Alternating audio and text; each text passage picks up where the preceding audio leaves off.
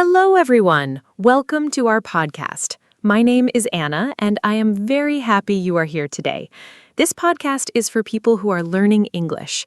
We talk about simple and important topics. Today, our topic is scamming. Maybe you heard this word before. Maybe you did not. Do not worry. We will explain everything step by step. My friend Mark is here with me today. He knows a lot about this topic. We will talk together and make it easy to understand. So please relax, listen carefully, and enjoy our conversation. Let us begin. Hi, everybody. I am Mark, and I'm so glad to be here with Anna today. Scamming is a very important topic. It happens every day, all around the world. Many people lose money because of scams. Many people feel sad and embarrassed after a scam. But if you know about scams, you can protect yourself. You can protect your family, too. Anna and I will use simple words today. We want everyone to understand.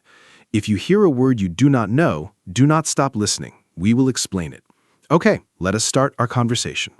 So, Mark, let us start with the basics. What is a scam? Can you explain it in simple words? I think some of our listeners do not know this word yet. A scam is something bad, right? It's when someone tries to take something from you, like money or personal information. Is that correct? I want to make sure our listeners understand from the very beginning. Scams can be very confusing. Sometimes people do not even know they are in a scam. That is why it is so important to talk about this. Please explain it for us, Mark. Yes, Anna, you are right. A scam is when a person or a group of people tries to trick you. They want to take your money or your personal information. They do this by lying. They pretend to be someone they are not. For example, they might say, "I'm from the bank," but they are not from the bank. They are lying. The goal of a scammer is to get something from you without you knowing. Scams can happen on the phone, on the internet, or even in person. They happen everywhere. That is why we need to learn about them. Knowledge is the best protection. That is a great explanation. So, scammers are people who lie to get money or information. Mark, I have a question. Are scams new? Did scams happen a long time ago too? Or is this something that started because of the internet? I am curious because today we hear about scams on our phones and computers, but maybe scams are not a new thing. Maybe people were scamming even hundreds of years ago. I think it is interesting to know the history a little. Can you tell us something about that? Even a simple explanation is fine. Great question, Anna. Scams are not new at all. People have been scamming others for hundreds and hundreds of years. A very old scam is the shell game. In this trick, a person hides a ball under 3 cups. They move the cups very fast. You try to guess where the ball is, but the scammer cheats. You almost always lose money. Another old scam is selling fake medicines. People sold water and said it could cure any sickness. Of course, it did not work. So yes, scams are very old. Today, scammers just use new tools like phones and the internet. But the idea is the same. They lie to get your money. Wow, that is very interesting. So scams have been around for a very long time. Okay, Mark, let us talk about today's scams. What are the most common scams right now?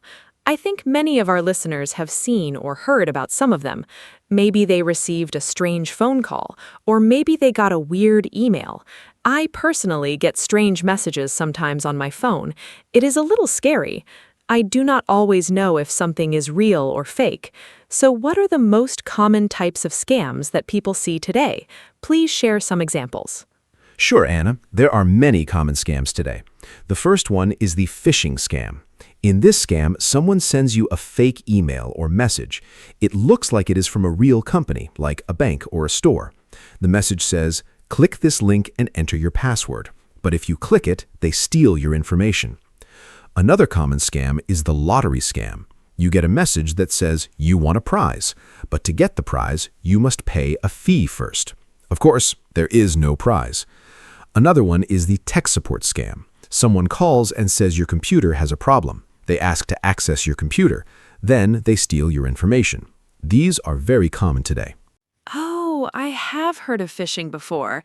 That word always sounds funny to me. Phishing. It sounds like fishing, right? like fishing in the water. But instead of catching fish, scammers are trying to catch people. Mark, do you think this is where the word comes from? Also, I want to ask, why do so many people fall for these scams? Sometimes I see a scam message and I think, that is so obviously fake. But I know that many people believe these messages. Why is it so easy to trick people? Can you explain?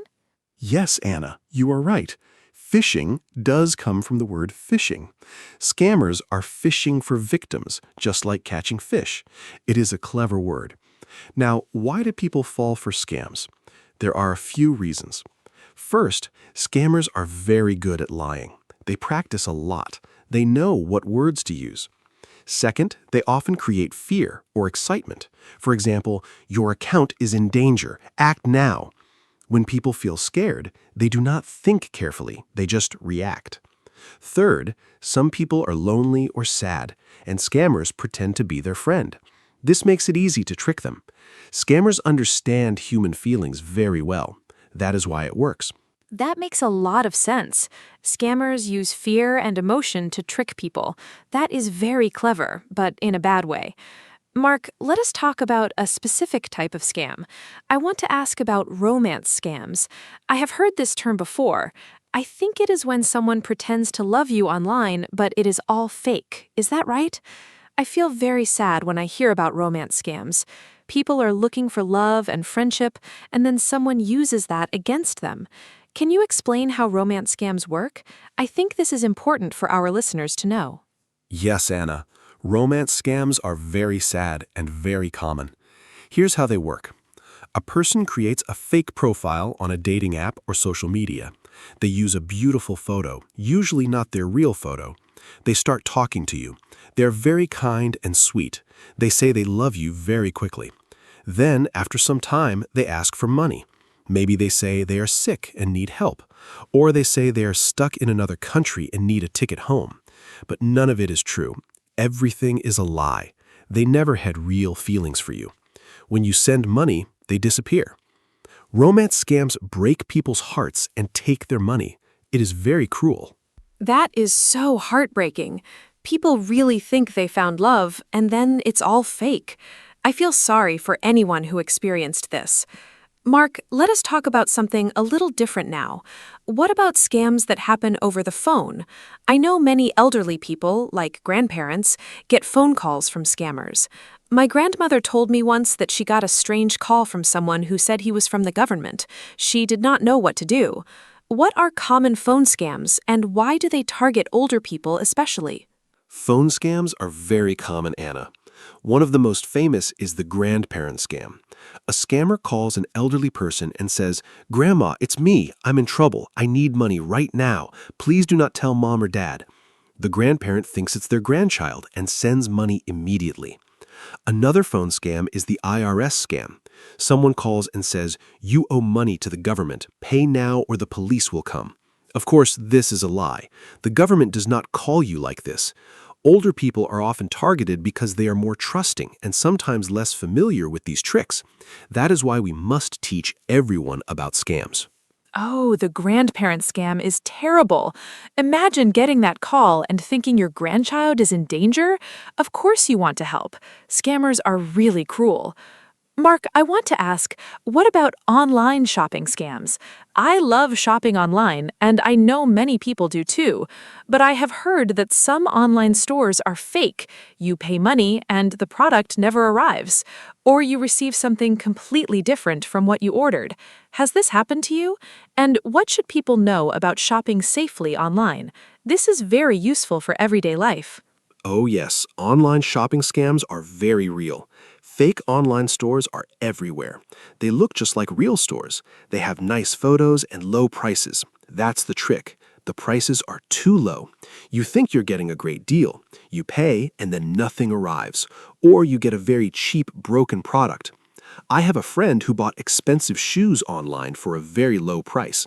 He waited 2 months and then he received tiny plastic shoes like toys. He was very angry. So the rule is, if the price looks too good to be true, it probably is a scam. Always buy from stores you know and trust. Ha, tiny plastic shoes. That is funny, but also very frustrating for your friend. Okay, so we need to be careful about prices that are too low. Mark, let us talk about email scams now. I get so many strange emails. Sometimes they say I won something. Sometimes they say my account is locked. Sometimes they say a prince from another country wants to send me money. That last one always makes me laugh. Have you heard of the Nigerian prince scam? It is very old, but people still fall for it. Can you explain how it works and why people still believe it? Yes, the Nigerian prince scam is one of the most famous scams in the world. Here's how it works. You get an email from someone who says they are a rich prince or a businessman in another country. They say they have millions of dollars, but they need your help to move the money. If you help them, they will give you a big reward, maybe 10 or 20% of the money. But first, you need to pay a small fee to start the process. Of course, there is no prince and no money. Once you pay, they ask for more money, then more. They keep asking until you stop. It sounds silly, but millions of people have lost money to this scam. It is a very powerful trick. Wow, millions of people. That is shocking. And it sounds so unbelievable, a prince sending emails asking for help. But I understand now. When people see a huge amount of money, they stop thinking clearly. Greed can be dangerous. Mark, let us talk about social media scams now. I use social media every day. I see advertisements all the time. Sometimes I wonder if they are real. What are common scams on social media? I think young people especially need to know about this because young people spend so much time on platforms like Instagram, Facebook, or TikTok. What should they watch out for? Great point, Anna. Social media scams are everywhere. One common scam is the fake giveaway. A fake account pretends to be a famous person or a big company. They say, "We are giving away $1,000. Follow us and share this post to win." But it's all fake. They just want more followers. Another scam is fake influencer products. An account promotes a product with amazing results, like a cream that makes you look 10 years younger in one day. You buy it, and it does nothing. A third scam is investment scams. Someone says, "Give me $100 and I will make it 1,000 in 1 week." Of course, that money disappears. Always be careful with things that sound too good. Those fake giveaways are everywhere. I see them all the time. And I admit, sometimes they look very real. Mark, I want to ask about something called identity theft. I hear this phrase a lot, but I'm not 100% sure what it means. Does it mean someone steals your personal information and pretends to be you? That sounds very scary. Can you explain what identity theft is, how scammers do it, and what can happen if someone steals your identity? I think this is a very important topic, and our listeners need to know about it. Yes, Anna, identity theft is very serious. It means someone takes your personal information like your name, your address, your date of birth, or your bank details, and uses it to pretend to be you. For example, they might open a bank account in your name or buy things with your credit card. How do they get your information? Sometimes through phishing emails, sometimes through fake websites. Sometimes they even go through your trash to find old documents with your information. The effects can be very bad. You might lose money. Your credit score might go down. It can take months or years to fix the problem. That is why protecting your personal information is so important. Going through your trash. I never thought about that. That means we even need to be careful with old papers and documents. Mark, let us talk about something positive now. How can people protect themselves from scams? I think our listeners want to know what they can do. It is good to know about the dangers, but it's also important to know the solutions. What are the most important rules for staying safe? If you had to give just 3 or 4 simple tips, what would they be? Please keep it simple so everyone can remember. Great idea, Anna. Here are my top tips. Number 1, never give your personal information to someone you do not know. This includes your passwords, bank details, or ID numbers. Number 2, if something sounds too good to be true, like a big prize or a huge investment, it's probably a scam. Number 3, don't click on links in emails or messages from people you don't know. Go directly to the official website instead. And number 4, take your time. Scammers always try to create urgency. They say act now or only today. A real company will give you time to think. If you feel pressured, that's a warning sign. Stop and think before you do anything. Those are wonderful tips, simple and easy to remember. I especially like the last one. Take your time. Scammers want you to act fast so you do not think, so slowing down is a great defense.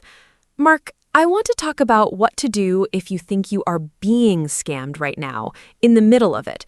What if someone is on the phone with a scammer and they suddenly realize something is wrong? What should they do? Should they say something? Should they just hang up? I think many people do not know how to react in that moment. It can be scary and confusing. That is a very important question. If you think you are talking to a scammer, the best thing to do is stop the conversation immediately. Just hang up the phone. You do not need to explain or say goodbye. If it's an email or message, do not reply. Do not click any links. Do not give any information. If you already gave some information, like your phone number or email, change your passwords right away. If you gave financial information, like a credit card number, call your bank immediately and tell them what happened. Also, report the scam to the police or a consumer protection agency in your country. Reporting helps protect other people too. Remember, you do not need to feel embarrassed. Scammers are professionals. It can happen to anyone. That is very reassuring. It can happen to anyone. And you are right, people should not feel embarrassed. Scammers are very clever. Mark, let us talk about what happens after a scam. If someone has already been scammed, they already lost money, what can they do? Can they get their money back? I know some people feel hopeless after a scam. They feel ashamed and do not tell anyone. But I think it's important to speak up. What advice do you have for someone who is already a victim of a scam? This is so important, Anna. First, I want to say if you were scammed, it is not your fault. Scammers are very good at what they do. They trick smart people every day, so please do not feel ashamed. Now, what can you do? First, report it. Tell the police, tell your bank, tell a consumer protection organization. Some countries have special departments for cybercrime. Second, if you paid by credit card, contact your bank quickly. Sometimes they can stop the payment or return the money. If you paid by wire transfer or gift card, unfortunately, it is very hard to get the money back. Third, warn others. Tell your friends and family so they don't fall into the same trap. Your experience can help others. That is such good advice. Reporting is so important, not just to help yourself, but to help others too. Mark, I want to ask about gift cards. I heard that scammers love gift cards. Why do scammers ask for gift cards instead of bank transfers? I found this very strange when I first heard about it. A gift card is just for buying things in a store, right? Like an iTunes card or a Google Play card. Why would a scammer want that? And what should people do if someone asks them to pay with a gift card? Is this always a scam? Excellent question, Anna. Scammers love gift cards for one big reason. They are almost impossible to trace. When you send money by bank transfer, the bank can sometimes find it or stop it. But with a gift card, you just give the numbers on the back of the card. The scammer uses those numbers immediately to get money. It's very fast and very anonymous. That is why scammers say, go to the store, buy a $200 Google Play card, and give me the numbers. Here's the most important rule. No legitimate company, government office, bank, or real person will ever ask you to pay with a gift card. Ever. If someone asks you to pay with a gift card, that is 100% a scam. Always. 100% a scam. I love that. That is a rule that is very easy to remember. Mark, let us talk about children and young people now. Are young people at risk from scams? I sometimes think that young people are safer because they grew up with technology, but maybe I'm wrong. Maybe young people are also tricked by scammers. What kinds of scams target young people specifically? Are there scams in online games, for example? I know many young people play video games online. Are there scammers in gaming, too? You are right to ask, Anna. Young people are not always safe. In fact, scammers target young people a lot. In online games, scammers might say, "Give me your account password and I will give you free coins or weapons." Then they take your account and never give it back. Another scam for young people is fake job offers. They send a message on social media saying, "Work from home and earn $500 a week easily." The young person is excited, but then they ask for money first to buy training materials or supplies. Of course, there is no job. Scammers also use social media to create fake profiles and ask young people for personal photos or information. Young people must be careful too. That is so important to know. Even young people who are very comfortable with technology can be tricked. Mark, I also want to ask about investment scams in more detail. I hear a lot about cryptocurrency scams these days. Many people are interested in Bitcoin and other cryptocurrencies, and scammers use this interest to steal money. How does a cryptocurrency scam work? Is it hard to recognize? I know this might be a little more complicated, but please explain it simply so our A1 and A2 listeners can understand the basic idea. Sure, Anna. Cryptocurrency scams are very common right now. Here's a simple example. Someone contacts you, maybe on social media, and says, "I know a secret way to make a lot of money with Bitcoin. I already made $10,000. Let me show you how." They seem very friendly.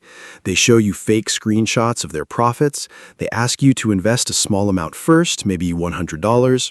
You see your account growing, you invest more, then one day the website disappears, the person disappears, your money is gone. This is called a pig butchering scam. They slowly fatten you up by making you trust them more and more, then they take everything. Always be very careful with investment advice from strangers. Pig butchering? What a strange and scary name. But it makes sense. They make you feel safe and then take everything. Mark, let us change the topic a little. I want to talk about scams that happen in real life, not just online or on the phone. Are there scams that happen in person, face-to-face, like on the street, for example? I know some cities have people who try to trick tourists. What kinds of in-person scams should people watch out for, especially if they are traveling to a new city or a new country? Yes. In-person scams are very real, especially in tourist areas. One classic scam is the gold ring scam. Someone walks up to you on the street and says, "Excuse me, I found this gold ring. I don't need it. You can have it." Then they ask for a small amount of money for a good luck fee. The ring, of course, is not gold. Another scam is the friendship bracelet scam. Someone puts a bracelet on your wrist and then demands money for it. Another common one is fake monks. People dressed like Buddhist monks give you a small gift and then ask for a donation. They are not real monks. In markets, some sellers use tricks with scales to make you think you are getting more than you are. Always be aware of your surroundings. Oh, I actually saw the friendship bracelet scam when I was traveling in Europe. Someone tried to put a bracelet on my wrist, and I quickly said no and walked away. Now I understand exactly what was happening. Mark, let us change the topic a little. I want to talk about one more type of scam, job scams. I know many people are looking for jobs, especially young people, and scammers know this. They create fake job advertisements. What does a fake job advertisement look like, and how can someone tell if a job offer is real or fake? This is very practical information that can really help people. Job scams are a huge problem, Anna. A fake job advertisement usually has these signs. First, the salary is unrealistically high, like earn $2,000 a week working only 2 hours a day from home. Second, they don't require any experience or skills. Real good jobs almost always need some qualifications. Third, they ask you to pay money before you start for training, uniforms, or background checks. Legitimate employers never ask workers to pay before starting. Fourth, the communication is strange, bad grammar in the emails, or they only communicate by WhatsApp or Telegram, not by official company email. Fifth, you can't find information about the company online. If you see these signs, be very careful. Research the company before you apply. Those are such helpful signs to watch out for. I love how you gave us a clear list. Mark, I think it is also important to talk about how to report a scam. We mentioned this briefly before, but let's go a little deeper. If someone in another country is trying to scam people in your country, who do you even call? Is there a special number? And does reporting actually make a difference? Sometimes people feel like reporting is useless, like nothing will happen. What do you think? Does reporting scams actually help? Reporting absolutely helps, Anna.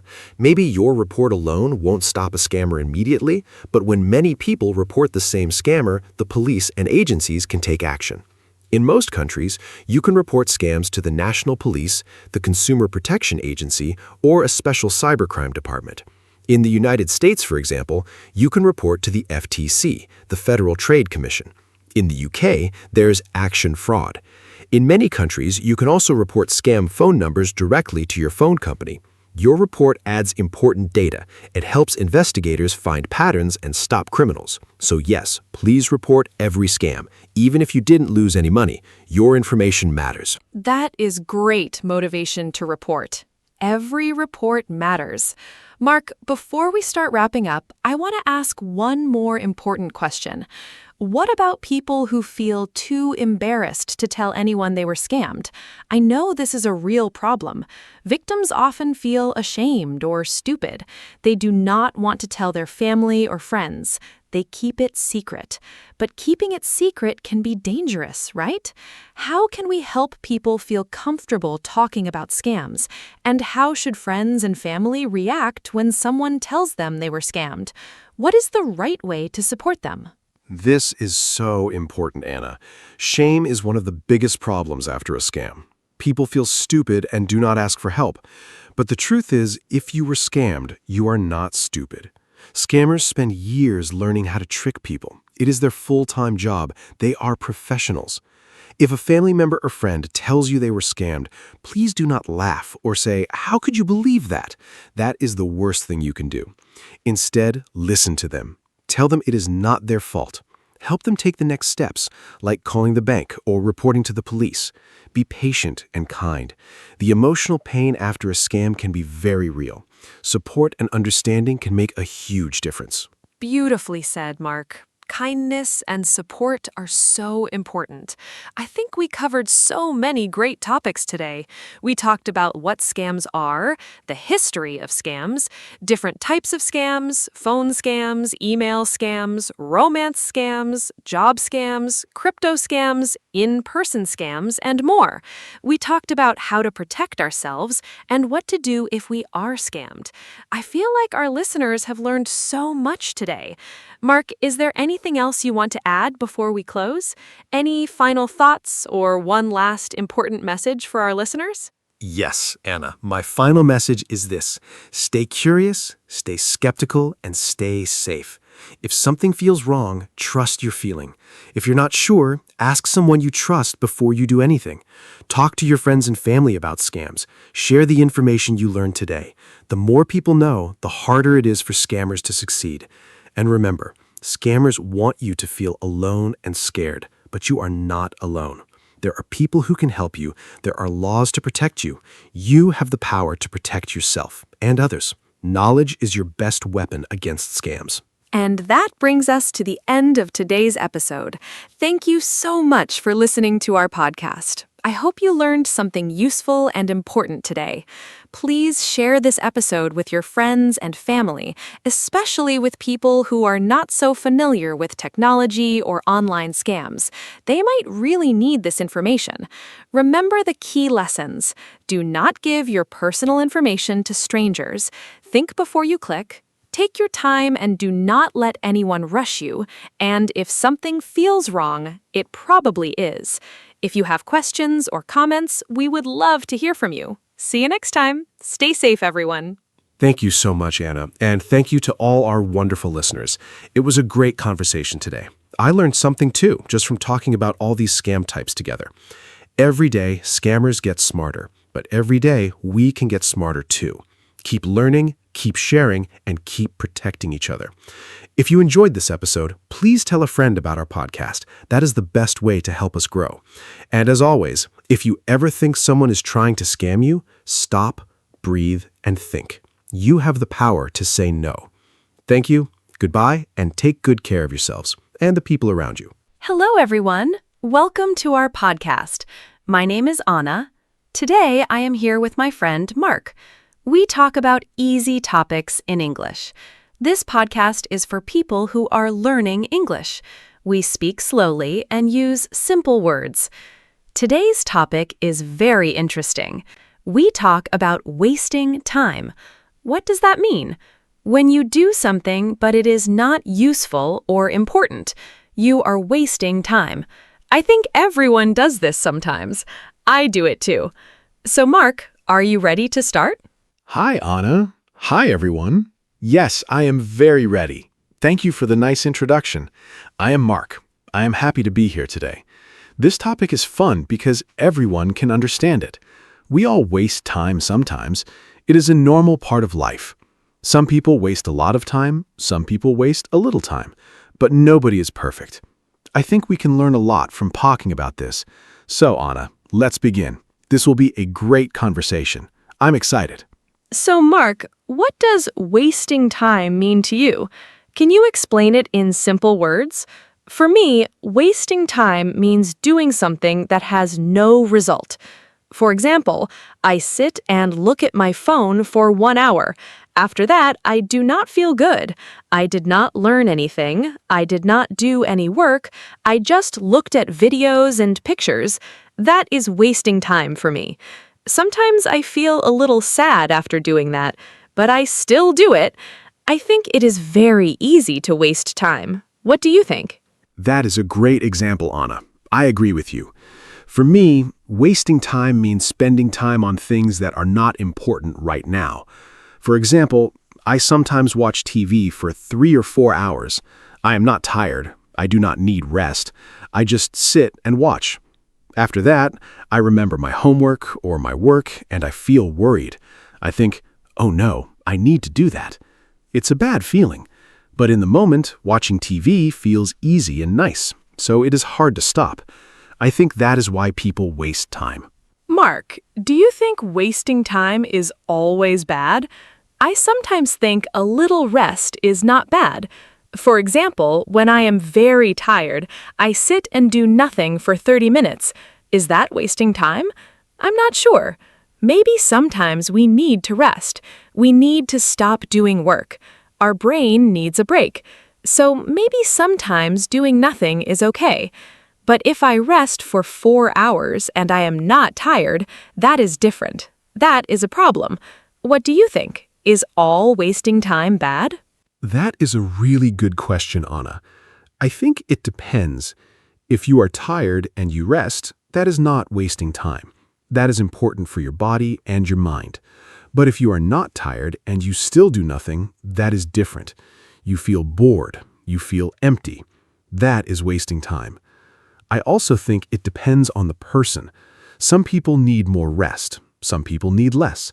So I don't think all wasting time is bad, but too much is a problem. We need a balance. What are the most common ways people waste time? I have a few ideas. First, social media. I spend so much time on social media every day.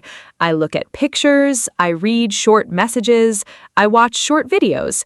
Hours can pass very fast. Second, I sometimes talk too much with friends about nothing important. We talk and nothing happens. Third, I sometimes change my plans many times. I think, I will do this later, and later never comes. Do you have more examples? Yes, I have more examples. First, I sometimes spend a lot of time looking for something. I look for my keys, my phone, my book. I waste 20 minutes every day just looking for things. That is very frustrating. Second, I sometimes start a task but stop many times. I go to the kitchen, I check my phone, I look outside. This is called procrastination. It means you delay doing something. Third, I watch videos online. I want to watch one video, but then another video starts, and another. Suddenly, 2 hours are gone. It's a big problem. I think social media is a very big reason why people waste time. Do you use social media a lot? I use it every day. In the morning, I check my phone before I get up. I look at messages, I look at pictures. Sometimes 30 minutes pass before I even stand up from my bed. That is not good. I start my day already behind. I think this is very common now. Many people do this. Phones are everywhere. It is very easy to pick up your phone and start scrolling. Scrolling means looking through many things quickly. Yes, Anna, I do the same thing. In the morning, my phone is next to my bed. I hear a sound and I immediately pick it up. I check messages, news, and social media. Before I know it, it is late. I did not eat breakfast. I did not exercise. I did not prepare for work. The phone took all my morning time. I think phones are wonderful things. They help us with many things, but they can also steal our time. I use the word steal because we do not notice it happening. The time disappears quietly. Let's talk about procrastination. That word is a little difficult, but the meaning is simple. Procrastination means you delay doing something. You need to do a task, but you say, I will do it later. And later becomes tomorrow, and tomorrow becomes next week. Do you procrastinate, Mark? I procrastinate a lot. I have a list of things to do, but I look at my list and I feel tired just reading it. So I close it and do something easy instead. I think many people know this feeling. Yes, I know that feeling very well, Anna. I procrastinate most with difficult tasks. If something is easy, I do it fast. But if something is hard, I delay it. I think I need to prepare first, but preparing takes forever. I clean my desk, I make coffee, I organize my papers. After all that, I am tired and it is time to sleep. The hard task is still not done. Procrastination is tricky because you feel busy. You do small things, but the important thing never gets done. Why do people procrastinate? I think one reason is fear. We are afraid to start something because it might be hard, or we are afraid to fail. If I do not start, I cannot fail. That sounds silly, but I think it is true. Another reason is we do not know where to begin. A big task is scary. We look at it and it feels impossible, so we do nothing. Also, some people do not have energy. They are tired and cannot think clearly, so they delay things until they feel better. But that feeling does not always come. I agree. Fear is a big reason. Another reason is that our brains like easy things. Doing a difficult task requires a lot of thinking. Watching a video is easy. Our brain says, choose the easy thing, and we do. Also, I think some people do not see the result of their work right away. If you work hard today, you might see the result next week or next month. That feels far away, but a fun video gives you a good feeling right now, so we choose the video. It's about immediate and delayed satisfaction. Let's talk about a funny kind of wasting time. It is called busy, but not productive. This means you look very busy. You move fast, you write things, you make calls, but at the end of the day, nothing important is done. I do this sometimes too. I am busy all day, but then I ask myself, what did I do today? And the answer is not clear. I did many small things. I answered emails, I organized files, but the big important task? I did not touch it. Does this happen to you? Oh yes, this happens to me often. I call it feeling busy. I have a full day, I am always doing something, but in the evening I look at my important tasks. They are all still there, waiting. I spent all my time on small things. Like, I spent 30 minutes choosing what music to listen to while working. I never even started working. Or I spent 1 hour organizing my email folders, but I did not reply to the important emails. It's a trap. You feel productive, but you are actually avoiding real work. I want to talk about watching TV and movies. This is another big way people waste time. I love movies. I really do. Sometimes I watch one movie and then another movie starts and I think, just a few more minutes. But a few minutes becomes 2 more hours.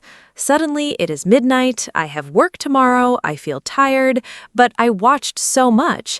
I think this is a very common experience. Streaming apps are very good at keeping us watching. They always show us the next episode automatically. It is very clever, but also dangerous for our time. Yes, streaming is a big problem for my free time too. I sit down on a Sunday afternoon to watch one episode of a show. The episode is 50 minutes. Then the next one starts automatically, and I do not press stop.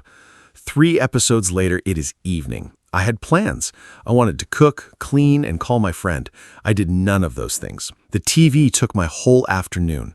And the funny thing is, I don't even remember the first episode clearly. I was half watching, half thinking about other things, so I did not even enjoy it fully. What about sleeping too much? Is that wasting time? I think sometimes people sleep too much when they feel bored or sad. Sleeping is healthy and important. Adults need around 7 or 8 hours of sleep, but if you sleep 10 or 12 hours because you do not want to do anything, that might be wasting time. I sometimes sleep too much on weekends. I wake up at noon, half the day is gone. I feel heavy and slow, but then I feel bad because the day is short now. Have you experienced sleeping too much? Yes, I sleep too much sometimes. Usually on weekends or holidays. I go to bed late, then I sleep until very late in the morning. I wake up and it is already afternoon. I feel confused. My body feels strange. This is sometimes called oversleeping. It does not feel good. I am slower for the rest of the day. Also, I think I sleep too much when I do not have a plan. If I know what I will do in the morning, I wake up more easily. But with no plan, I just stay in bed. A plan helps. Let's talk about shopping, especially online shopping. Do you waste time shopping? I do. I open a shopping website, I want to buy one thing, but I look at so many other things. I add things to my cart, I look at prices, I read reviews. 2 hours later, I bought nothing, or I bought something I do not need. Online shopping is very easy and very distracting. I sometimes go to buy shoes, and then I look at bags, clothes, and kitchen tools. None of these things were on my list. Have you done this? Yes, online shopping is a big time trap. I open a website to buy a book, I look at the book, then I see other people also bought this. I look at those things, then I see a sale, I check the sale items, then I get distracted by a different category. Before I know it, I spent 2 hours browsing and bought nothing. Sometimes I add many things to my cart and then delete everything because I feel guilty. All that time was wasted. I think online stores are designed to keep us there as long as possible. I think one reason we waste time is that we do not have a clear plan for our day. When I have a plan, I do more things. I know what to do first, second, third. But when I have no plan, I feel lost.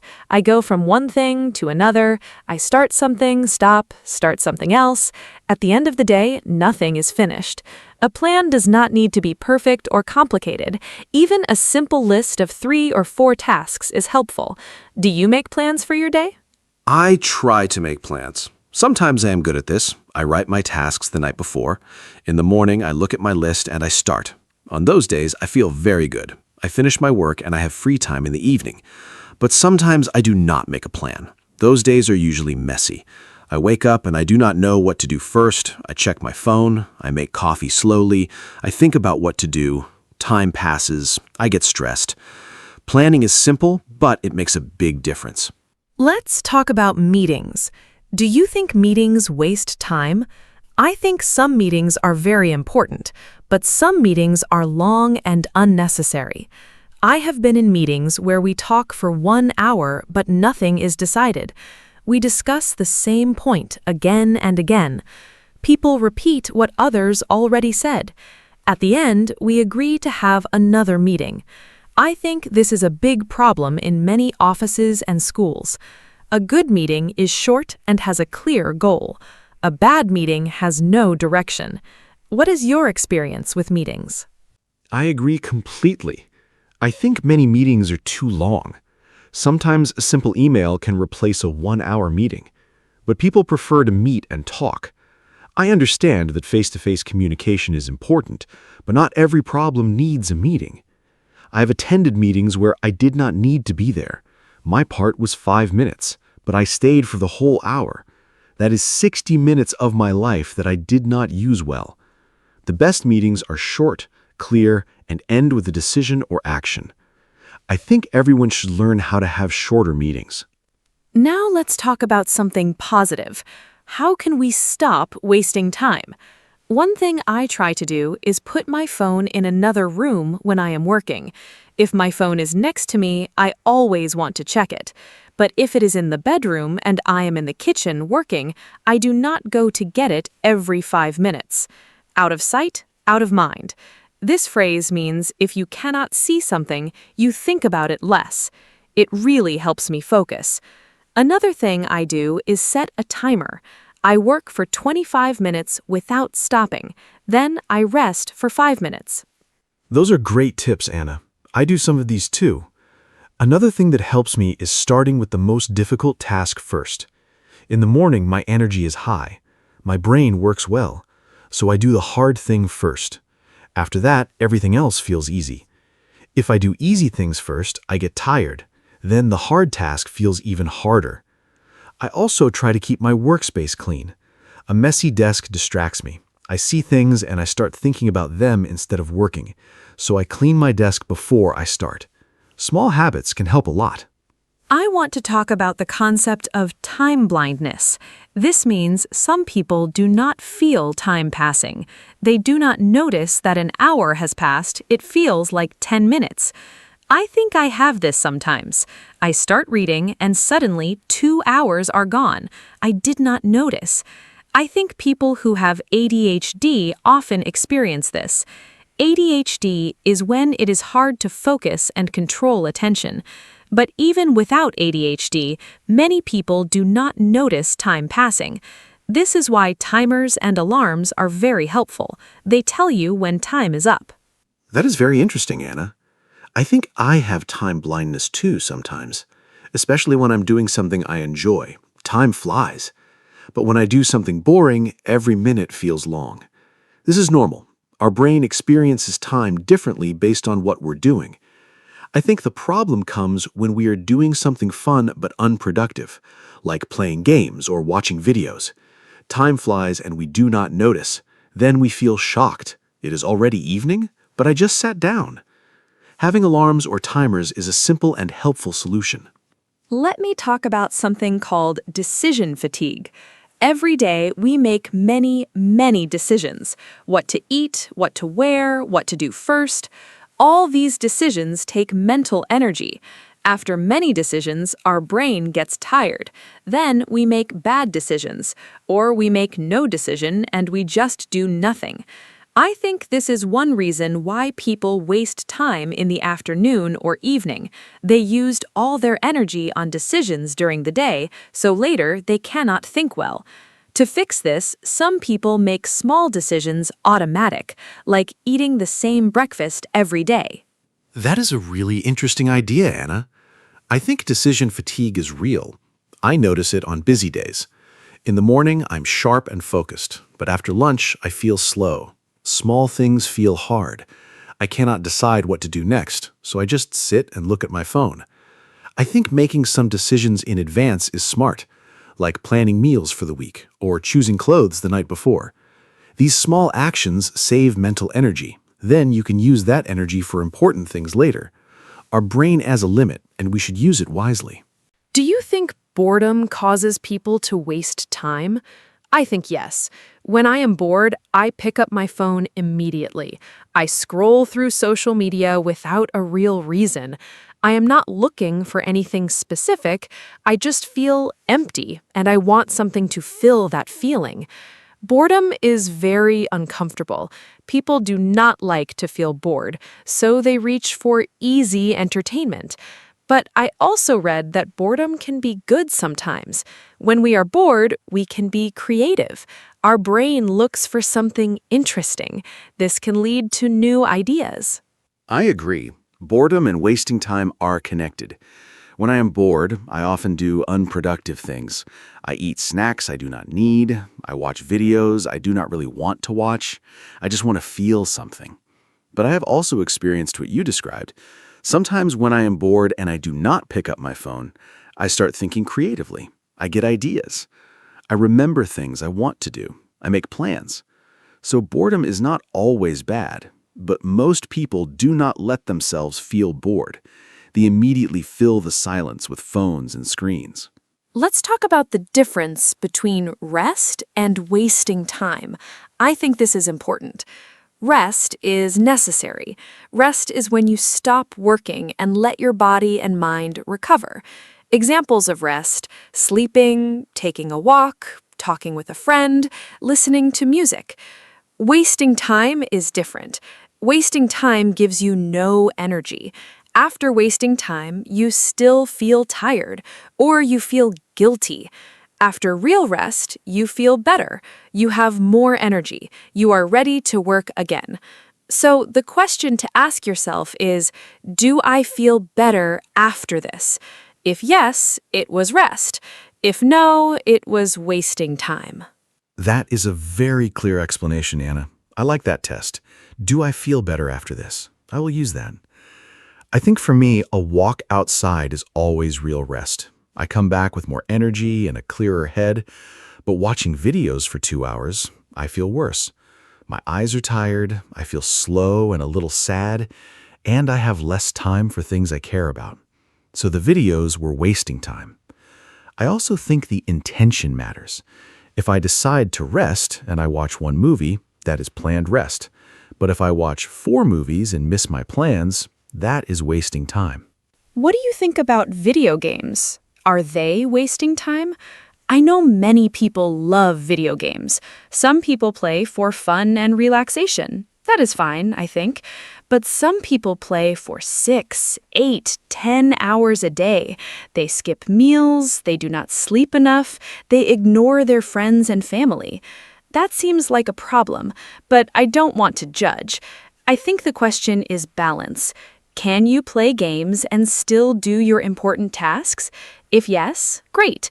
If games are taking over your life, that is a problem. What do you think, Mark? I think video games are like any other activity. The amount of time is the key. I play games sometimes. I enjoy them. Games can be creative and fun. Some games teach problem solving and strategy. But like you said, when gaming takes too much time, it becomes a problem. I have friends who play until 3 or 4 in the morning. They are tired the next day. They miss work or school. They argue with family about this. That is not healthy. I think 2 hours of gaming is fine for most people. More than that can become too much depending on the person. I want to talk about something that I think is important: comparison and social media. When I scroll through social media, I see people's perfect lives, beautiful photos, nice holidays, success stories. I start comparing myself to them. Why am I not doing that? Why do I not have that? And I feel bad about my own life. This makes me want to scroll more, looking for something to feel better. But the feeling doesn't get better. It gets worse. So I am wasting time and feeling bad. It's a double problem. Do you compare yourself to others online? Yes, I do sometimes. It's very natural. We see what other people share, and we forget that people only share the best moments. Nobody posts a picture when they feel sad or lazy. Nobody shows their failures online. So social media gives us a false picture of life. Everyone looks successful and happy, and we compare our real life to their highlights. That's not fair to ourselves. I think it is good to take breaks from social media. Sometimes I delete the apps for 1 week. I feel much better. I have more time, and I stop comparing myself to others. Let's talk about the morning. How you start your day can decide how you use your time. Some people wake up and immediately look at their phone. This can cause stress right away. You read bad news, you see emails, you start worrying before you even get up. This is not a good way to start the day. Other people wake up and do something calm first. Drink water, stretch, walk outside, eat breakfast slowly. This helps the brain start well. I am trying to not look at my phone for the first 30 minutes after waking up. It is difficult, but helpful. I think the morning is very important. I used to check my phone immediately. My first thought of the day was someone else's message or some news story. It put me in a reactive mood. I was responding to others before I even thought about my own day. Now I try to have a morning routine without my phone. I drink water, I do some light exercise, I eat breakfast. I look at my plan for the day. After that, I check my phone. This small change helped me a lot. I feel more in control of my day. I waste less time because I start with intention. What do successful people say about time? I have read some things about this. Many successful people protect their time very carefully. They say no to things that are not important. They do not go to every meeting. They do not answer every email immediately. They choose what to spend time on. I think saying no is a very important skill. Many people feel bad saying no. They say yes to everything, and then they have no time for their own goals. Learning to say no politely is a big part of managing your time well. I am still learning this. Yes, saying no is very hard. I find it difficult too. I want to be helpful to everyone, so when someone asks me for something, I usually say yes. But then I have too many things to do, and I do not do any of them well. I rush, I make mistakes, I feel stressed.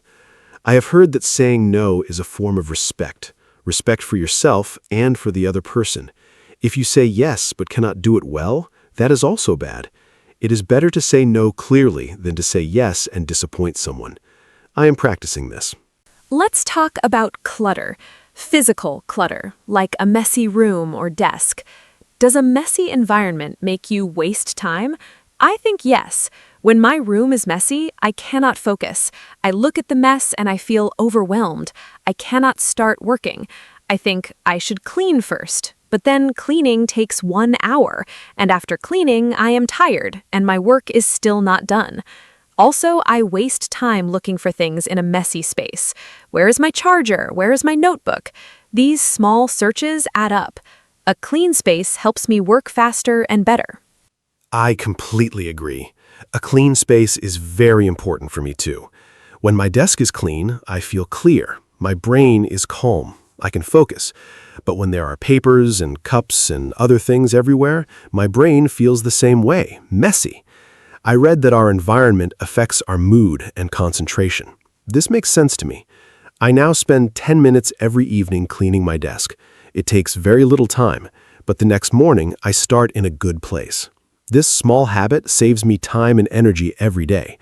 The environment around us matters. Let's talk about how smartphones changed our relationship with time. Before smartphones, people had to wait in lines or on trains with nothing to do. They looked out the window, they thought, they talked to strangers, they were bored. Now, everyone has a phone. The moment there's a free second, we look at our phones. We never need to be bored or empty. But I wonder if we are missing something. Time to think, time to be creative, time to notice the world around us. Our phones filled all our empty time. Maybe some empty time was good for us. That is a beautiful and interesting thought, Anna. I agree. We are never truly bored now. And I think this is actually a problem. Ideas often come when we are resting or doing nothing.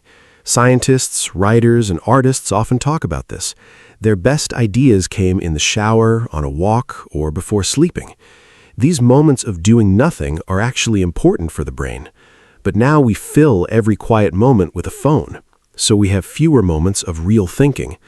I think we should protect some empty time every day. Just sit and think. Do nothing digital. I want to share a concept called time affluence. This means feeling like you have enough time. People who feel rich in time are happier. They are less stressed. They enjoy their activities more. But many people feel time poor. They always feel busy and rushed. Interesting research shows that helping other people can make you feel like you have more time. It sounds strange, but when you give your time to others, you feel more in control of your time. I think this is because helping others makes us feel effective, and effectiveness makes us feel less rushed. That is fascinating. I have not heard that before. I usually think helping others takes time away from me, but you say it actually makes us feel richer in time? I want to try that. Maybe volunteering or helping a friend with a problem. I think it also connects to purpose. When we feel our time has meaning, it feels well spent. If I help someone and it makes a difference, I do not feel like I wasted those hours. Compare that to watching videos for hours. I have nothing to show for that time. Purpose and meaning make time feel valuable. Let me talk about a practical technique. It is called the 2-minute rule. The idea is simple. If a task takes less than 2 minutes, do it immediately. Do not put it on your to-do list, just do it now. For example, reply to a short message. Put a cup in the dishwasher. Write one sentence in your notebook. These tiny tasks seem small, but if you delay them, they pile up. Then your to-do list is full of tiny tasks and it feels heavy. The 2-minute rule keeps small things from becoming big problems.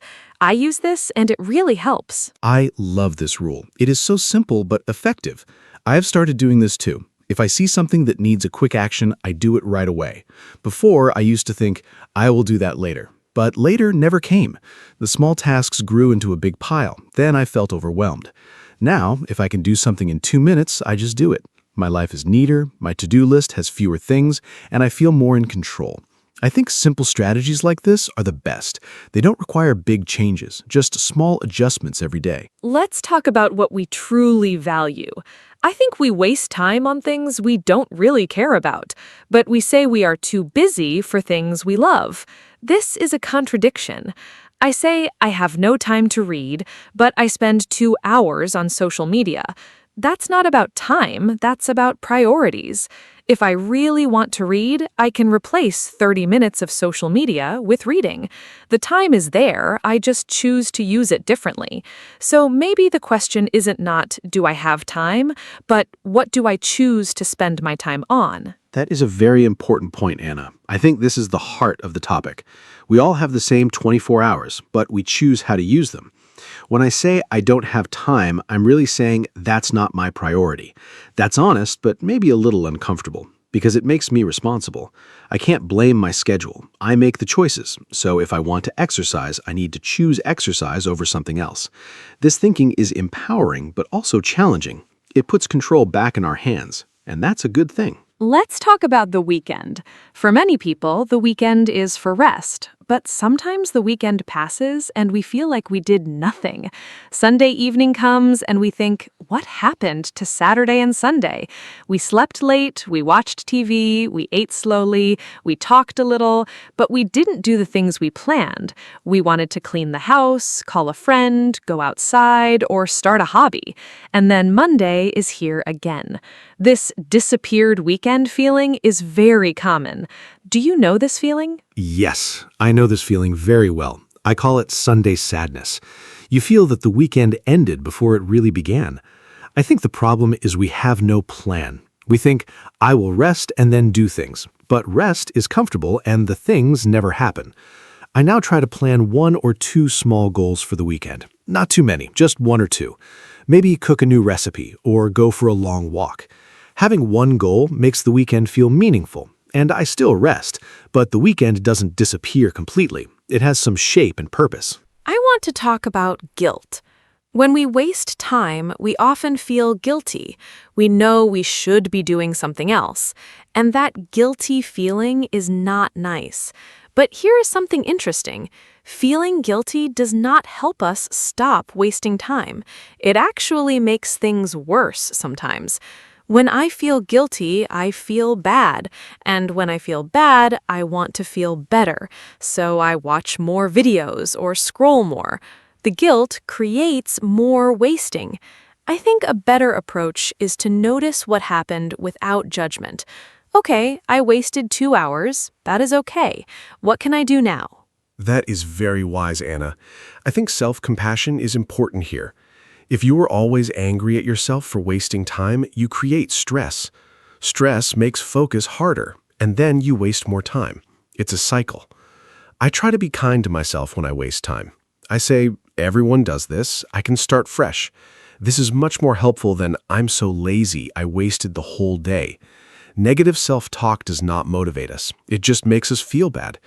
Kindness to yourself is not weakness. It is a strategy for doing better next time. Let's talk about the role of sleep in wasting time. When I do not sleep enough, I waste a lot of time the next day. I cannot focus, I move slowly, I make mistakes, I need to read things 3 times to understand. A task that takes 30 minutes when I'm rested takes 1 hour when I'm tired. So poor sleep actually creates wasted time. And then I feel bad in the evening and I stay up late, and then I am tired again the next day. It's a bad cycle. Good sleep is one of the best ways to protect your time. It sounds simple, but it is true. That is so true. Sleep is foundational. Everything depends on it. When I sleep well, I am fast, clear, and energetic. I finish things quickly. I have time left over. But after a bad night, I am slow and distracted. I drink too much coffee. I sit at my desk, but nothing gets done. I look at my phone more. I eat more sugar to feel energy. All of this is wasting time and also hurting my health. I now try to go to sleep at the same time every night. This consistency helps my body know when to rest. A good sleep schedule is a real time saver. Let me share a reflection.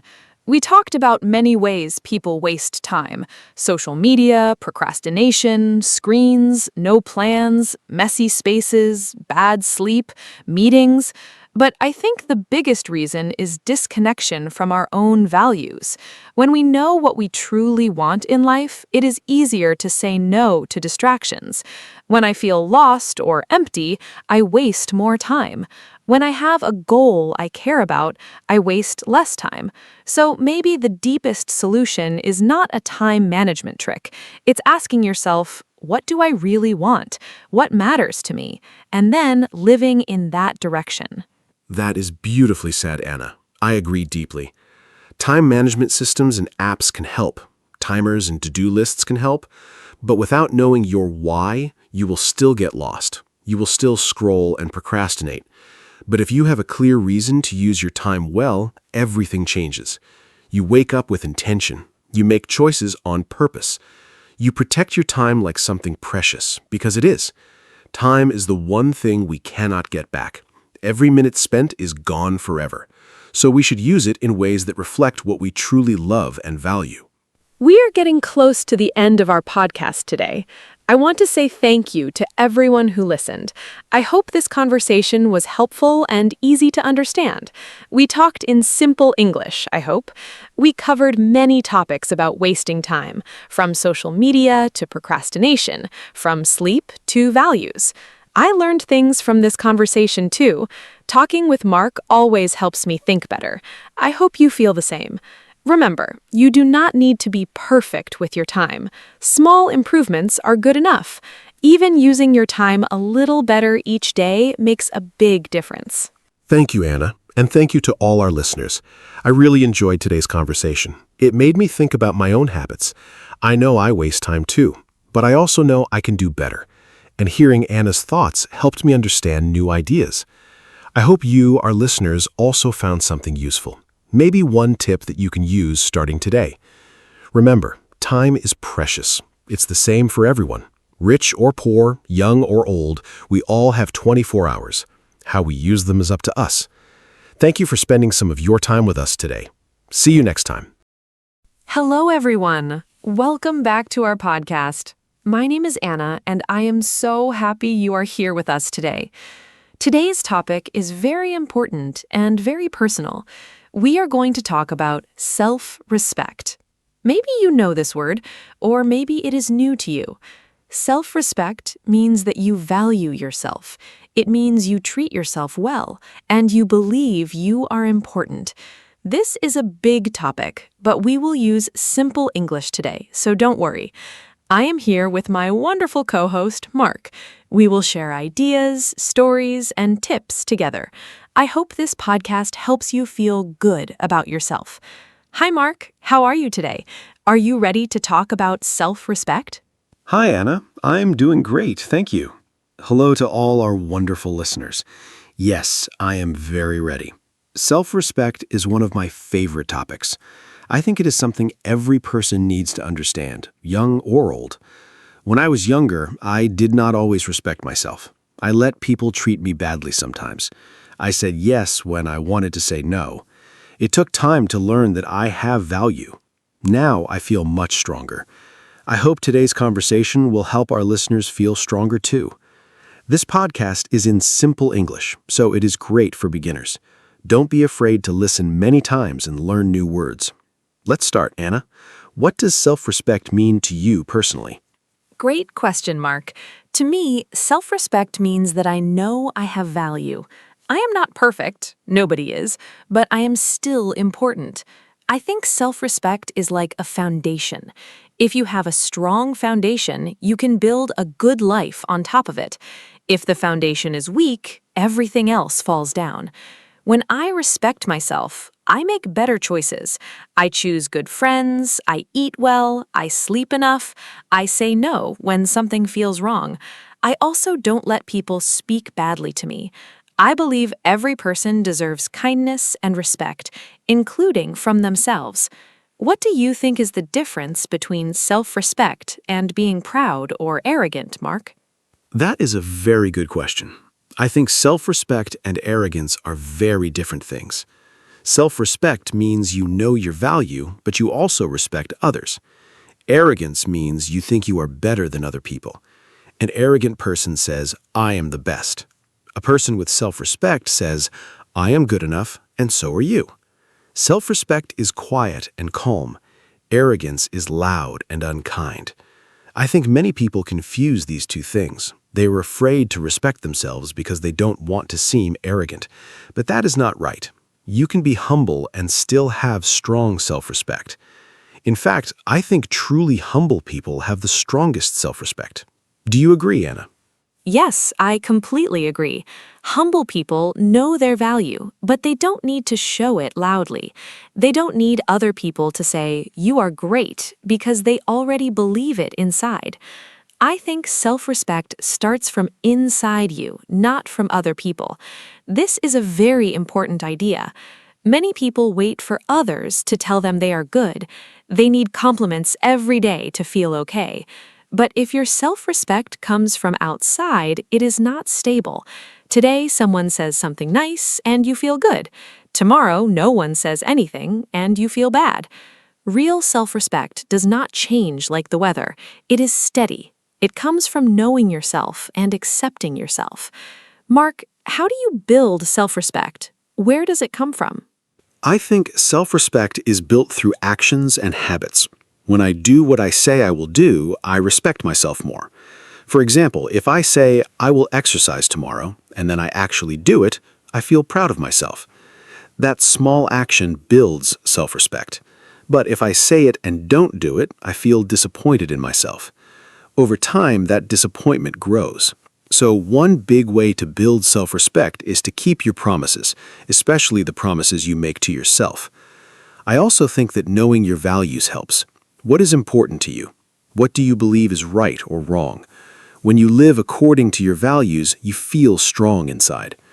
Do you have a daily habit that helps your self-respect, Anna? Yes, I have a few habits that really help me.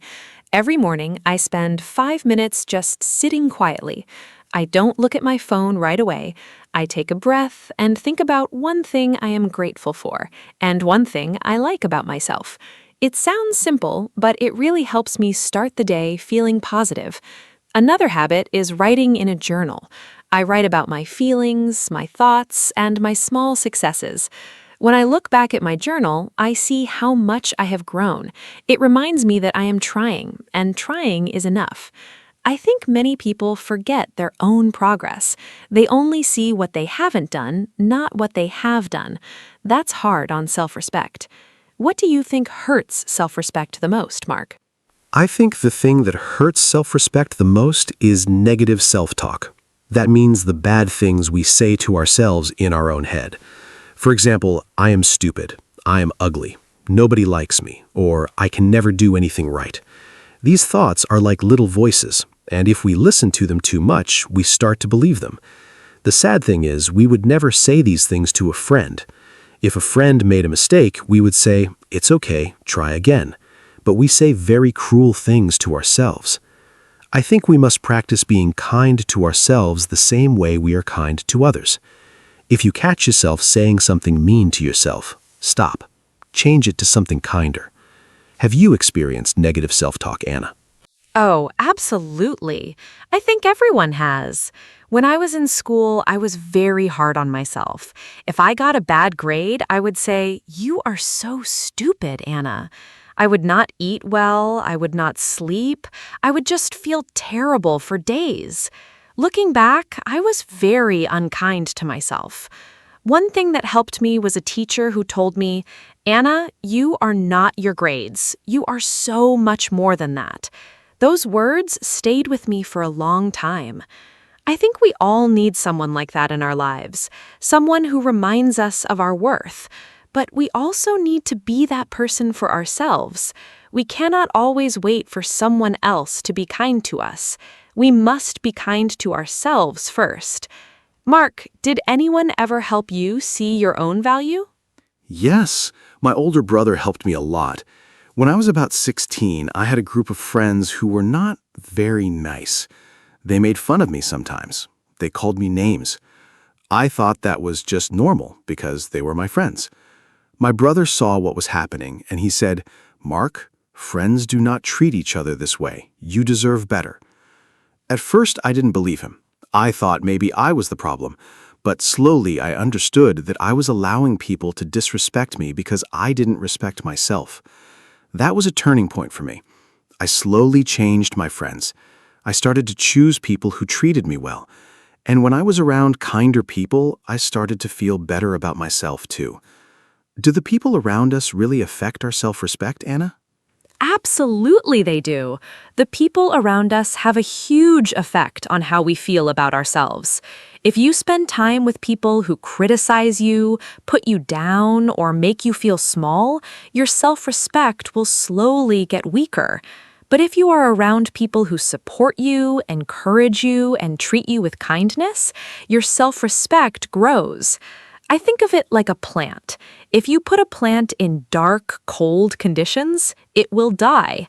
But if you give it sunlight and water, it will grow beautifully. We are the same. Our environment matters. This is why choosing your friends carefully is so important. It is not about being selfish. It is about protecting your inner world. Have you ever had to end a friendship because it was hurting your self-respect? Yes, and it was one of the hardest things I ever did. I had a friend, let's call him Dan, for almost 6 years. At first, our friendship was fun, but slowly he became more and more negative. He always criticized my ideas. He said things like, "That will never work," or "You always make mistakes." After spending time with him, I always felt tired and sad. I tried to talk to him about it, but nothing changed. Finally, I decided to slowly step away from the friendship. I felt guilty at first. I thought, is it wrong to leave? But then I realized protecting your peace is not selfish. It is necessary. After I stopped seeing Dan, I felt lighter and more confident. My self-respect got stronger. Have you ever set a boundary with someone, Anna? Yes, and let's talk about boundaries because I think they are very connected to self-respect. A boundary is a limit you set.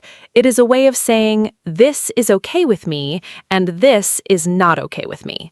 For example, please don't speak to me that way, or I need time alone on weekends. Boundaries are not walls. They are healthy limits that protect you. I used to have trouble setting boundaries because I was afraid people would not like me. I wanted everyone to be happy with me. But trying to make everyone happy made me very unhappy. When I started setting small boundaries, people around me actually respected me more, not less. It's like when you respect yourself, others learn to respect you too. Does setting boundaries feel difficult to you, Mark? It used to be very difficult for me. I'm a person who likes to help others, so saying no felt very bad. I thought saying no meant I was a bad person or a bad friend. But I learned that saying no is actually a form of honesty. If I say yes when I mean no, I'm being dishonest with myself and with the other person. And over time, that builds frustration and even anger inside. Boundaries also help the other person. When you're clear about what you need, the relationship is more honest. There are fewer misunderstandings. I now practice saying no calmly and without too many explanations. Just, no, I can't do that right now, is enough. You don't have to apologize for having limits. What is one boundary that changed your life, Anna? One boundary that really changed my life was about my phone and social media at night. I used to check my phone right before sleeping. I would see photos of other people's lives, read negative comments, compare myself to others. I would go to sleep feeling bad about myself. One day, I decided no phone after 9 o'clock at night. It was hard at first. I felt anxious, like I was missing something. But after 1 week, I was sleeping better, feeling calmer, and thinking more positive thoughts about my own life. That one boundary made a huge difference to my self-respect and my happiness. Sometimes the smallest changes have the biggest results. I think social media can be very dangerous for self-respect if we are not careful. Do you think social media hurts self-respect, Mark? Yes, I do. Social media can be very damaging for self-respect, especially for young people. On social media, everyone shows their best moments, the nice holidays, the perfect food, the beautiful photos, but nobody shows their hard days, their bad mornings, or their problems. So when you look at social media, you're comparing your real, normal life to other people's highlight reel, the best parts only. That comparison is never fair, and it always makes you feel worse. I think the key is to use social media intentionally. Follow accounts that inspire you or teach you something. Unfollow accounts that make you feel bad. And remember that a photo is never the whole truth. Have you ever compared yourself to someone online and felt bad, Anna? Many times. I remember seeing photos of a girl I went to school with. She always had beautiful clothes, nice holidays, a perfect smile. I started to feel like my life was boring or not good enough. I spent a lot of time wishing I had her life.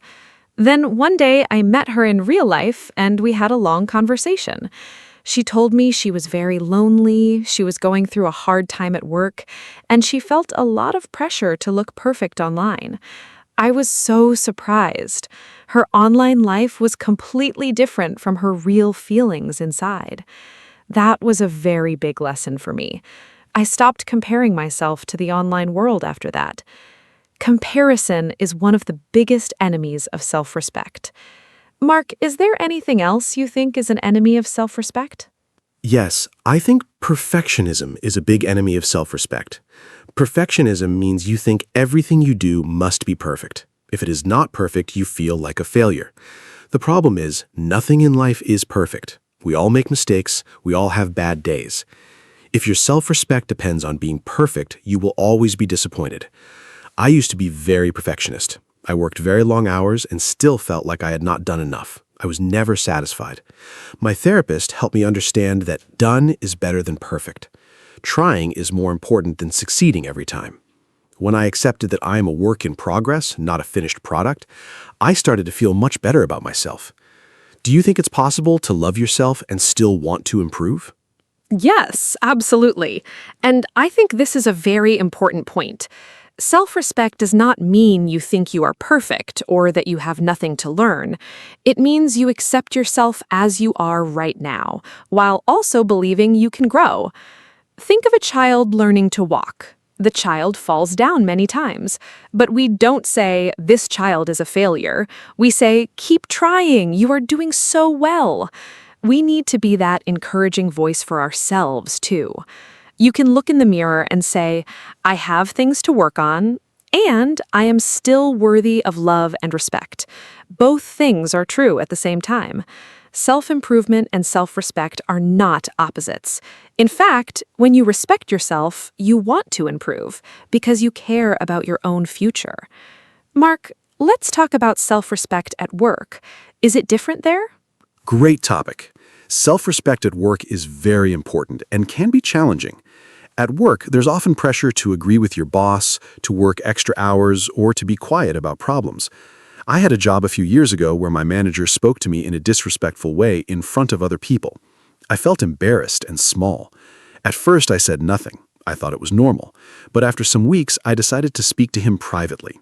I said calmly, I would prefer if we discuss problems in private, not in front of the team. He was surprised, but he changed his behavior. That moment was very important for my self-respect. I showed myself that I could stand up for myself calmly and professionally. Have you ever dealt with a difficult situation at work that tested your self-respect, Anna? Yes. Once I worked very hard on a project for weeks. When we presented it to the team, a colleague took a lot of credit for my work. She spoke about her ideas, but they were my ideas. I felt angry and hurt, but I did not say anything in the meeting because I was nervous. Afterward, I went to my manager and explained the situation calmly.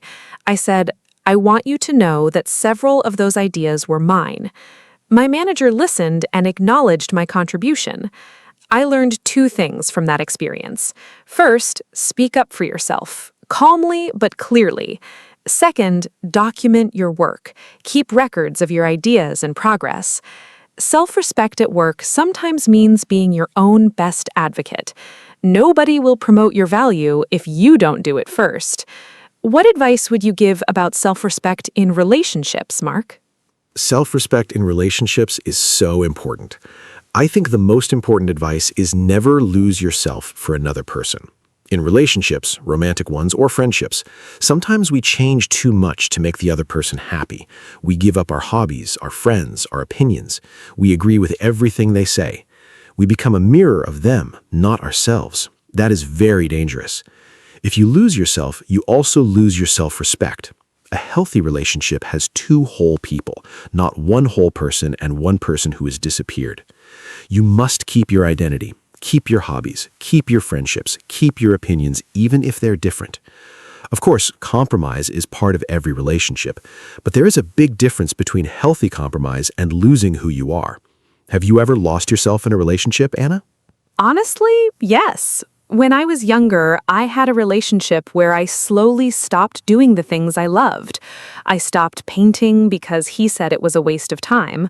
I stopped seeing certain friends because he didn't like them.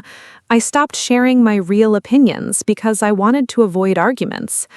After that relationship ended, I felt like I didn't know who I was anymore. It took me a long time to find myself again. I went back to painting, I reconnected with old friends, I started to discover my own opinions again. And through that process, my self-respect grew stronger than ever before. Sometimes a difficult experience teaches us the most. Losing yourself teaches you how important it is to keep yourself. What is the connection between self-respect and forgiveness, Mark? Oh, this is such a deep and important connection. I think forgiveness is a gift you give yourself, not the other person. When someone hurts us and we hold on to the anger and pain for a long time, it's like carrying a heavy bag everywhere. The other person is moved on, but we are still carrying that heavy weight. Forgiving does not mean saying what you did was okay. It means saying, I'm no longer going to let this hurt control my life. That is a form of self-respect. You are saying, I deserve peace. I deserve to move forward. I also think we need to forgive ourselves. We all make mistakes. We all do things we regret. Holding on to that guilt forever is also unkind to yourself. Do you find it easy to forgive yourself, Anna? No, honestly, it is one of the hardest things for me. I can forgive other people much easier than I forgive myself. When I make a mistake, I replay it in my mind again and again. I think, why did I say that? Or I should have done it differently. It can go on for days. I am trying to practice self-compassion. Self-compassion means treating yourself with the same understanding and kindness that you would give to a good friend. I try to ask myself, if my friend made this same mistake, what would I say to them? And the answer is always much kinder than what I say to myself. That small mental exercise helps me a lot. I think self-compassion and self-respect are like two best friends. They work together. Mark, how do you practice self-compassion? I practice self-compassion by recognizing that I am human. I say to myself out loud sometimes, I am a human being. Humans make mistakes. This is normal. It sounds simple, but saying it out loud makes it feel more real. I also remind myself that I always did the best I could with what I knew at the time. If I knew better then, I would have done better. But I didn't, so I made the choice I made, and now I can learn and move forward. Another thing that helps me is reading stories of other people who made big mistakes and recovered. It reminds me that nobody is perfect, not even very successful people. Everyone struggles, everyone fails sometimes, and everyone can start again. Anna, let's talk about body image. Do you think how we feel about our body affects self-respect? Yes, it definitely does. And this is a topic I feel strongly about. Many people, especially women, have a complicated relationship with their bodies. From a very young age, we see images of perfect bodies in magazines, movies, and social media. We are taught that we need to be thinner or have perfect skin or look a certain way. This pressure is very damaging to self-respect. I spent years not liking my body. I thought I would be happier when I lost weight or changed something about myself. But happiness never came from changing my body. Happiness came when I decided to respect my body as it is. My body does so much for me every day. It breathes, it moves, it thinks. I am grateful for it. Treating your body with care is an act of self-respect. How do you think men experience body image, Mark? Men experience body image issues too, but we often don't talk about it. There's a pressure on men to be strong, muscular, tall. If a man doesn't look like those images, he might feel embarrassed or not good enough. I was quite thin when I was young, and some people made jokes about it. I hated taking off my shirt at the pool. I felt ashamed of my body. Over time, I started exercising, not to look a certain way, but because it made me feel strong and healthy. That shift in motivation was very important. When you exercise to punish your body or to look like someone else, it is not self-respect. When you exercise because you love and value your body, that is self-respect. The goal changes everything. Do you think self-respect is connected to mental health, Anna? Absolutely. They are deeply connected. When we have low self-respect, we often feel anxious, sad, or empty. We feel like we don't matter. Those feelings can grow into bigger problems like depression or anxiety over time. On the other hand, when we have healthy self-respect, we handle stress better. We bounce back more quickly from difficult situations.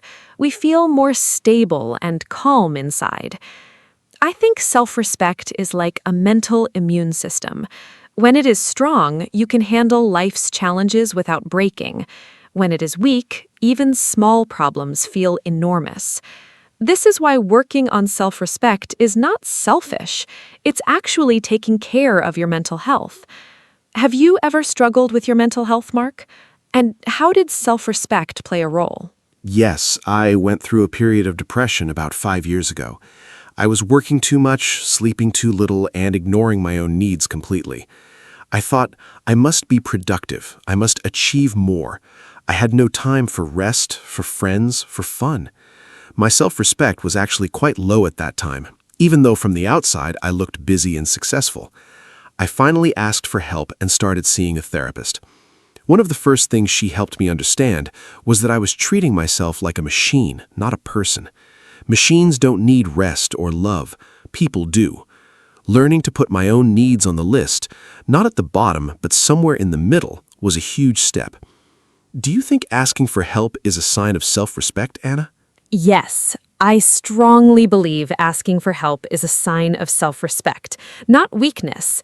It takes courage to say, I'm struggling and I need support. It shows that you value yourself enough to get the help you need. In many cultures, asking for help is seen as something to be ashamed of. Especially for men, there's a message that says, be strong, handle it yourself, don't show your feelings. But that message is very harmful. Everyone needs help at some point. A person who asks for help is saying, I deserve to feel better. I am worth the effort. That is beautiful self-respect. I also think that being around people who ask for help normalizes it. When my friend told me she was seeing a therapist, I felt brave enough to try it too. Have you told others about your experience with therapy, Mark? Yes, I have, and I'm glad I did. At first, I felt nervous to tell people. I thought they would think I was weak or strange, but the reactions were almost always positive. Many people said, "Me too," or "I'm thinking about doing that as well." Opening up made real connections. It also helped me feel less alone. I think one of the most powerful things you can do for yourself and others is to be honest about your struggles. It helps both you and the people around you. Self-respect also means being honest, especially with yourself, not pretending everything is fine when it is not hiding your needs to look perfect. True self-respect includes accepting your vulnerabilities. Anna, let's move towards some practical tips. What are your top everyday actions for building self-respect? Great idea. Here are my favorite everyday actions. First, speak kindly to yourself. Pay attention to the words you use in your head. Replace "I am so stupid" with "I made a mistake and I can learn from it." Second, keep small promises to yourself. If you say you will take a walk, take the walk. These small acts tell your brain, "I matter." Third, do one thing every day that you enjoy, just for you. Not for work, not for others, just something that makes you feel alive and happy. Fourth, spend time with people who make you feel good about yourself. Fifth, rest without guilt. Rest is not laziness. Rest is part of being a healthy, whole human being. These 5 things can truly change how you feel about yourself over time. What are your top tips, Mark? My top tips are these. 1. Practice saying no once a week to something small. Build the muscle slowly. 2. Stop apologizing for things that don't need an apology. Many people say sorry too often for having a different opinion, for asking a question, for existing in a space. You don't need to apologize for those things. 3. Celebrate your small wins. Did you finish a hard task? Did you have a difficult conversation? That deserves a small celebration. 4. Learn something new regularly. When you grow, you feel capable, and that builds self-respect. 5. Take care of your body. Sleep, eat well, move. How you treat your body sends a message to your mind. Treat it with care, and your mind will believe you are worth caring for. Which of these do you think is the hardest for most people, Anna? I think the hardest one for most people is stopping over-apologizing. It is such a deep habit, especially for women. We apologize for everything. Sorry, can I ask a question? Sorry, I have a different opinion. Sorry for taking up space. I used to do this all the time. I thought being apologetic made me polite, but actually, over-apologizing sends a message that says, "I don't think I have the right to be here." It is the opposite of self-respect. Now, I try to replace unnecessary sorry with thank you. Instead of "sorry I'm late," I say "thank you for waiting." It changes the energy completely. It is still polite, but it does not put yourself down. Small language changes can really shift your mindset over time. Mark, what do you think is the connection between self-respect and success? I think self-respect is the foundation of success, whatever success means to you. When you respect yourself, you believe you deserve good things. You believe your goals are worth pursuing. You are willing to work for them because you think you are worth the effort. Without self-respect, even if you achieve something big, you might not feel happy or satisfied. You might think, "I got lucky," or "I don't really deserve this." That's called imposter syndrome, the feeling that you are not good enough even when you are doing well. I've experienced that myself. On the other hand, with strong self-respect, even failure does not destroy you. You say, "This did not work. What can I learn? How can I try again?" Self-respect gives you resilience. Anna, do you think self-respect can be learned at any age? Yes, 100%. Self-respect can be learned and grown at any age. I have met people in their 50s and 60s who said they finally found their self-respect after a long life. It is never too late. In fact, some of the most self-assured people I know are older people who have lived through many experiences, learned from them, and accepted themselves fully. The brain can change and grow at any age. Science has proven this. Habits can be changed at any age. Old beliefs can be questioned and replaced at any age. Of course, it is wonderful if children learn self-respect early. That is why it is so important to teach children to know their value from a young age. But if you didn't learn it as a child, you can absolutely build it now. Before we say goodbye, I want to say a big thank you to Anna for this wonderful conversation. Talking about self-respect is not always easy, but it is so necessary. I hope that everyone listening today takes away at least one small idea that helps them feel more valued and more confident. Remember, self-respect is not arrogance. It is not selfishness. It is the quiet, strong belief that you matter. And that belief is available to every single person, including you. If you are struggling with self-respect right now, please be patient with yourself. It's a journey, not a destination. Every small step counts. Start with one kind thought about yourself today, and come back to listen to this podcast again. Repetition is great for learning. Thank you so much for being with us today, everyone. Thank you, Mark. What a truly beautiful conversation this has been. And a huge thank you to all of you who listened today. I hope this podcast gave you something to think about and something to feel. Self-respect is a lifelong practice. Some days are easier than others, but every time you choose yourself, every time you say no to something that hurts you, every time you speak kindly to yourself, every time you set a small boundary, you are building something beautiful inside you. You are building your self-respect. If today's episode helped you, please share it with someone who might need it too. And remember our key message: you are worthy, you are enough, and you deserve to be treated with kindness, starting by yourself. Until next time, take care of yourselves. Goodbye from me, Anna. Hello, everyone. Welcome to our podcast. My name is Anna. I am so happy you are here today. Today, we have a very special topic. We are going to talk about family. Family is very important to all of us. In this podcast, I am with my friend Mark. We will talk about our families, our parents, brothers, sisters, and more. I think this is a great topic for people who are learning English. It is simple, but it is also very personal and nice. I hope you enjoy our conversation. Now, let me say hello to Mark. Hi, Mark. How are you today? Hi, Anna. I am great, thank you. And hello to all our listeners. I am Mark, and I am very happy to be here today. I love talking about family. For me, family is everything. It is the most important thing in life. I think this topic is perfect for beginners because we all have a family, and we all know words like mother, father, sister, and brother.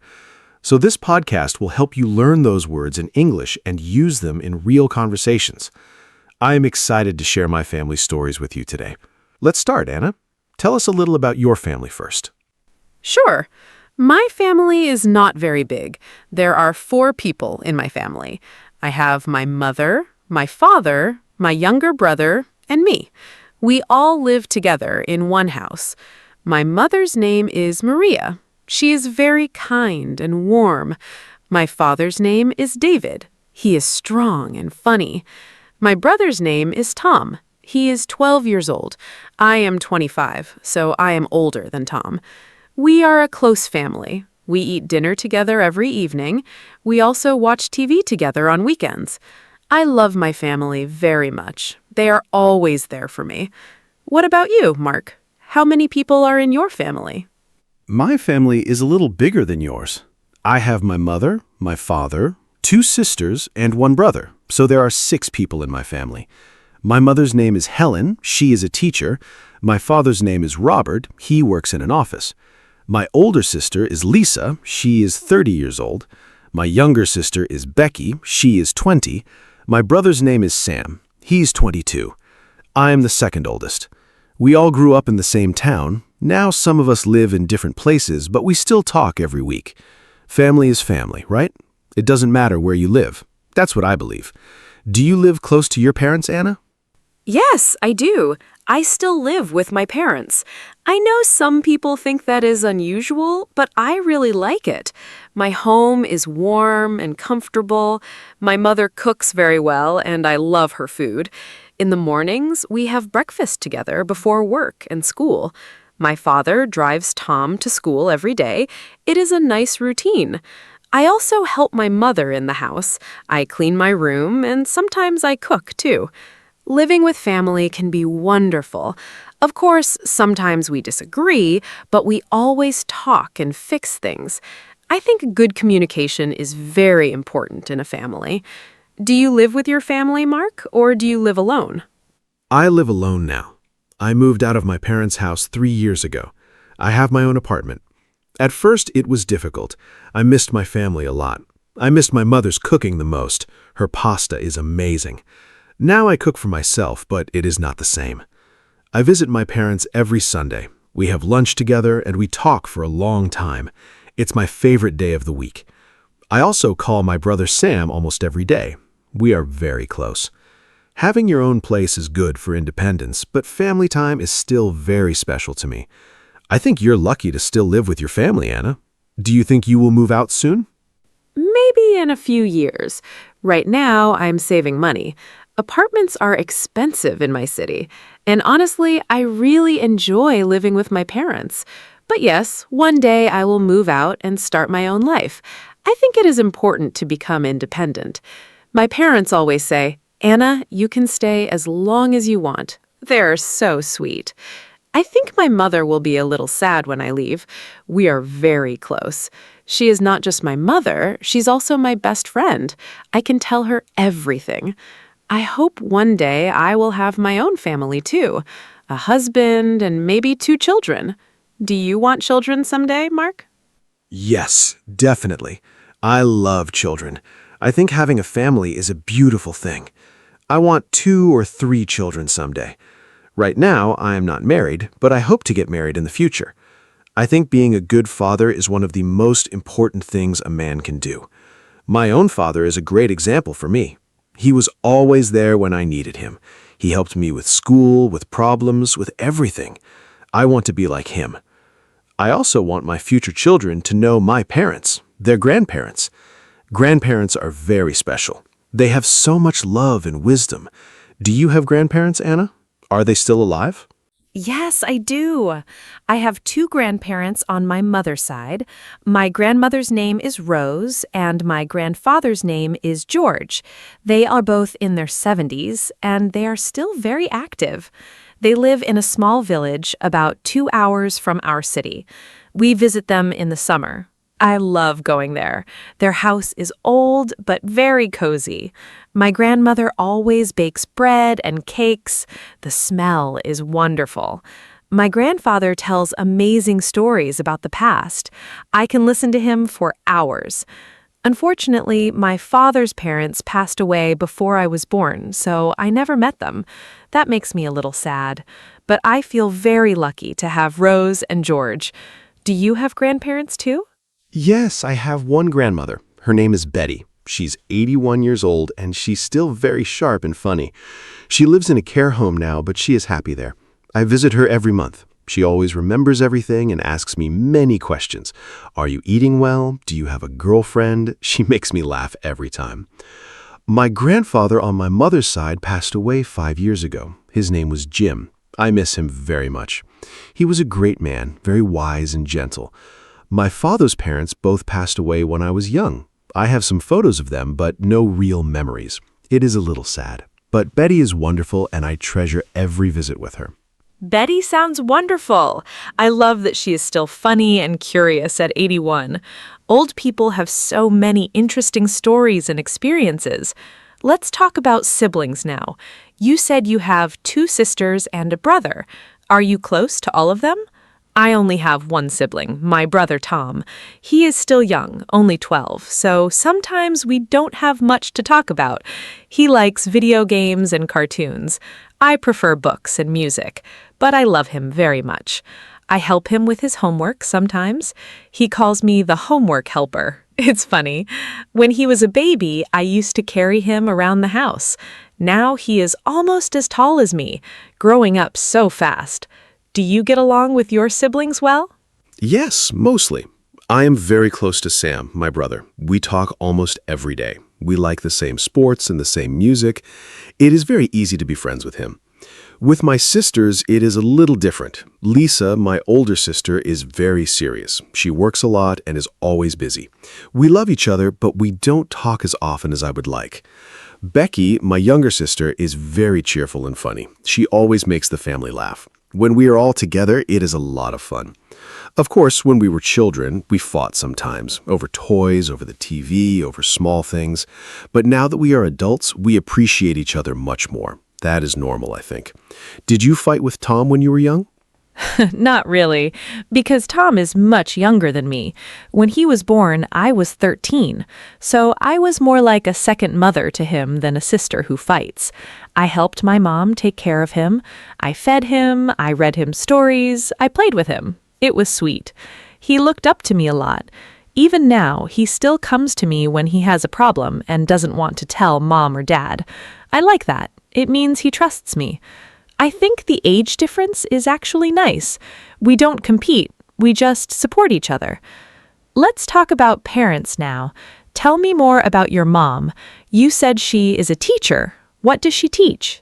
My mom teaches English at a primary school. She's been a teacher for over 25 years. She loves her job. She always says that children give her energy. She is very patient and kind, and I think those qualities make her a great teacher.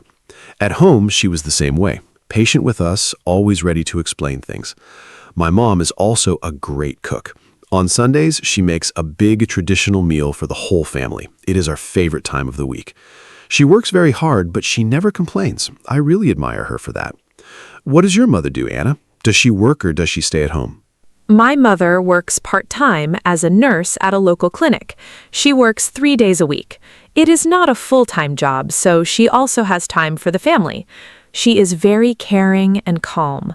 I think her job made her that way, or maybe she chose her job because she was always that way. She is always the person in the family who makes everyone feel better when they are sad or sick. When I was a child and had a fever, she stayed next to me all night. She never slept until I was better. That memory is very special to me. She is my hero. I think mothers are truly amazing people. Your mother sounds great too, Mark. We are both very lucky. We really are. Now let's talk about fathers. My dad, Robert, works in an office. He's an accountant. His job is about numbers and money. At home, he is very different from work, very relaxed and funny. He loves football and watches every match on TV. He also likes gardening. On weekends, he spends a lot of time in the garden. He grows tomatoes, peppers, and herbs. It is his hobby, and he is very proud of it. Every summer, we eat vegetables from his garden. They taste so much better than vegetables from a shop. My dad is also very wise. When I have a big decision to make, I always call him first. His advice is always good. What is your dad like, Anna? My dad is a mechanic. He fixes cars. He has his own small garage near our home. He loves his work. He is always talking about engines and cars. I don't understand much about cars, but I love listening to him because he is so passionate about it. My dad is also very strong and protective. He is quiet sometimes, but when he talks, everyone listens. He is not the type of person who shows emotions easily, but I know he loves us deeply. He shows it through actions, not words. He fixes things around the house. He makes sure we are safe. He works hard for our family. One of my happiest memories is going to his garage as a child and helping him with small things. Do you have a special memory with your dad, too? Yes, my best memory with my dad is going fishing together. Every summer, just the two of us would go to a lake near our town. We would wake up very early in the morning at 5 o'clock and drive to the lake. We never caught many fish, but that was not really the point. We just talked, laughed, and enjoyed the quiet morning together. I still remember the smell of the lake and the sound of the birds. My dad would make coffee in a small thermos, and we would drink it by the water. Those mornings were so peaceful. I have not gone fishing in a long time, but now I really want to go again. Maybe I will invite my dad this summer. That memory warms my heart. What is your happiest family memory, Anna? Oh, what a beautiful story, Mark. The fishing memory is so sweet. My happiest family memory is our summer holiday when I was about 10 years old. My parents saved money for a whole year, and we went to the beach for 1 week. It was my first time at the sea. I remember seeing the ocean for the first time and thinking it was the biggest thing in the world. My dad carried me on his shoulders in the water. My mom made sandwiches on the beach. We all played in the sand. Tom was not born yet, so it was just the three of us. It was simple but perfect. I remember laughing a lot. To this day, the smell of the sea makes me feel happy and safe. I want to go back to that beach one day. That is a beautiful memory. Simple moments really are the most special, aren't they? Let's talk about family traditions now.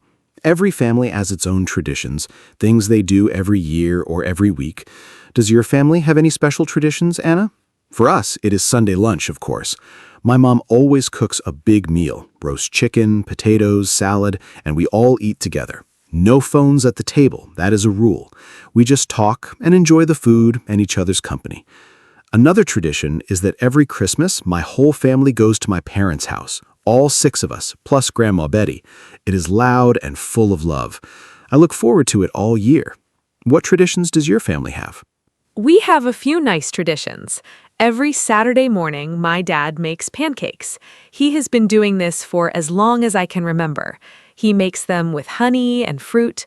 We all eat breakfast together and talk. It's a very relaxed, happy morning. Another tradition is that on New Year's Eve, we go to my grandparents' village. We spend 2 or 3 days there. My grandmother cooks a huge dinner on New Year's Day. We play card games and watch old movies. It's very cozy. I also love our birthday traditions. In our family, on your birthday, you choose the dinner menu. The birthday person is king or queen for the day. It sounds simple, but it makes everyone feel very special. These little traditions bring us together. I love the birthday tradition. Choosing your own dinner menu is a great idea. In our family, the birthday person also gets breakfast in bed. My mom always brings a tray with eggs, toast, and orange juice to your room in the morning. It feels so special. Now, let me ask you something different, Anna. Do you think the idea of family is changing in the world today? For example, some families have one parent, or 2 mothers, or 2 fathers. Some people live very far from their families. Technology changes how we stay connected. What do you think about the modern family? Is it different from the family you grew up with? That's a great question, Mark. Yes, I think family is changing. In the past, a family usually meant a mother, a father, and children, all in one house. Today, families look different. Some children grow up with just one parent. Some have step-parents. Some are raised by grandparents. I think what matters most is love and support, not the shape of the family. I have friends from single-parent families who are very happy and loved. I also think technology helps modern families stay close even when they are far apart. Video calls, messages, and photos make distance smaller. My family uses a group chat every day. It's a nice way to share small moments. Family is love, not a fixed structure. I completely agree with you. Family is love, not a fixed structure. I think what children need most is to feel safe, loved, and supported. That can happen in many different types of families. I also think technology is very helpful. My sister Lisa lives in another country now. She moved abroad for work 2 years ago. We use video calls to see her face, which makes a huge difference. It's not the same as being in the same room, of course, but it's much better than nothing. In the past, if someone moved to another country, you might only see them once a year. Now we can talk every week. Do you have any family members who live far away, Anna? Yes, I have an uncle who lives in Canada. His name is Peter. He is my father's brother. He moved there about 15 years ago. He has a wife and 3 children there. We do not see them often, maybe once every 3 or 4 years. But we send messages and have video calls on special occasions, like birthdays and Christmas. His children, my cousins, speak English and a little bit of their local language there. I have never met them in person, only on screen. Isn't that strange? But I still feel connected to them. I hope to visit Canada one day. It would be amazing to finally hug my cousins. Do you have relatives who live abroad, Mark? Yes, Lisa lives in Germany now. She moved there for her job in engineering. She is doing very well there. I think she is happy, but she misses home sometimes. We can see it in her face during video calls, especially around the holidays. On Christmas, she flies home, and that is the best day. The moment she walks through the door, my mom starts crying, happy tears. It is a very emotional and beautiful moment every time. I also have 2 cousins who live in Australia. We do not have much contact, but I know they are there. Family spreads around the world these days, but the heart stays connected. I think that's a wonderful thing about family. How do you feel when you think about your uncle in Canada? I feel a little sad, but also happy for him. He built a beautiful life there. He has a good job, a lovely family, and a nice home. My father misses him, though. You can see it. When they talk on the phone, my dad is more relaxed and happy than usual. Brothers have a special bond, I think, even when they grow up and live far apart. It reminds me that family connections don't disappear with distance. They just change shape. Let's talk about something lighter now. Mark, what is the funniest thing that ever happened in your family? Every family has funny stories. I'm sure you have a good one. Oh yes, I have a very funny story. One Christmas, my dad was cooking the turkey. He's not usually the cook, that is my mom's job, but he wanted to surprise her. He forgot to take the plastic bag of things out from inside the turkey before he put it in the oven, so the whole kitchen smelled terrible. We had to open all the windows in winter. It was so cold and so funny. My mom came home and saw the disaster, and instead of being angry, she laughed until she cried. We ended up ordering pizza for Christmas dinner that year. Now, every Christmas, my dad says, "Don't worry, I will not cook the turkey this year." We still laugh about it every single time. Do you have a funny family story, Anna? That is hilarious. Pizza for Christmas dinner? That is a story to tell for life. My funny story is about my brother, Tom. Last year, he wanted to make breakfast for my mom on Mother's Day. He was 11 at the time. He decided to make toast with jam. Simple, right? But he put 4 pieces of bread in the toaster at the same time and then forgot about them. He went to watch TV. The toast got black and smoke filled the kitchen. The fire alarm went off. We all ran downstairs thinking there was a real emergency. My mom came in her pajamas, very worried. Then she saw Tom standing by the toaster looking very guilty.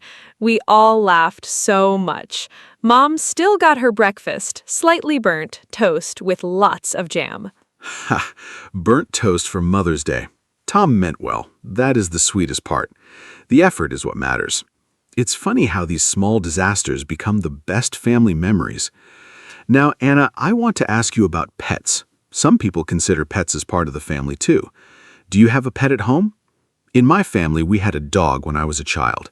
His name was Bruno. He was a big brown dog, very friendly and loyal. We had him for 12 years. When he died, the whole family cried. He was really part of our family. After Bruno, my parents did not want another dog because the goodbye was too painful. I understand that completely. Do you have pets? Yes, we have a cat. Her name is Mia. She is 4 years old and she is gray and white. She is a very calm and lazy cat. She sleeps most of the day, but she loves sitting on our laps in the evening. Tom absolutely loves Mia. He always tries to dress her up in small clothes, and she tolerates it for about 2 seconds before running away. It is very funny to watch. My dad, who pretended he didn't want a cat at first, is now secretly her biggest fan. Every morning he gives her a small piece of his breakfast. He thinks we don't notice, but we all see it. Mia is definitely part of our family. Pets bring so much joy and warmth to a home. Did you ever want another dog after Bruno? Yes, sometimes I think about getting a dog for my apartment, but I'm not sure I have enough time for one right now. Dogs need a lot of attention, walks, and company. I work long hours sometimes.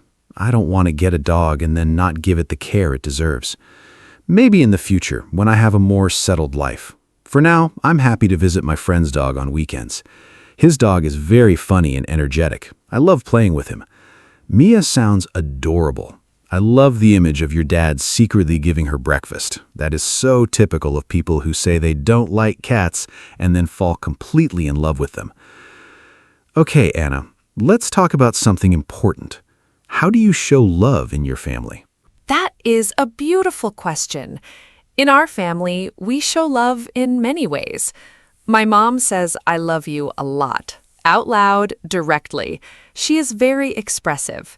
My dad shows love through actions. He fixes things, he provides for us, he shows up. He does not say I love you as often, but when he does, it means the world.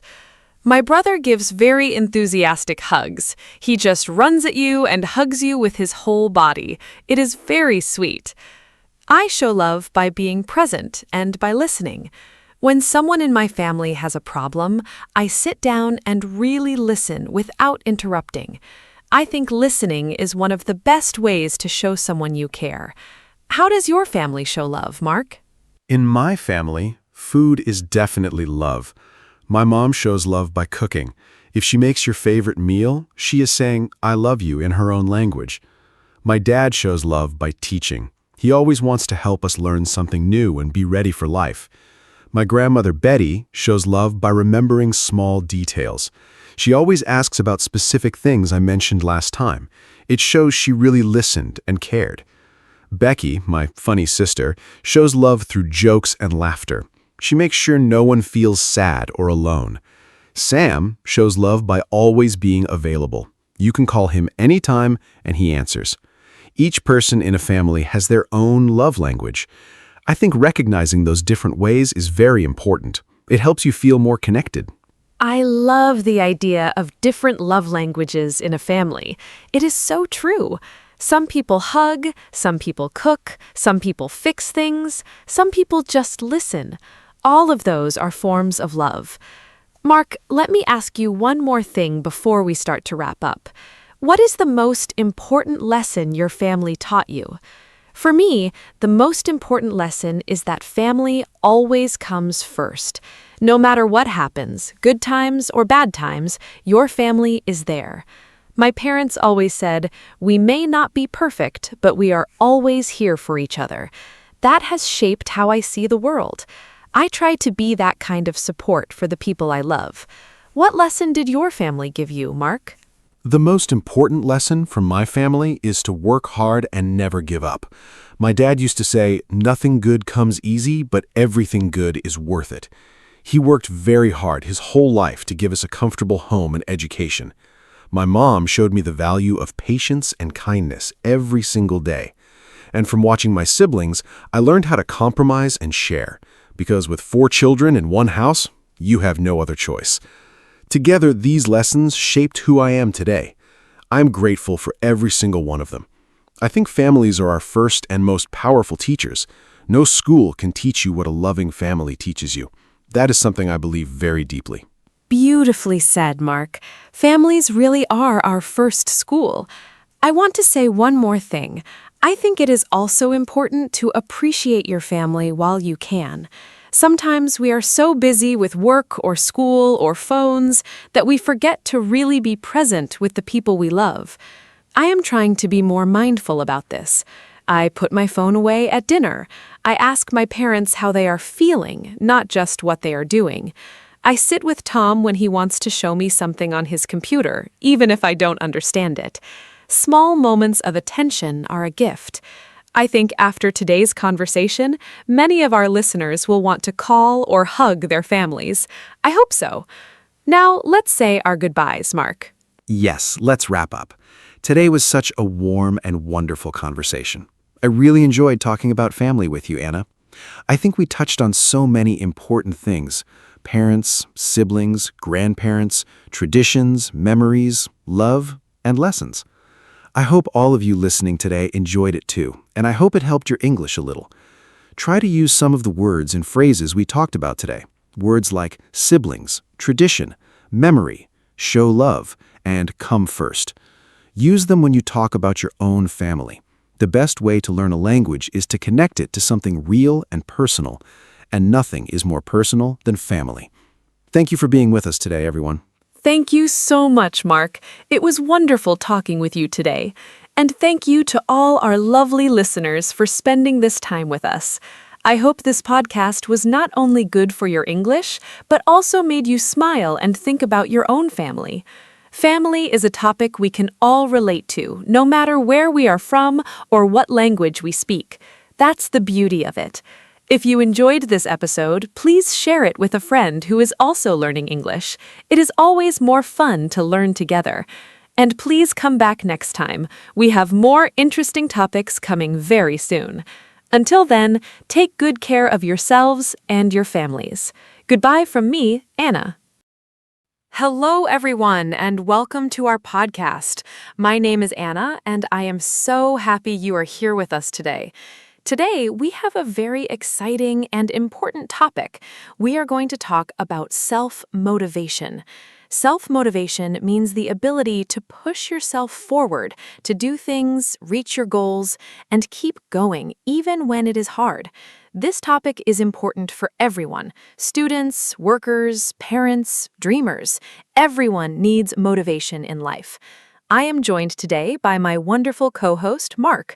We will talk about what motivation is, why we lose it, and how to find it again. We use simple English, so this podcast is perfect for beginners. Hi, Mark. How are you feeling today? And are you ready to talk about self-motivation? Hi, Anna. I am feeling great and very motivated today, which is perfect for our topic.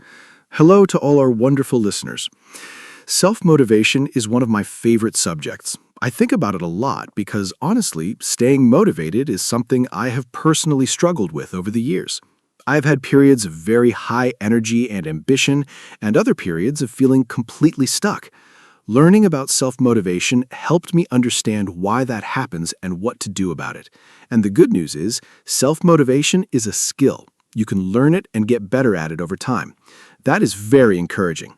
So let's explore this topic together today. Anna, let's start from the beginning. What exactly is self-motivation? Great question. Self-motivation is the inner drive that makes you want to do something or achieve something without needing someone else to push you. When you are self-motivated, you start things by yourself. You keep going by yourself. You don't wait for your boss, your teacher, or your parents to tell you what to do. You just do it because you want to. There are two types of motivation. The first is external motivation. This means you do something because of an outside reward, like money, praise, or grades. The second is internal motivation. You do something because it makes you feel happy, proud, or fulfilled inside. Self-motivation is mostly about internal motivation. Mark, what do you think is the difference between the two types in everyday life? The difference is very important in everyday life. External motivation works well for a short time. For example, if your boss gives you a bonus, you feel motivated for a while. But when the bonus is gone, the motivation often disappears too. Internal motivation lasts longer because it comes from inside you. For example, when I started learning to cook, nobody asked me to do it and nobody paid me. I did it because I found it fun and creative. That internal joy kept me going for months. I practiced every weekend. Now I cook very well. External motivation can start things, but internal motivation sustains them. So if you want to stay motivated over a long time, it helps to find something that you genuinely care about and enjoy. Anna, do you think some people are naturally more motivated than others? That is a great question. I think some people seem naturally more energetic and driven, but I believe motivation is mostly a skill and a habit, not just a fixed personality trait. Some people learned good motivation habits early in life, maybe from their parents or teachers. Others had to learn later, but anyone can build stronger motivation at any age. What matters more than natural personality is your mindset, how you think about challenges, effort, and failure. People with a growth mindset believe they can improve through effort. They see failure as a lesson, not as proof that they are not good enough. That mindset creates strong self-motivation. People with a fixed mindset think abilities are fixed. You either have them or you don't. That thinking kills motivation. Mark, have you heard of the growth mindset before? Yes, the growth mindset comes from the work of psychologist Carol Dweck. She did many years of research and found that students who believed their abilities could grow and improve performed much better than students who believed their abilities were fixed. It is a very powerful idea. I remember when I first heard about it, I realized I had been using a fixed mindset in some areas of my life. For example, I always said, I am bad at math. That's just who I am. That belief stopped me from even trying to get better. When I changed to a growth mindset and said, I can improve at math if I practice and get help, everything changed. I started trying harder and I did improve. Your beliefs about yourself directly affect your motivation. Anna, how did you first learn about self-motivation? I started learning about self-motivation after a difficult year in my mid-20s. I had big dreams. I wanted to start my own small business, improve my English, travel more, and get healthy. But I wasn't doing any of those things. I had the dreams, but not the action. I felt frustrated and confused. Why could I not just do the things I wanted to do? I started reading books about habits and motivation. One book that changed my life was about setting clear goals and taking small actions every day. I learned that motivation doesn't always come first. Sometimes action comes first and motivation follows. That was a completely new idea for me. I thought you had to feel motivated before you could act, but actually, you often feel motivated after you start acting. Mark, what do you think about that idea? I think that idea is one of the most useful things anyone can learn about motivation. Many people wait to feel motivated before they begin. They say, I will start exercising when I feel more energetic, or I will study when I feel like it. But that feeling often never comes, or it comes and goes very quickly. The secret is to start even when you don't feel like it. Start small. Do just 2 minutes. Just open the book. Just put on your shoes. That small start usually creates a little momentum, and momentum builds motivation. I heard someone compare it to pushing a heavy cart. It's hardest to move at the very beginning, but once it starts rolling, it's much easier to keep going. Starting is always the hardest part. Have you experienced this, Anna? Yes, absolutely. This is something I experience almost every week. For example, I go for morning walks. There are many mornings when I wake up and I really don't want to go. My bed is warm and comfortable, and going outside in the cold seems terrible. But I have a rule. I just put on my walking shoes. That's it. Just the shoes. Once I have my shoes on, I almost always go. And once I am outside and walking, I feel wonderful. I am always happy I went. I never come home and think, I wish I had stayed in bed. The motivation follows the action. This is called the 2-minute rule by some coaches. You just commit to 2 minutes of anything. Often, 2 minutes turns into 20. What small actions help you start when you don't feel motivated, Mark? For me, the biggest small action is making my bed in the morning. It sounds so simple and almost silly, but it works for me. When I make my bed, I have already completed one task. My brain feels a small win and it wants another. That feeling of completion gives me energy and a sense of control over the day. Another small action I use is writing one sentence in my journal first thing in the morning. Just one sentence about how I feel or what I want from the day. Once I write that one sentence, I usually write more. These entry point habits are very powerful. They lower the barrier to starting. The hardest part of any task is beginning. Make the beginning as small as possible, and you make it easy to start. Let's talk about goals now, Anna. How important are goals for self-motivation? Goals are extremely important for self-motivation. Without a clear goal, motivation has nowhere to go. Imagine you are driving a car, but you have no destination. You would just drive around without purpose. Goals give you direction.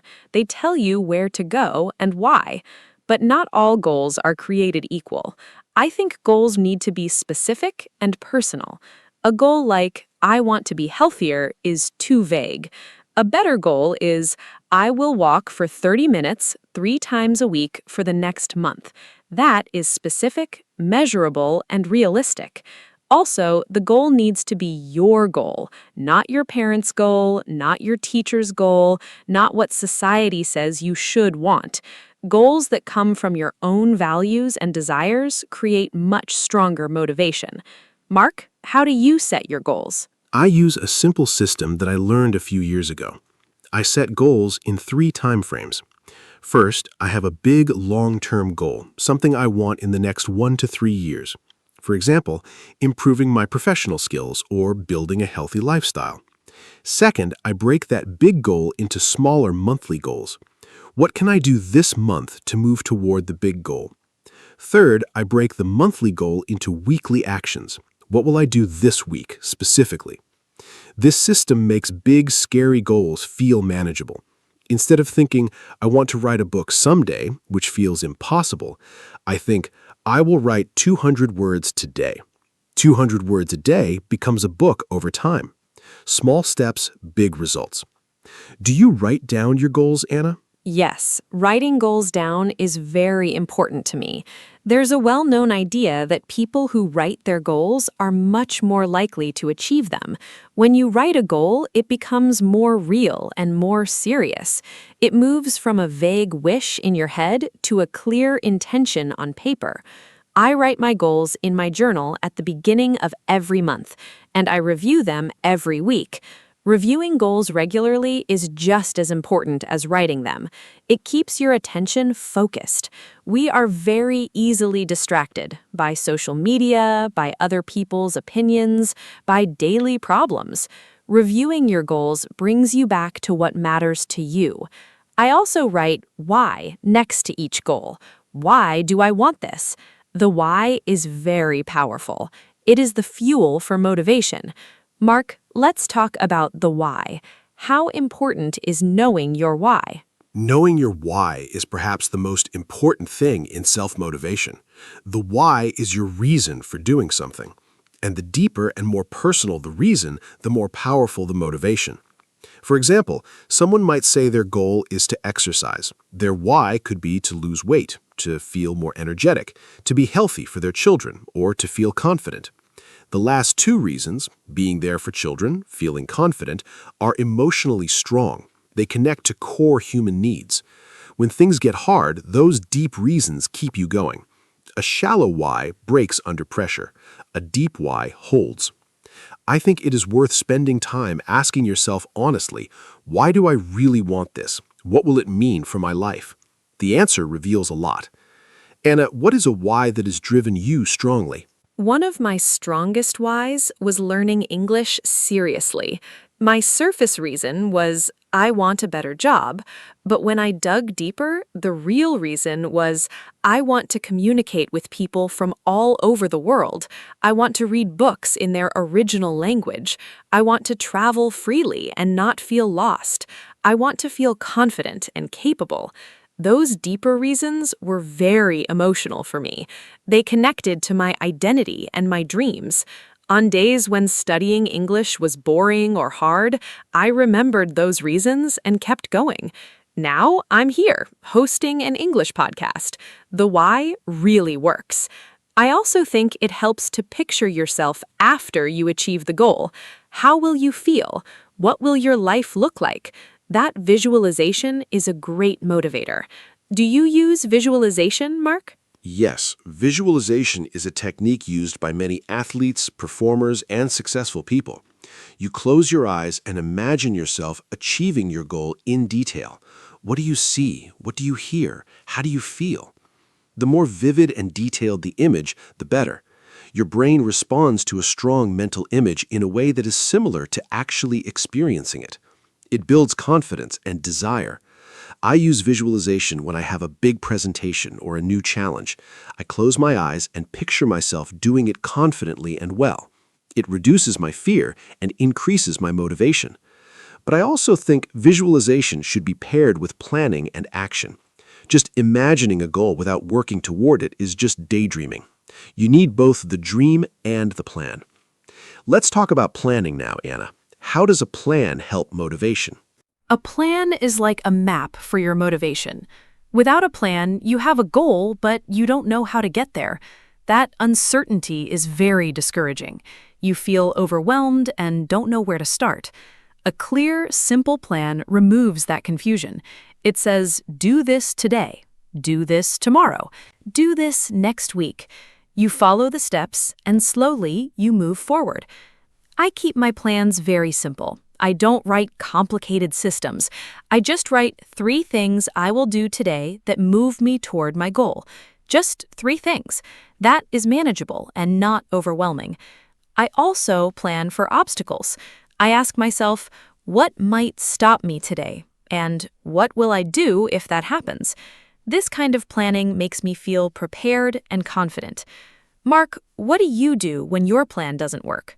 When my plan doesn't work, I try not to treat it as a failure. I treat it as information.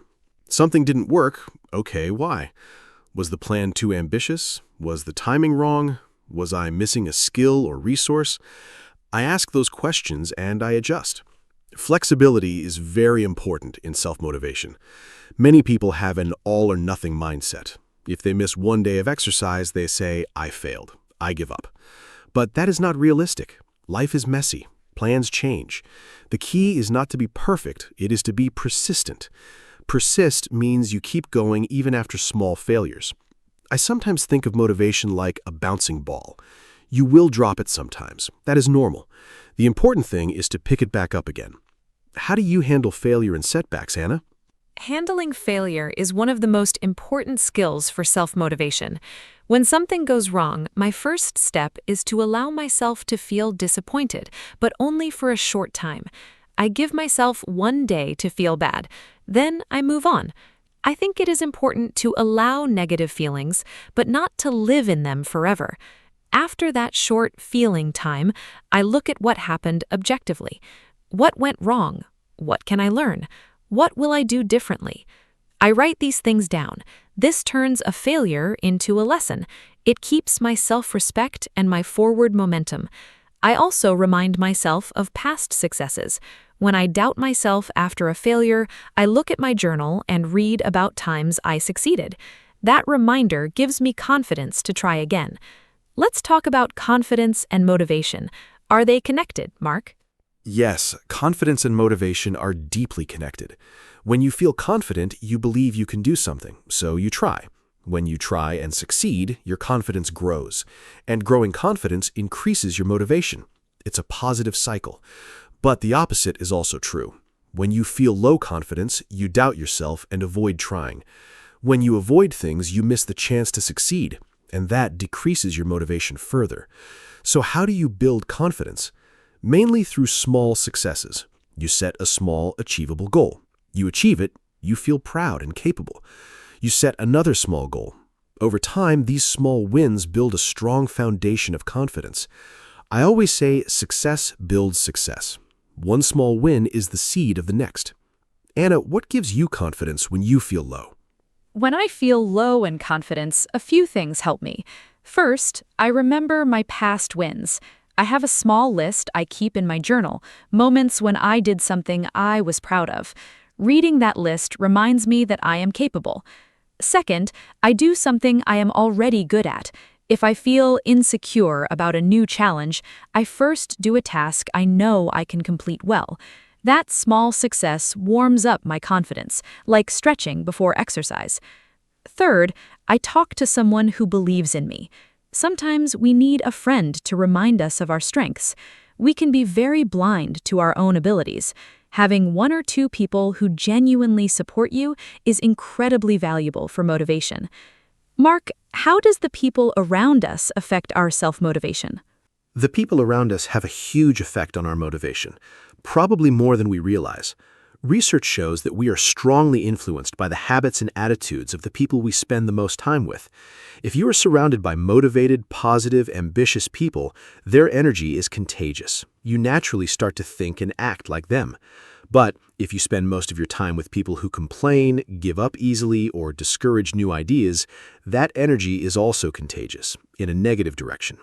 I'm not saying you should abandon friends who struggle, but I do think you should be intentional about where you spend your energy and who you listen to. Find people who inspire you.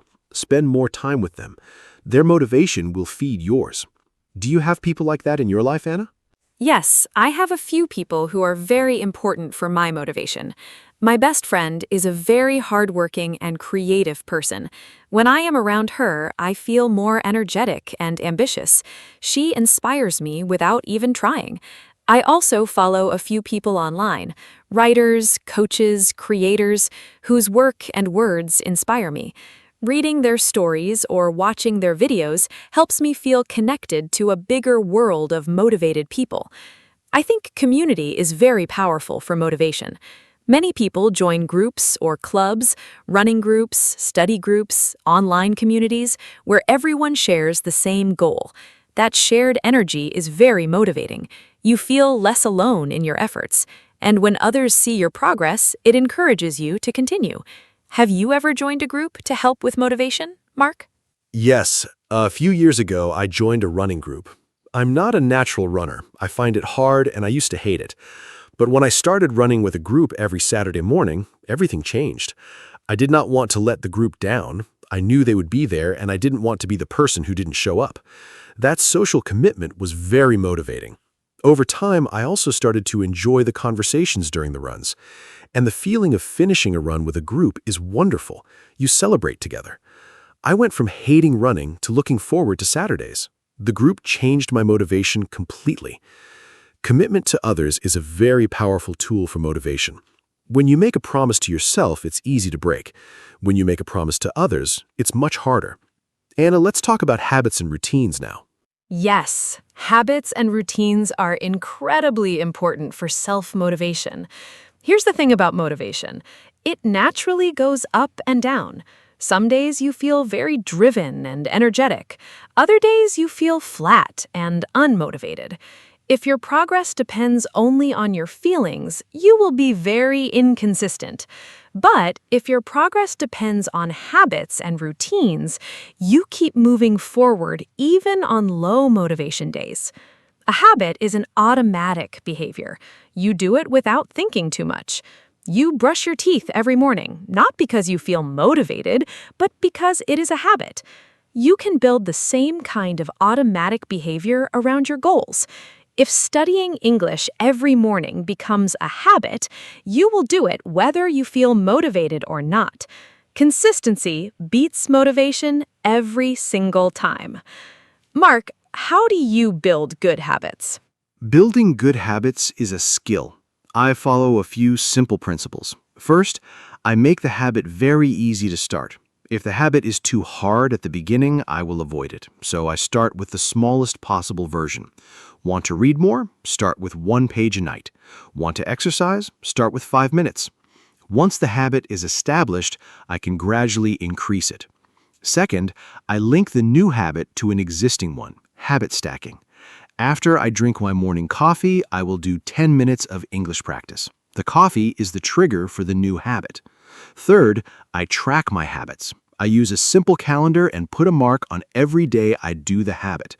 A streak of marks is very motivating. You don't want to break the chain. These 3 simple steps have helped me build lasting habits. What is a habit you built that changed your life, Anna? The habit that changed my life most is daily reading. I started reading just 10 pages every night before bed. It seemed like nothing at first, but 10 pages a night is about 300 pages a month. That is 1 or 2 books a month. Over 1 year, I read more than 15 books. Those books changed how I think, how I communicate, and how I see the world. I learned so many new things about psychology, about habits, about history, about creativity. I became a better thinker and a better English speaker, all from 10 pages a night. I never would have believed that at the start. This is a great example of how a tiny, consistent habit creates enormous change over time. The power of small and consistent actions is amazing. Let's talk about procrastination now, Mark. Why do people procrastinate? Procrastination is one of the biggest enemies of self-motivation. It means you delay doing something even when you know you should do it. You say, "I'll do it later," and later never comes. Why do people procrastinate? It's usually because of one of these reasons. First, the task feels too big or overwhelming. Second, there's a fear of failure. If you don't start, you can't fail. Third, there's a fear of imperfection. You want to do it perfectly, so you wait for the perfect moment that never arrives. Fourth, the task is boring or unpleasant. Understanding why you are procrastinating is the first step to stopping it. Each reason needs a different solution. For the too big reason, break the task into tiny pieces. For the fear of failure reason, remind yourself that done is better than perfect. Anna, what is your best tip for fighting procrastination? My best tip for fighting procrastination is the 5-minute commitment. When I don't want to start something, I tell myself, just do it for 5 minutes. After 5 minutes, you can stop if you want. Almost always, after 5 minutes, I am already working, and I keep going. The starting was the barrier, not the task itself. Another tip I love is removing distractions before I start. I put my phone in another room. I close unnecessary browser tabs. I make myself a cup of tea. Then I sit down with everything ready and nothing to distract me. A clear environment helps a clear mind. I also use a timer. I work for 25 minutes with full focus, then take a 5-minute break. This is called the Pomodoro technique. It makes long tasks feel very manageable. Have you tried the Pomodoro technique, Mark? Yes, the Pomodoro technique is excellent. Working for 25 minutes with full focus, then resting for 5 minutes, then repeating, it keeps your brain fresh and makes deep work very achievable. I use it for writing, studying, and complex tasks. But even simpler than Pomodoro is just removing your phone from the room. I think the smartphone is the #1 killer of self-motivation in the modern world. Every notification is a little interruption. Every scroll through social media is 5 or 10 minutes of your goal time gone. I started leaving my phone in another room when I work or study, and my productivity increased enormously. We are not strong as our habits. Our environment often controls us. So, design your environment to support your goals, not to distract from them. Anna, let's talk about energy and self-motivation. Are they connected? Absolutely. Energy and motivation are very closely connected. When your energy is low, even small tasks feel impossible. When your energy is high, you feel motivated to do many things. So taking care of your physical energy is a form of self-motivation. This means sleeping enough, eating nutritious food, moving your body regularly, and taking real breaks. I noticed that my most motivated periods always coincide with the times I sleep well and exercise regularly. My lowest motivation periods are always when I am tired, eating poorly, or sitting too much.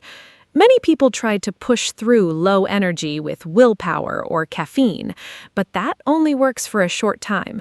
The sustainable solution is to manage your energy levels through good physical habits. Motivation follows energy. Mark, when during the day are you most motivated? I am definitely a morning person. I feel most sharp, creative, and motivated in the first 2 to 3 hours after I wake up. That's when I do my most important and creative work. I protect those morning hours very carefully. I do not check social media or emails until I've finished my most important task of the day. After lunch, my energy naturally drops a little. I use that lower energy time for smaller, routine tasks, answering messages, organizing, reading. In the late afternoon, my energy often comes back a little, but not as strongly as the morning. Understanding your own energy patterns is very useful for self-motivation. Schedule your hardest, most important tasks for your highest energy time. Don't waste your peak hours on easy tasks. Do you know your own energy patterns, Anna? Yes, I am also more productive in the mornings. My mind feels clearest before noon. I use that time for writing, learning, or anything that requires real concentration. In the afternoons, I feel slower, so I use that time for lighter work, organizing, responding to messages, doing simple tasks. I also discovered that short afternoon walks boost my energy significantly. Even a 10-minute walk outside around 3 o'clock gives me a second wave of motivation and energy for the rest of the day. I think people underestimate the power of movement as an energy booster. When you feel unmotivated and sluggish, the best thing to do is often the thing you least want to do. Get up and move. It almost always helps. Mark, let's talk about self-talk. How does the way we talk to ourselves affect motivation? Self-talk has an enormous effect on motivation. The words we say to ourselves in our heads are like a constant background voice, and that voice is either encouraging or discouraging. Many people have a very harsh inner critic. They say things to themselves like, "You're so lazy," "You always fail," or "You will never be good enough." That kind of self-talk destroys motivation. If a friend talked to you like that, you would stop spending time with them. But we say these things to ourselves all day. The good news is that you can change your self-talk. It takes practice, but it is possible. Notice when the negative voice appears. Challenge it. Replace it with something kinder and more realistic. Instead of, "I can't do this," try, "This is hard, but I can try one step at a time." That small shift changes your whole emotional state. Anna, how do you practice positive self-talk? I practice positive self-talk in several ways. First, I pay attention to my thoughts when I face a challenge. If I hear a negative thought, I name it. I say, "Oh, there's the inner critic again." Naming it gives me distance from it. It reminds me that the thought is not the truth, it is just a habit. Second, I have a few go-to phrases I use when I need encouragement. For example, "One step at a time." "Progress is more important than perfection." "I have done hard things before." These phrases are short and simple, but they shift my mindset quickly. Third, I sometimes speak to myself in the third person. Instead of, "I can't do this," I say, "Anna, you can do this."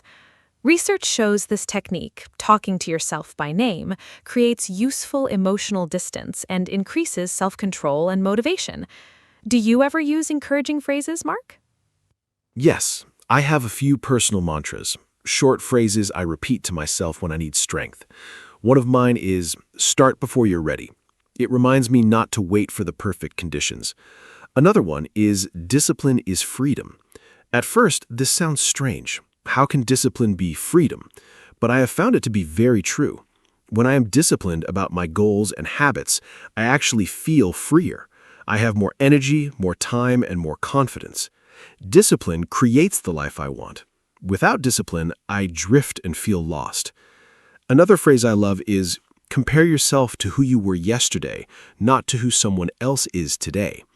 Comparing yourself to others is very damaging to motivation. The only competition that matters is with your past self. Are you better today than yesterday? That is what counts. Anna, what is your personal mantra? My personal mantra is, "Done is better than perfect." I need to remind myself of this often because I have perfectionist tendencies. I sometimes delay finishing things because they are not quite right. But perfectionism, as we discussed before, is a motivation killer. It keeps you stuck. Done is better than perfect reminds me that completing something imperfect is 1,000 times more valuable than an unfinished masterpiece that exists in my imagination. I also love the phrase, "Every day is a new start." When I have a bad day or miss a habit, I remind myself that tomorrow is a fresh beginning. The past day is gone. I can choose differently tomorrow. That idea takes the pressure off and keeps me motivated to try again. Before we say goodbye today, I want to leave our listeners with a few final thoughts. Self-motivation is not about being perfect. It is not about feeling excited every single day. It's about building habits, knowing your why, taking small steps, and being kind to yourself when things are hard. Every person listening today has goals and dreams inside them. The question is not whether those goals are possible, they probably are. The question is, will you take the first small step today? Not tomorrow, not next Monday, today. One step, no matter how small. That step is the beginning of everything. I believe in every person listening. You have what it takes. And remember, motivation follows action. So go take that first step. Thank you so much for listening, and thank you, Anna, for this wonderful conversation today. Thank you, Mark. This was such an energizing and inspiring conversation. And a huge thank you to all of you who listened today.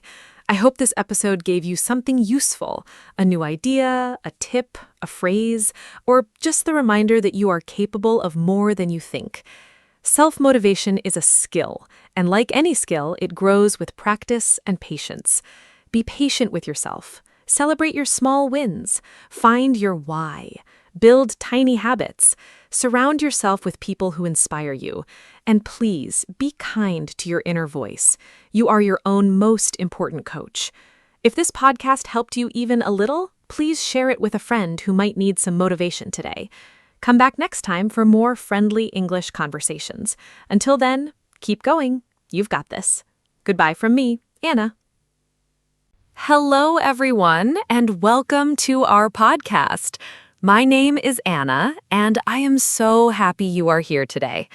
Today's topic is very special to me. We are going to talk about self-care. Maybe you have heard this word before. Self-care means taking care of yourself, your body, your mind, and your feelings. It is not selfish. It is necessary. I am joined today by my wonderful co-host, Mark. Together, we will share ideas, personal stories, and simple tips about self-care. We use easy English in this podcast, so it is perfect for beginners. I hope you enjoy our conversation and learn something helpful today. Hi, Mark. How are you? And are you ready to talk about self-care? Hi, Anna. I'm very well, thank you. And hello to all our wonderful listeners. Welcome. Yes, I am absolutely ready. Self-care is a topic I love. I think many people hear self-care and imagine expensive things like spa days or fancy holidays. But real self-care is much simpler than that. It's about small, daily habits that keep you healthy and happy. It's about listening to your body and your mind. I think this topic is very important for everyone. Young people, adults, busy parents, students. Everyone needs self-care. And using simple English makes it easy for our beginners to follow along and learn. Let's start with the basics, Anna. What exactly is self-care to you? To me, self-care is anything you do on purpose to feel better, physically, emotionally, or mentally. I like to think of it in 3 parts. First, there's body care, sleeping enough, eating well, moving your body. Second, there's mind care, resting your thoughts, reading, learning, or doing creative things. Third, there's emotional care, talking about your feelings, spending time with people you love, and allowing yourself to feel both happy and sad. All 3 parts are important. When one part is not cared for, the others suffer too. For example, when I don't sleep enough, I feel sad and I can't think clearly. Self-care keeps all 3 parts balanced. Mark, how would you describe self-care in one simple sentence? In one sentence, I would say self-care means giving yourself what you need to feel well and function in daily life.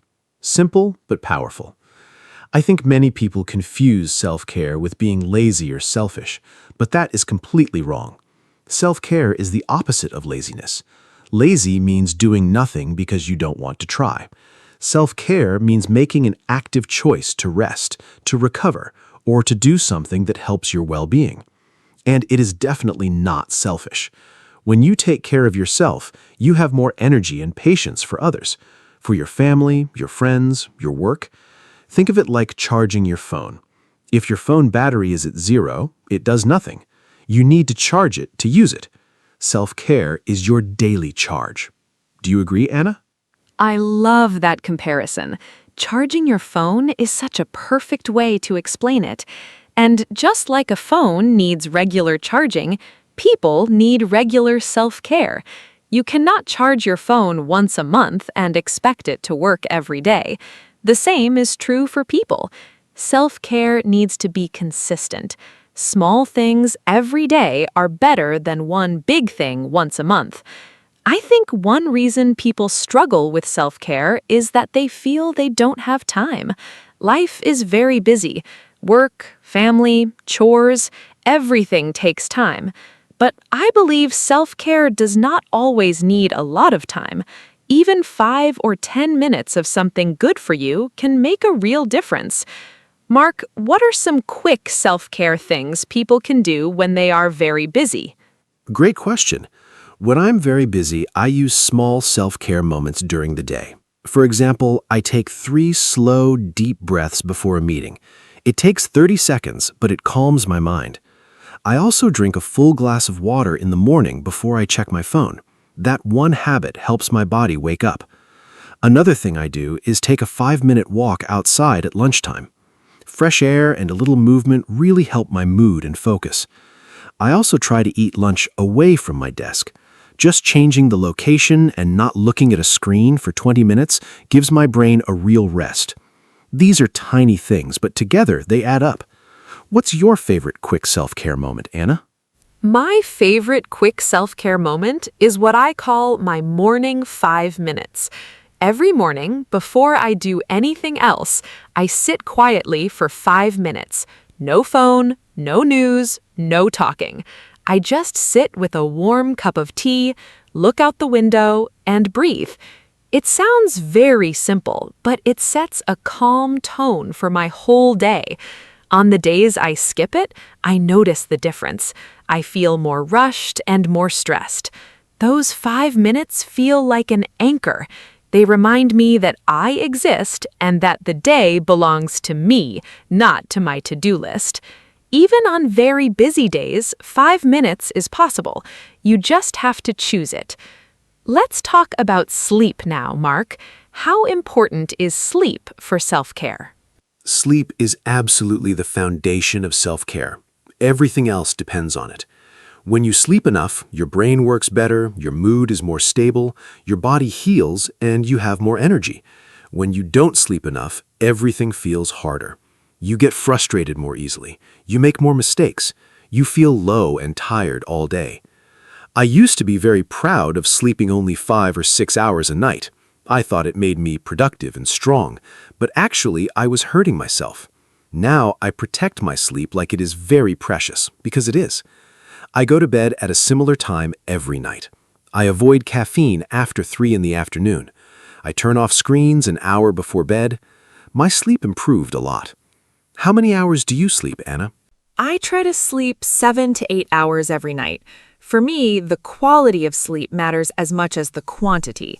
Sometimes I sleep 8 hours, but wake up feeling tired because my sleep was not deep or restful. I found that my sleep quality improved when I created a bedtime routine.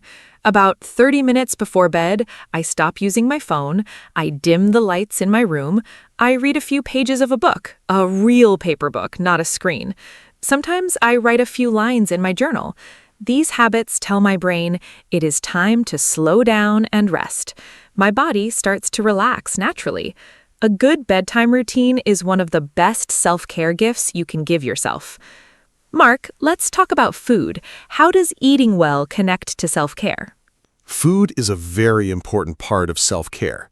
What we eat directly affects how we feel, physically and emotionally. When I eat a lot of processed food, sugar, and junk, I feel heavy and foggy. My mood goes down. My energy crashes after a short time. But when I eat fresh vegetables, fruits, proteins, and drink enough water, I feel lighter, clearer, and more energetic. I'm not a perfect eater. I love pizza and chocolate, but I try to make good choices most of the time. I also think how you eat matters, not just what you eat. Eating slowly, without distractions, and actually tasting your food is a form of self-care too. It is called mindful eating. Do you practice mindful eating, Anna? I tried to. Mindful eating was hard for me at first because I was so used to eating while watching TV or scrolling on my phone. I would finish my whole meal and not even remember eating it. Now I try to eat at a table without screens, and I focus on the taste and texture of the food. It makes the meal more enjoyable, and I also notice when I am full, which means I eat less but feel more satisfied. I also notice which foods make me feel good and which make me feel bad. For example, too much coffee makes me anxious. Heavy food at night makes me sleep badly. Paying attention to your body is a form of self-care. Your body sends signals, you just have to listen. What about movement and exercise, Mark? Movement is one of the most powerful forms of self-care, and it does not have to mean going to the gym every day. Any movement counts. Walking, dancing, swimming, cycling, stretching, yoga, they all help your body and your mind. When I exercise, my brain releases chemicals that make me feel happier and more relaxed. It's a natural mood booster. I used to hate exercise. I thought it was boring and painful, but then I found activities I actually enjoy. I love cycling outdoors and playing basketball with friends. Because I enjoy them, I actually do them. That's the key. Find movement you enjoy, not movement you force yourself to do. When it feels like fun, it's not hard to keep doing it. What kind of movement do you enjoy, Anna? I love walking and dancing. Walking is my everyday movement. I try to walk at least 30 minutes a day. I often walk in the park near my home. I listen to music or a podcast while I walk, which makes it very enjoyable.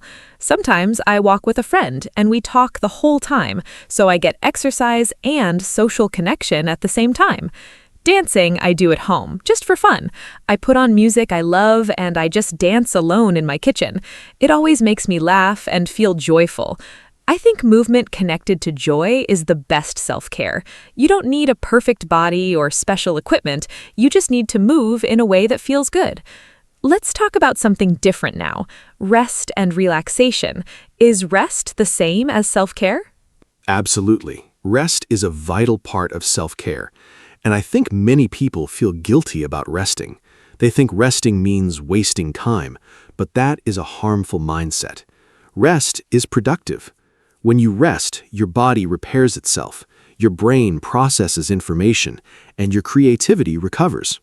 There are different types of rest, too. Physical rest means your body stops moving, sleeping, or lying down.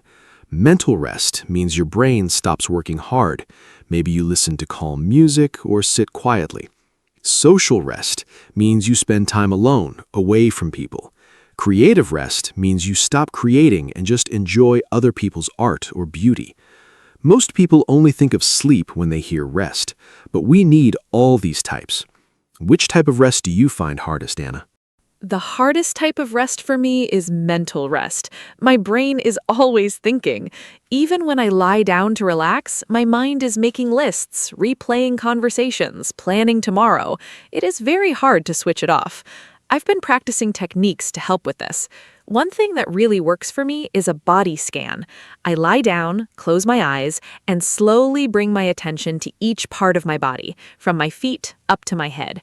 It takes about 10 minutes, and it usually quiets my mind.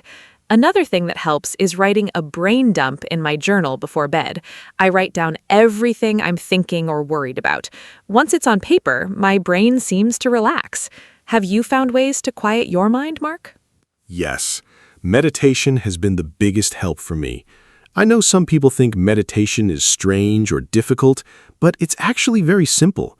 You just sit quietly, focus on your breathing, and when your mind wanders, which it always does, you gently bring it back to your breath. I started with just 5 minutes a day using a free app on my phone. Now I meditate for 15 minutes every morning, and it has changed my life. I'm calmer, more patient, and better at handling stressful situations.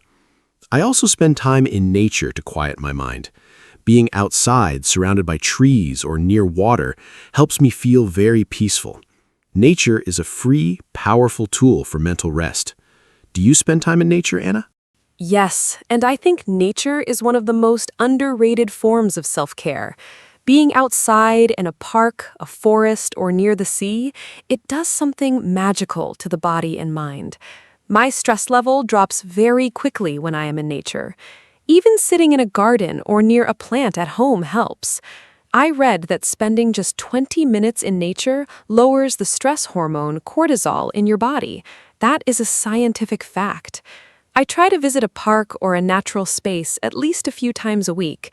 In winter, when it is cold, even just opening a window and listening to birds helps me feel connected to the natural world.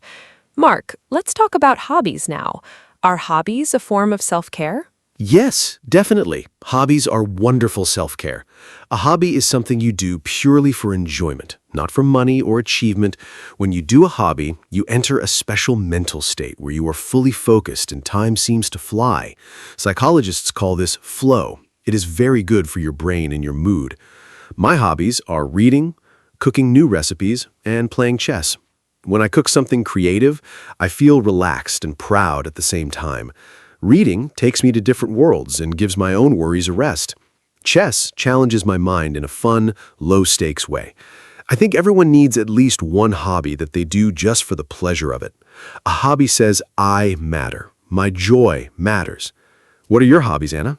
My hobbies are painting, reading, and gardening. Painting is my favorite form of self-care. When I paint, I forget everything else. There is no past, no future, just the colors and the canvas in front of me. It is like meditation with paint. I am not a professional artist. My paintings are simple and sometimes messy, but that does not matter at all. The process is what heals me, not the result. Gardening is also wonderful. I have a small balcony with pots of flowers and herbs. Watering them, watching them grow, touching the soil, it is all very calming and grounding. There is something very beautiful about caring for living things. And reading, of course, is a daily treat. Mark, do you think self-care looks different for everyone? Absolutely. Self-care is very personal. What works for one person might not work for another. For example, some people feel recharged after spending time with friends. Being social gives them energy. Those people are called extroverts. But for introverts, people who get energy from being alone, socializing can be tiring. Their self-care might mean spending quiet time alone at home. Neither is wrong, they're just different. This is why I think it is important to know yourself. What actually makes you feel better? Not what you think should make you feel better, or what your friend says works for them. What works for you in your life? It takes some trial and error to figure that out. Have you always known what self-care works for you, Anna? No, it took time. When I was younger, I didn't really think about self-care at all. I just pushed through every day doing what I had to do. I didn't rest properly, I didn't eat well, I didn't have many hobbies. I thought that was normal life. Then I went through a very stressful period, a lot of pressure at work and some personal problems. I felt completely exhausted and empty. That was my wake-up call. I started paying attention to what made me feel better and what made me feel worse. Slowly, I built my self-care habits. It was like building a house, one brick at a time. Now I have a solid routine that really supports me. I think sometimes we need a difficult period to understand the importance of taking care of ourselves. Did you have a wake-up call like that, Mark? Yes, I did. Mine came about 4 years ago. I was working very long hours at my job. I was sleeping very little, skipping meals, not exercising, and seeing my friends almost never. I thought I was being strong and dedicated, but one day I just broke down. I felt completely overwhelmed and I couldn't stop crying, and I didn't even know exactly why. I went to my doctor. She told me I was burned out. That was a new word for me then. Burnout means you are so exhausted, physically and emotionally, that your mind and body stop functioning well. My doctor said, "Mark, you cannot pour from an empty cup." That sentence changed everything for me. I started making self-care a real priority from that point. What does burnout feel like to you, Anna? Burnout feels like running on empty. You are awake, but not really present. You feel tired all the time, even after sleeping.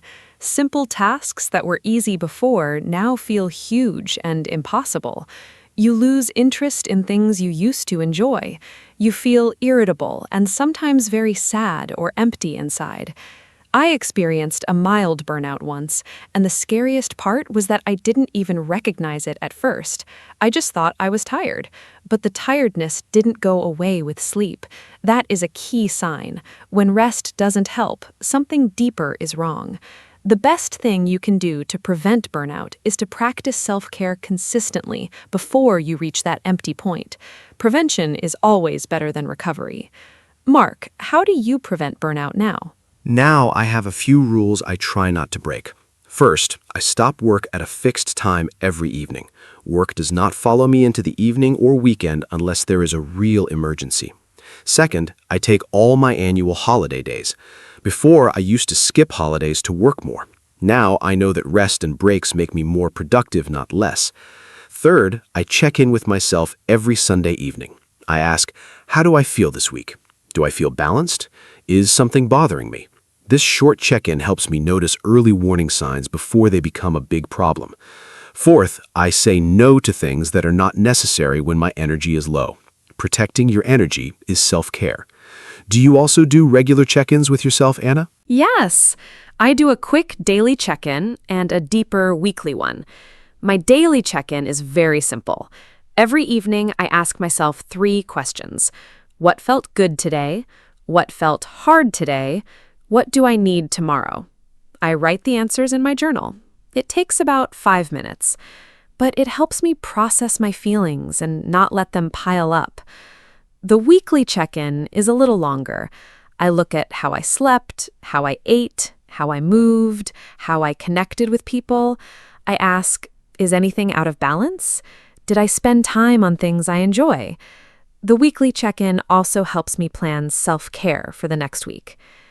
I think many people wait for the weekend to recover from a bad week, but it is better to manage your well-being all week long.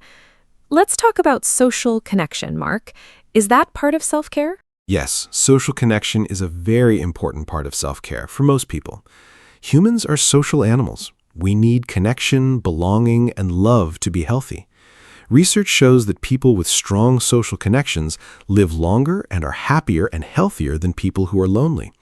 Loneliness is actually very bad for your health. Some scientists say it is as harmful as smoking. I try to invest time in my friendships and family relationships.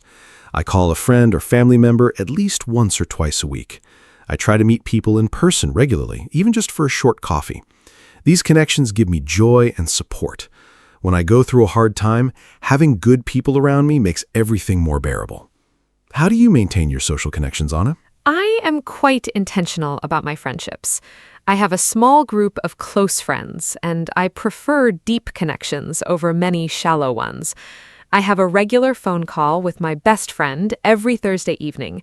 We have been doing that for 3 years. Even if we are both busy, we protect that time. I also have a small group of friends, 4 of us, and we meet for dinner once a month. Those evenings are always wonderful. We laugh, we talk honestly, we support each other. I also believe in the quality of connection, not just the frequency. A 2-hour honest conversation with a good friend is worth more than 10 quick text messages. Mark, what about alone time? Is being alone also part of self-care? Absolutely. Alone time is essential self-care, especially for introverts like me. I need regular alone time to recharge. After spending a lot of time with people, even people I love, I feel drained and I need quiet time to recover. Loneliness is not the same as alone time. Loneliness is when you want connection but don't have it. Alone time is when you choose to be by yourself to rest and restore your energy. I love spending Sunday mornings alone. I make a good breakfast, I read, I go for a quiet walk. No calls, no plans, just myself and my thoughts. That alone time fills me up for the week. I think in our very connected social world, many people are afraid to be alone, but learning to enjoy your own company is a great form of self-care. Do you enjoy alone time, Anna? Yes, I really do. I am somewhere between an introvert and an extrovert. I love people, but I also deeply need my quiet time. I think of alone time as a gift I give to myself. In those moments, I can think freely, create, relax, and simply be myself without any performance or effort. One of my favorite alone time activities is long baths. I fill the bath with warm water, put on calm music, light a candle, and stay there for 30 minutes. It is simple and inexpensive, but it feels very luxurious and deeply restorative. I come out feeling calm and renewed. I think self-care does not need to be expensive. Let's talk about that. Can self-care be free or low cost, Mark? This is so important to say. Self-care does not have to cost money. In fact, many of the most powerful self-care practices are completely free. Sleeping is free, breathing exercises are free, walking in nature is free, drinking enough water is free, calling a friend is free, writing in a journal is nearly free, stretching at home is free, watching the sunrise or sunset is free, laughing with someone you love is free. I get a little frustrated when I see advertisements for expensive self-care products. They make people feel that self-care is only for people with money, and that is simply not true. Yes, a massage or a spa day can be lovely, but the daily habits that truly support your health are available to everyone, regardless of money. What is your favorite free self-care activity, Anna? My favorite free self-care activity is walking in nature, especially in a park or a forest. It costs nothing, and the benefits are enormous. When I walk among trees, my mind becomes quiet. I pay attention to small, beautiful things, the sound of leaves, the color of the sky, a bird singing. It pulls me out of my head and into the present moment. That is another very important self-care skill, being present. So many people live in the past, replaying old memories, or in the future, worrying about things that haven't happened yet. Being present means you are here, now, in this moment. And the present moment is usually calm and manageable. Nature helps me do that.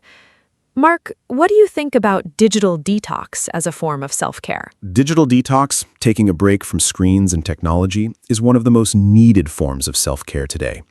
We are surrounded by screens all day. Phones, computers, televisions, tablets. Our brains never get a break from information. This constant stimulation is very tiring for the nervous system. I try to have one screen-free hour every evening. I also try to have at least one screen-free morning on weekends. When I do that, I feel less anxious and more calm. I notice the world around me more. I have more creative thoughts. I'm more present in conversations. Even small digital breaks help. Leaving your phone in another room for an hour, or putting it face down on the table during meals. Do you do any kind of digital detox, Anna? Yes, I have a few digital rules that really help me. I don't look at my phone for the first 30 minutes after I wake up. That quiet time belongs to me, not to social media or the news. I also don't use my phone at the dinner table. Meals are for food and conversation, not screens. And on one day each month, I try to have a full, slow day. No social media, no news, minimal phone use. On those days, I read, cook, walk, or do craft activities. I always feel wonderfully refreshed afterward. I think we all need to remember that we control our technology. Technology should not control us. Mark, let's talk about something personal now. What is your favorite part of your self-care routine? My favorite part of my self-care routine is my morning. I wake up a little early, so I have time just for myself before the day begins. I drink a large glass of water first. This wakes up my body. Then I do 10 minutes of gentle stretching. Then I meditate for 15 minutes. After that, I make coffee and write 3 things I am grateful for in my journal. This whole morning routine takes about 45 minutes, but it sets up my entire day in a positive way. I feel calm, focused, and ready when I start work. The days I skip my morning routine, I feel the difference immediately. I am more reactive, more anxious, so I protect my mornings carefully. Morning routines are very popular in self-care. Do you have one, Anna? Yes, my morning routine is very important to me. Mine is a little different from yours, but it also starts with quiet time. I wake up, and before getting out of bed, I take 3 deep, slow breaths. Then I sit with my tea for 5 minutes in silence. After that, I write in my journal, just a few sentences about how I feel and what I want from the day. Then I wash my face with cold water, which wakes me up beautifully. I get dressed, eat a simple, healthy breakfast, and then I am ready. The whole routine is about 40 minutes. Mornings used to be chaotic and rushed for me. Now they are calm and intentional. A good morning really does create a good day. Mark, let's talk about gratitude. Is gratitude a form of self-care? Yes, gratitude is a beautiful and powerful form of self-care. When we practice gratitude, we train our brain to notice what is good in our lives, instead of always focusing on what is missing or wrong. Research shows that people who regularly practice gratitude feel happier, sleep better, and have stronger relationships. I write 3 things I am grateful for every morning. They don't have to be big things. Today, I wrote, I am grateful for hot coffee, for sunshine through my window, and for a good conversation with my brother yesterday. Small things count. When you do this every day, you start to notice more and more things to be grateful for. Your brain changes its default from what is wrong to what is good. That shift is life-changing. Do you practice gratitude, Anna? Yes, I do. I write in my gratitude journal every evening before bed. I write 3 things from my day that I am grateful for. Even on difficult days, and there are difficult days, I can always find 3 things. Maybe I am grateful that the day is over and tomorrow is a new start. Maybe I am grateful for a kind stranger who smiled at me. Maybe I'm grateful for my health. Gratitude helps me end the day on a positive note, which helps me sleep better too. I also try to express gratitude to people, to actually say thank you and mean it, to write a kind message, to tell someone that I appreciate them. Gratitude shared with others is even more powerful. It connects people and creates warmth. Mark, how do you think we can build self-care habits and actually keep them? Building and keeping self-care habits is all about starting small and being consistent. Many people try to change everything at once. They want to exercise every day, meditate, eat perfectly, sleep 8 hours, journal, and read all from Monday. That is too much change, too fast. The brain resists big, sudden changes. Instead, start with one small habit. Do it for 2 weeks, then add another. Small steps over time create big changes. I also suggest habit stacking, attaching a new habit to something you already do. For example, I do my stretching right after I brush my teeth in the morning. It's connected to an existing habit, so I almost never forget it. Another tip, track your habits on a simple calendar. Seeing your progress is very motivating. What is your best tip for keeping habits, Anna? My best tip is don't aim for perfect, aim for consistent. Many people stop their self-care habits after one bad day. They miss one morning walk and think, I failed, the habit is broken. But that is not true. One missed day is not a failure. What breaks a habit is giving up completely after a small slip. So I tell myself, missing once is an accident, missing twice is a choice. So if I miss my morning routine one day, I make sure to do it the next day. I also keep my self-care habits very simple. The simpler the habit, the easier it is to maintain even on hard days. On a very bad day, my morning routine shrinks to just the tea and 3 breaths. That's still self-care. Something is always better than nothing. Mark, any final thoughts before we close? Yes. I want to leave our listeners with this final thought. Self-care is not a luxury. It is a necessity. It is not something you do when you have extra time. It is something you make time for because your health and well-being are worth it. You are worth it. Start today, not next Monday, not next month, today. Pick one small self-care action. Maybe it's drinking a glass of water right now. Maybe it's stepping outside for 5 minutes. Maybe it's calling someone you love. One small action is a beginning, and every great journey begins with one small step. I want to thank our wonderful listeners for spending this time with us. Thank you, Anna, for another beautiful conversation. I really enjoyed it. Take care, everyone. Thank you so much, Mark. This was truly a wonderful conversation, full of warmth and practical ideas. And a huge, heartfelt thank you to all of you listening. I hope this episode reminded you that you deserve care, your own care first. Please don't wait for a crisis to start taking care of yourself. Start now with something small and gentle. Remember, self-care is not selfish, it is not lazy, and it does not need to be expensive. It's simply choosing yourself every day in small and loving ways. If today's episode helped you, please share it with someone who might need it. And come back next time for more friendly English conversations. Until then, be kind to yourselves. Goodbye and take care. From me, Anna. Hi, everyone, and welcome to our podcast. My name is Anna. Today, we are going to talk about time management. This is a very important topic. Many people feel they do not have enough time. They feel busy every day. But maybe the problem is not the time. Maybe the problem is how we use the time. I think it is possible to learn good habits. We can all get better at this. I am happy to talk about it today with my friend Mark. Mark, hello. How are you? Hello, Anna. I am very happy to be here. Thank you for that introduction. Yes, time management is a great topic. I think about it a lot. Every morning I wake up and I think, what do I need to do today? Sometimes I have a long list, and sometimes I do not do everything on the list. I feel bad about that, but I am learning. I think small changes can help a lot. I want to share some simple ideas today. I hope our listeners find them useful. Let us begin. Great. So, Mark, let us start with a basic question.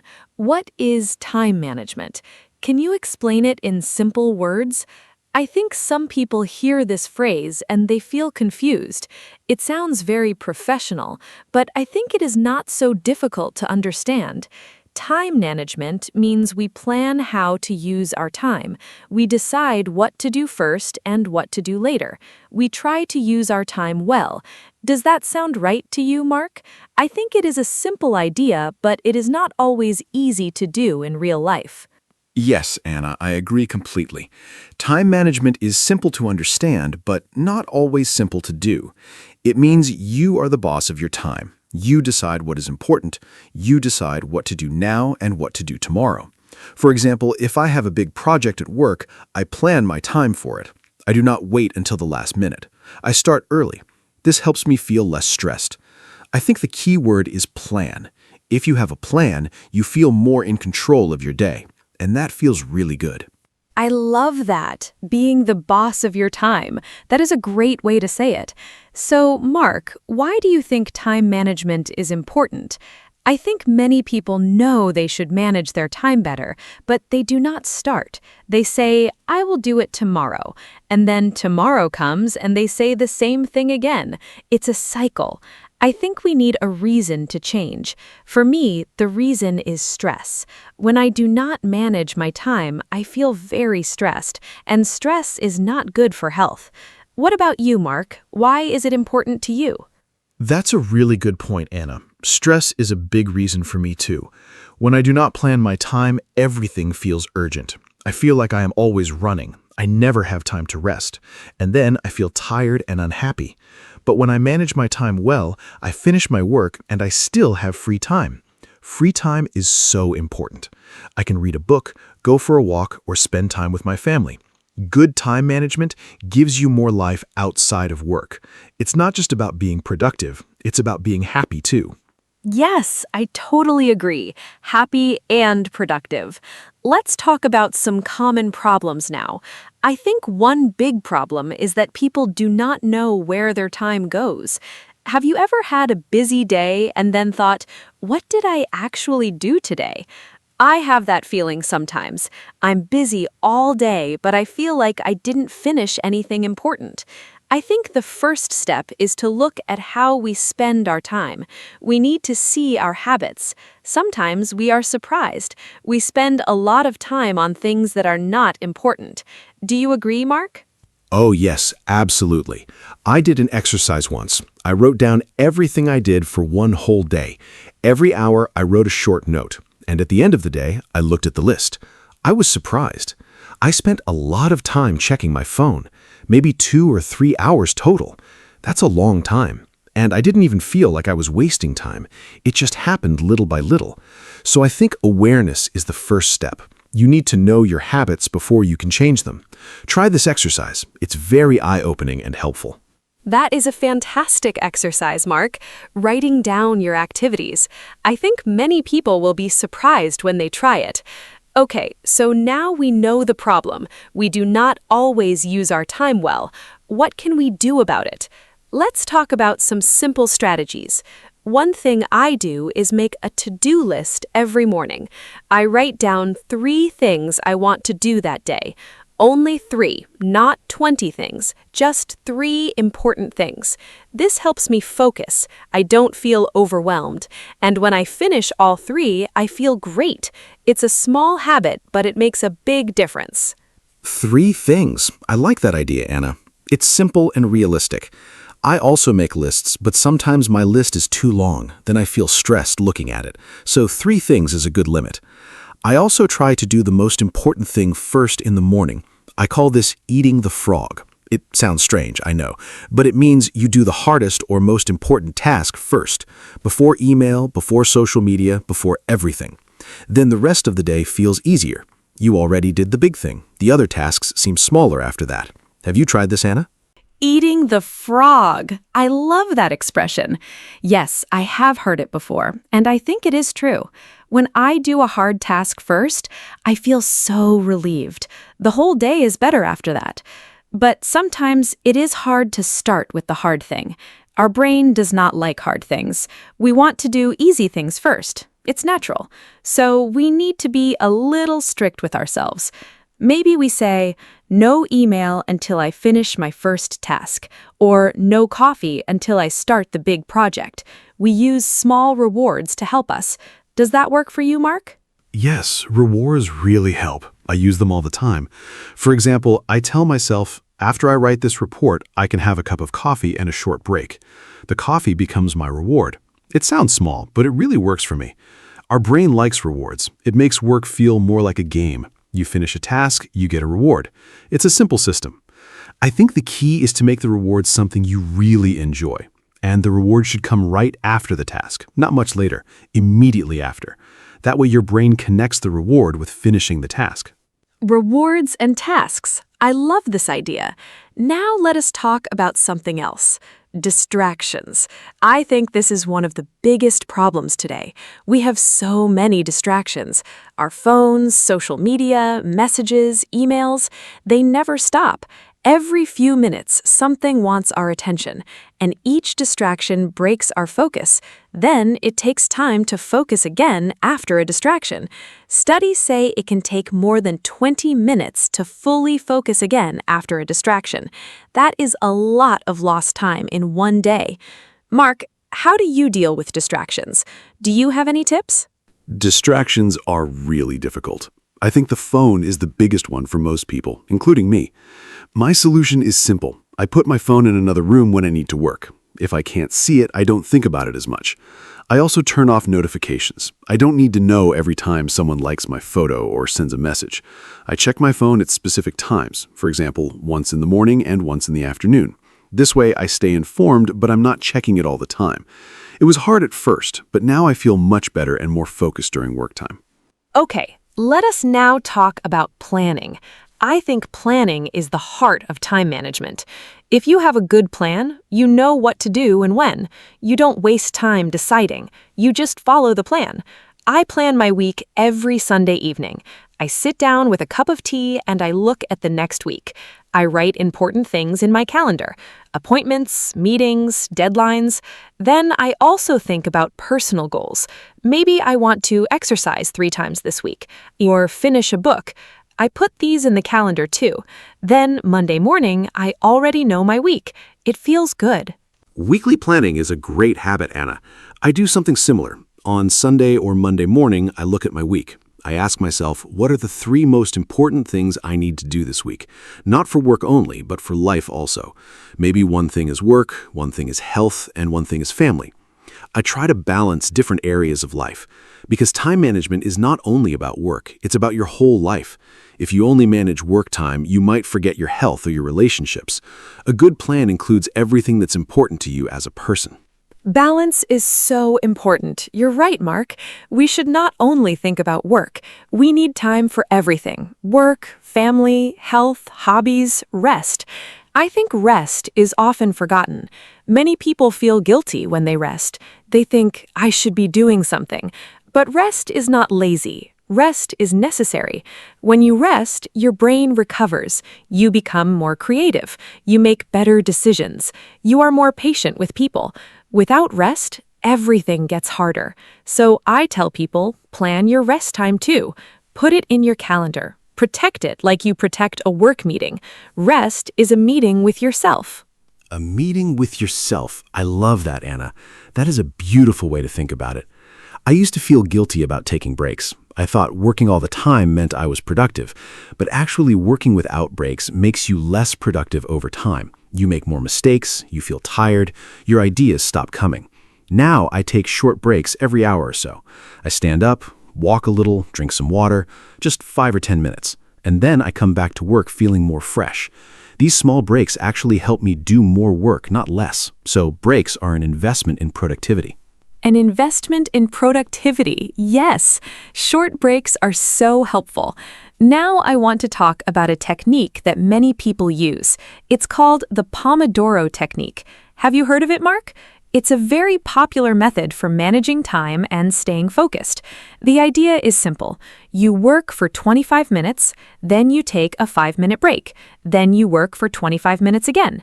After 4 rounds, you take a longer break, maybe 15 or 30 minutes. You use a timer. The word Pomodoro means tomato in Italian. The person who invented it used a tomato-shaped kitchen timer. Isn't that fun? Yes, I know the Pomodoro technique. It is a great method. I've used it many times. The timer really helps. When you have 25 minutes, you focus because the time is limited. You think, I only have 25 minutes, so I must concentrate now. And the break is also nice because you know it is coming. You do not feel like you are working forever. You think, just 25 minutes, then I can rest. It makes hard work easier to start. Many people find it hard to begin a task, but starting a 25-minute session is not scary. It's a small and manageable amount of time. Exactly. Starting is often the hardest part. Once you start, it is easier to continue. The Pomodoro helps you start. Okay, let us talk about something that I find very interesting. The idea of time blocks. This is when you plan your day in blocks of time. For example, from 9 to 11 is for deep work. 11 to 12 is for email and messages. After lunch, maybe meetings. Then in the afternoon, creative work. Each part of the day has a purpose. You do not mix everything together. This way, your brain knows what kind of thinking to do. It is more efficient. Does this sound useful, Mark? Do you use time blocks? Yes, time blocking is one of my favorite methods. I really recommend it. In the morning, my brain is fresh and I use that time for thinking and creating. I never schedule meetings in the morning if I can help it. Meetings take energy and time. I prefer mornings for my own work. Then in the afternoon, I do easier tasks like emails and calls.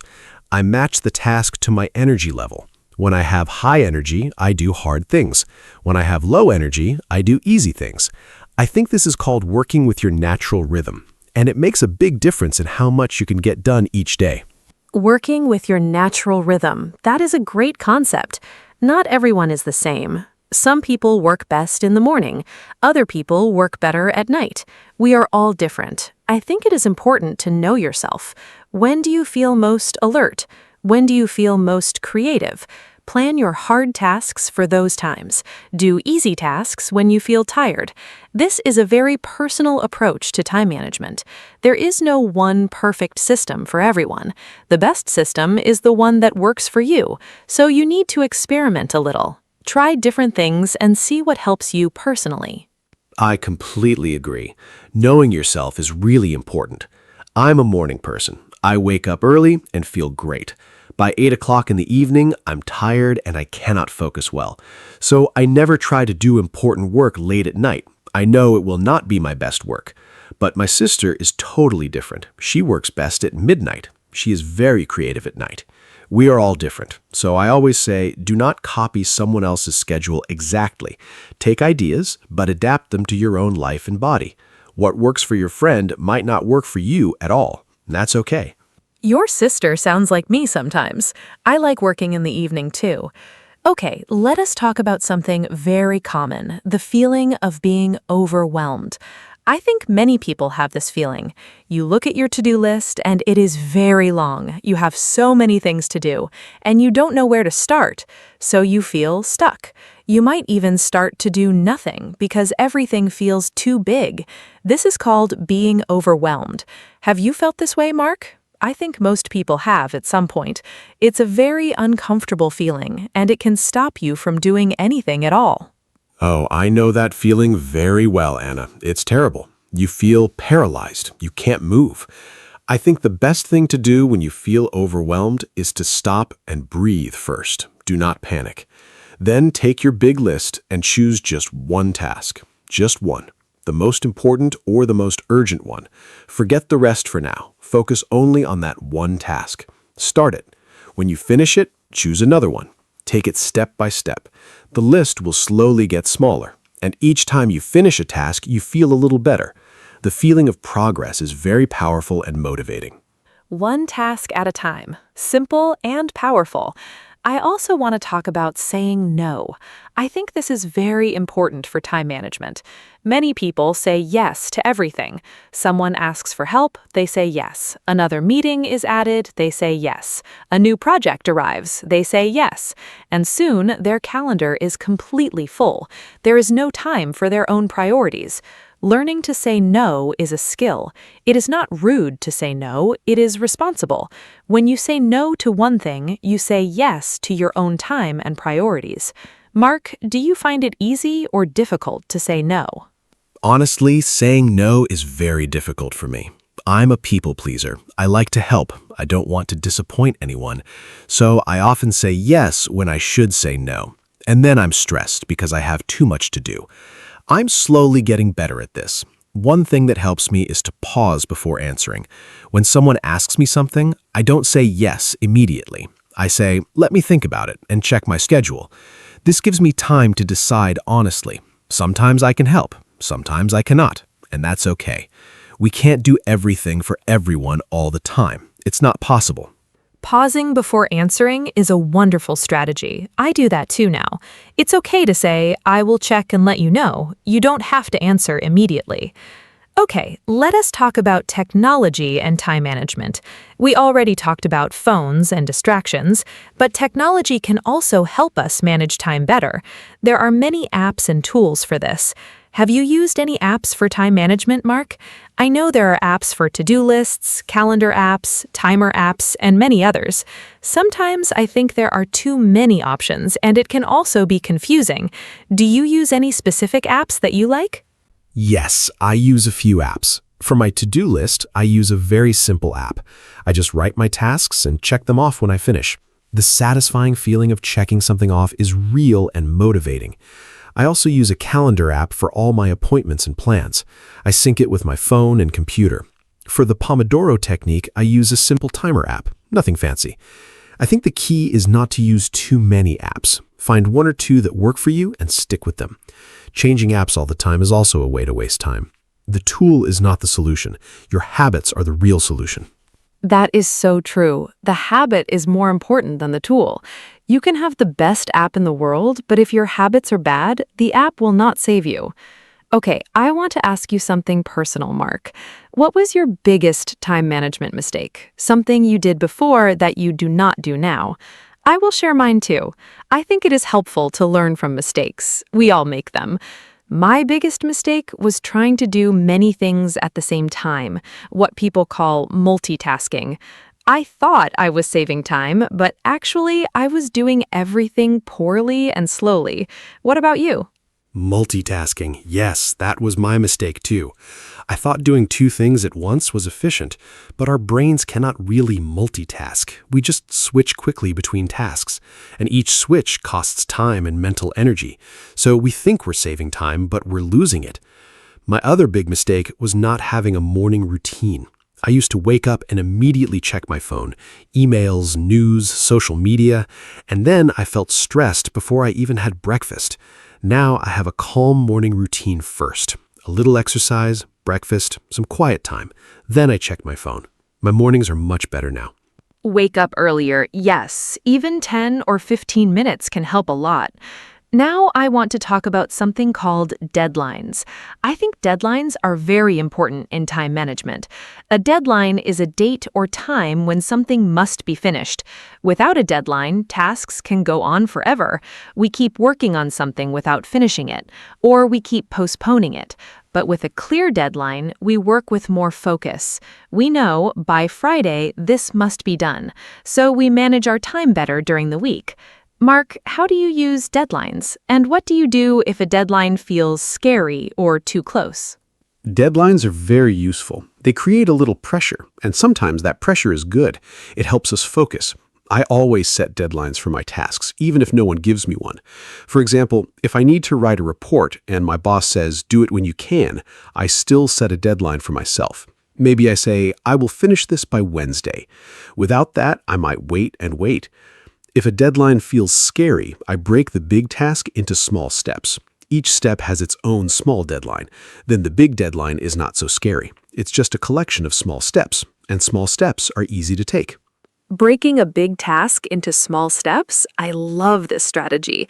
It's called chunking, I think. You take a large task and divide it into many small parts. Each small part is easy to do, so you never feel overwhelmed. You just do one small part, then another, and before you know it, the big task is done. I use this method for big projects at work. I look at the whole project and I think, what are all the steps to finish this? Then I put each step on my calendar with a deadline. The big project becomes a simple plan. It's a really effective way to deal with large tasks. Yes, chunking is a fantastic strategy, and it also helps with procrastination. Procrastination means you delay doing things. You keep saying, I will do it later, I'll start tomorrow. But tomorrow never comes. Often we procrastinate because the task seems too big or too hard. But if you break it into very small parts, it's not so hard. You can start with just 5 minutes on the task. Often you will continue after 5 minutes because you already started. Starting is the hardest part. Once you're working, the momentum carries you forward. So make the first step very, very small and easy to take. Procrastination, such a common problem. I think almost everyone does it sometimes. I certainly do. One thing that helps me is to think about how I will feel after I finish the task. I imagine that feeling of relief and pride, and then I want that feeling. So I start working to get that feeling. It's a way to motivate yourself with your imagination. Another thing that helps me is to make my workspace nice. If my desk is clean and comfortable, I feel more motivated to sit down and work. A messy desk makes me feel tired and unmotivated. So I tidy my desk before I start working. It makes a real difference. A clean workspace is so important, I agree. When everything around you is messy, your mind feels messy too. And when your workspace is clean and organized, your mind is clearer. This is not just a feeling. Some research shows that a clean environment helps with focus. I also like to have good lighting. Natural light is the best. I sit near a window when I can. And I like to have a glass of water on my desk. Small things make a difference. Creating a good environment for work is part of time management. You're setting yourself up for success before you even start the first task. Setting yourself up for success. I really like that phrase. Okay, we're getting close to the end of our conversation today. I want to talk about one more thing, the balance between being productive and enjoying life. I think some people take time management too seriously. They plan every minute. They feel guilty if they are not doing something useful. But life is not only about being productive. We need to laugh. We need to enjoy small moments. We need to be present with people we love. Good time management should give you more time for joy, not make your life feel like a strict schedule. What do you think, Mark? I completely agree, Anna. Time management is a tool, not a prison. The goal is more freedom, not more stress. If your time management system makes you feel anxious, something is wrong. Adjust it. Make it work for your life, not against it. I also think rest and play are productive in their own way. When you rest, you come back stronger. When you play, you get new ideas. When you spend time with loved ones, you feel happier and healthier. And happy, healthy people are more productive. So enjoying life is not a waste of time. It is actually one of the most important things you can do. Beautifully said, Mark. Time management is about living better, not just working more. Now, I would love to know, what is the one piece of advice you would give to a total beginner, someone who wants to start managing their time better but does not know where to begin? There's so much information available, it can be confusing. If someone listens to this podcast and wants to change just one thing, what would you tell them? What is the most important first step? I have my answer ready, but I want to hear yours first. What is the single best advice you can give? My number one advice is this: start simple. Do not try to change everything at once. Just do one thing. My suggestion is to write 3 important tasks every morning before you start your day. Just 3, not 20, not 10, 3. Do those 3 things first before you get distracted. At the end of the day, look at your list. Did you do all 3? If yes, wonderful. If not, that's okay. Try again tomorrow. Do this every day for 1 month. It will become a habit. And from this one small habit, other good habits will grow naturally. Simple is always better when you are starting something new. I love your advice, Mark. 3 tasks per morning, simple and powerful. My advice is very similar. I would tell a beginner to just start. Do not wait for the perfect system or the perfect moment. Start now with something very small. Maybe just write a to-do list today. Maybe just turn off notifications for 1 hour. Pick one small thing and try it today. Progress, not perfection. Even a tiny change is better than no change. And celebrate your small wins. If you finish your 3 tasks today, feel proud. Tell yourself, I did well today. Positive feelings help you continue. Be kind to yourself on this journey. Yes, be kind to yourself. That is so important. We sometimes talk to ourselves very harshly. We say, I am lazy, I have no discipline, I never finish anything. These thoughts are not helpful. They make us feel bad and unmotivated. Instead, try to be your own coach, not your own critic. Say, okay, today was not perfect, but I did something. Tomorrow, I will try again. Progress is not always a straight line. Some days are better than others. That is normal and human. The key is to keep going, to try again. Each small step forward counts, and over time, small steps add up to big changes in your life. Be your own coach, not your own critic. What a beautiful message. I think that's a perfect way to end our conversation today. We talked about so many things: what time management is, why it is important, common problems like distractions and procrastination, useful strategies like to-do lists, time blocks, morning routines, and the Pomodoro technique. We talked about saying no, deadlines, and the importance of rest and balance. I hope our listeners found all of this helpful. Remember, you do not need to do everything at once. Just start with one small step. Mark, any final words before we say goodbye today? Just a few final words. Thank you, Anna, for this wonderful conversation. It was so enjoyable, and I learned things too, even from talking about what I already know. I want to say to everyone listening, your time is valuable. It is the most precious thing you have. You cannot get it back, so use it with care and intention. Plan your days. Focus on what matters to you. Rest and enjoy life. Manage your time so that you can live a life you are happy with. Start small, be consistent, and be patient. You can do this. Thank you for listening to our podcast today. We hope to see you again very soon. Thank you so much, Mark, and thank you to everyone who listened today.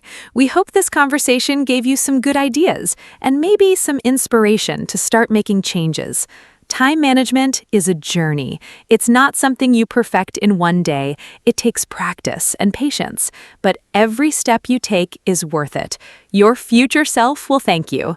If you enjoyed this podcast, please share it with a friend. Maybe someone you know needs these ideas too. Take care of your time and take care of yourselves. Goodbye for now, and see you in the next episode of our podcast. Bye-bye. Hello, everyone. Welcome to our podcast. My name is Anna. Today, we talk about education. Education is very important in our life. We go to school when we are children. We learn many things there. We learn to read, write, and count. We also learn about the world. I think school is a great place. We meet friends there, we play and study together. Teachers help us every day. I liked school very much when I was a child. Did you like school? Today, my friend Mark is here with me. Hi, Mark. Let's talk about education together. Hi, Anna. Hello, everyone. Thank you for having me. Yes, I liked school too. School is a very special place. We spend many years there. I started school when I was 6 years old. I remember my first day. I was a little nervous, but my teacher was very kind. She helped me feel good. I made many friends on my first day. We played games and learned new things. School gave me many good memories. I think education is the most important thing in life. Without education, it is hard to get a good job. I am happy to talk about this today. Yes, Mark, I agree with you. Education helps us in so many ways. First, we learn to read. Reading is very important. We read books, signs, and messages every day. Second, we learn math. Math helps us count money and understand numbers. Third, we learn about history and science. These are very interesting subjects. I loved reading class the most in school. My teacher always told us fun stories. I think every child needs a good teacher. A good teacher makes learning fun. Children learn better when they are happy. What was your favorite subject in school, Mark? My favorite subject was science. I loved learning about animals and plants. Our teacher always brought interesting things to class. One day, she brought a small fish. We all looked at it and asked many questions. I also liked sports class. We played football and basketball. Sports are good for our body. They also teach us how to work as a team. I think physical education is very important for children. A healthy body helps us learn better. Anna, do you think children should have more sports at school? I believe movement helps the brain work better. It is very important. I completely agree, Mark. Children need to move. They cannot sit all day. When children play and move, they feel better and learn more easily. I think schools should have sports every day, not only once or twice a week. But I also think art is very important. In art class, children draw and paint. They use their imagination. Art helps children express their feelings. Some children are very quiet, but they can show their feelings through art. Music is also wonderful. When I was a child, I loved singing at school. I think all subjects are important. Every child is different and likes different things. That is so true, Anna. Every child is different. Some children love reading, some love drawing, some love numbers. Good schools understand this. They give children many different activities. This helps every child find what they love. I remember one boy in my class. He was not good at math, but he was amazing at drawing. His teacher always praised his art. This made him feel confident. He grew up and became a great artist. I think teachers must see the talents in every child. When a teacher believes in you, you can do great things. Every child has something special inside. Yes, teachers are so important. They are like second parents to us. They spend many hours with children every day. Teaching is not an easy job. Teachers must be patient and kind. They must explain things clearly. Sometimes a child does not understand a lesson. A good teacher explains it again in a different way. My math teacher was amazing. When I did not understand something, she drew pictures to help me. Pictures made the lesson much easier. I was very grateful for her help. I think we should say thank you to our teachers more often. Teachers work very hard for us every day. Absolutely, Anna. Teachers deserve much more respect and appreciation. In some countries, teachers earn very little money. This is not fair. Teaching is one of the most important jobs in the world. Without good teachers, there are no doctors, engineers, or scientists. Everyone needs a teacher first. I had a history teacher who loved his subject very much. His excitement made us excited too. He told stories about old kings and great events. I never fell asleep in his class. A passionate teacher changes everything. When a teacher loves what they teach, the students feel it. That energy is very powerful and unforgettable. I had a teacher like that too. She taught us English. She brought songs, games, and movies to class. Learning English felt like playing, not studying. I think the way we teach is very important. Old teaching methods were very strict. The teacher spoke and students listened quietly. They could not ask questions. Now, modern teaching is different. Students ask questions, they work in groups, they do projects together. I think this is much better. Children learn more when they are active. They remember things longer when they do them, not just hear them. Good teaching is like a door. It opens the world for children. That is a beautiful way to say it, Anna. Education really opens doors. Let me talk about technology now. Today, many children use computers and tablets at school. They watch videos and play educational games. Technology makes learning very interesting and fast.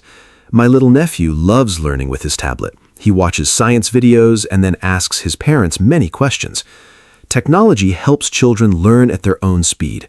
Some children are slow learners. That is okay. With technology, they can watch a lesson again and again. This is a great advantage. I think technology is a wonderful tool for education when teachers use it in the right way. Yes, technology is wonderful, but I also think we must be careful. Children should not spend too many hours looking at screens.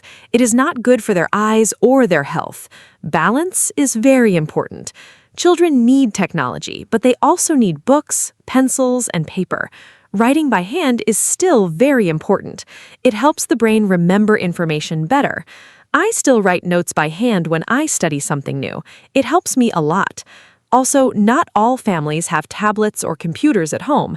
Some children are poor. Schools must help these children too. Every child deserves a good education, rich or poor. That is a basic right. You are absolutely right. Education is a human right. Every child in the world should go to school. Sadly, this is not always the case.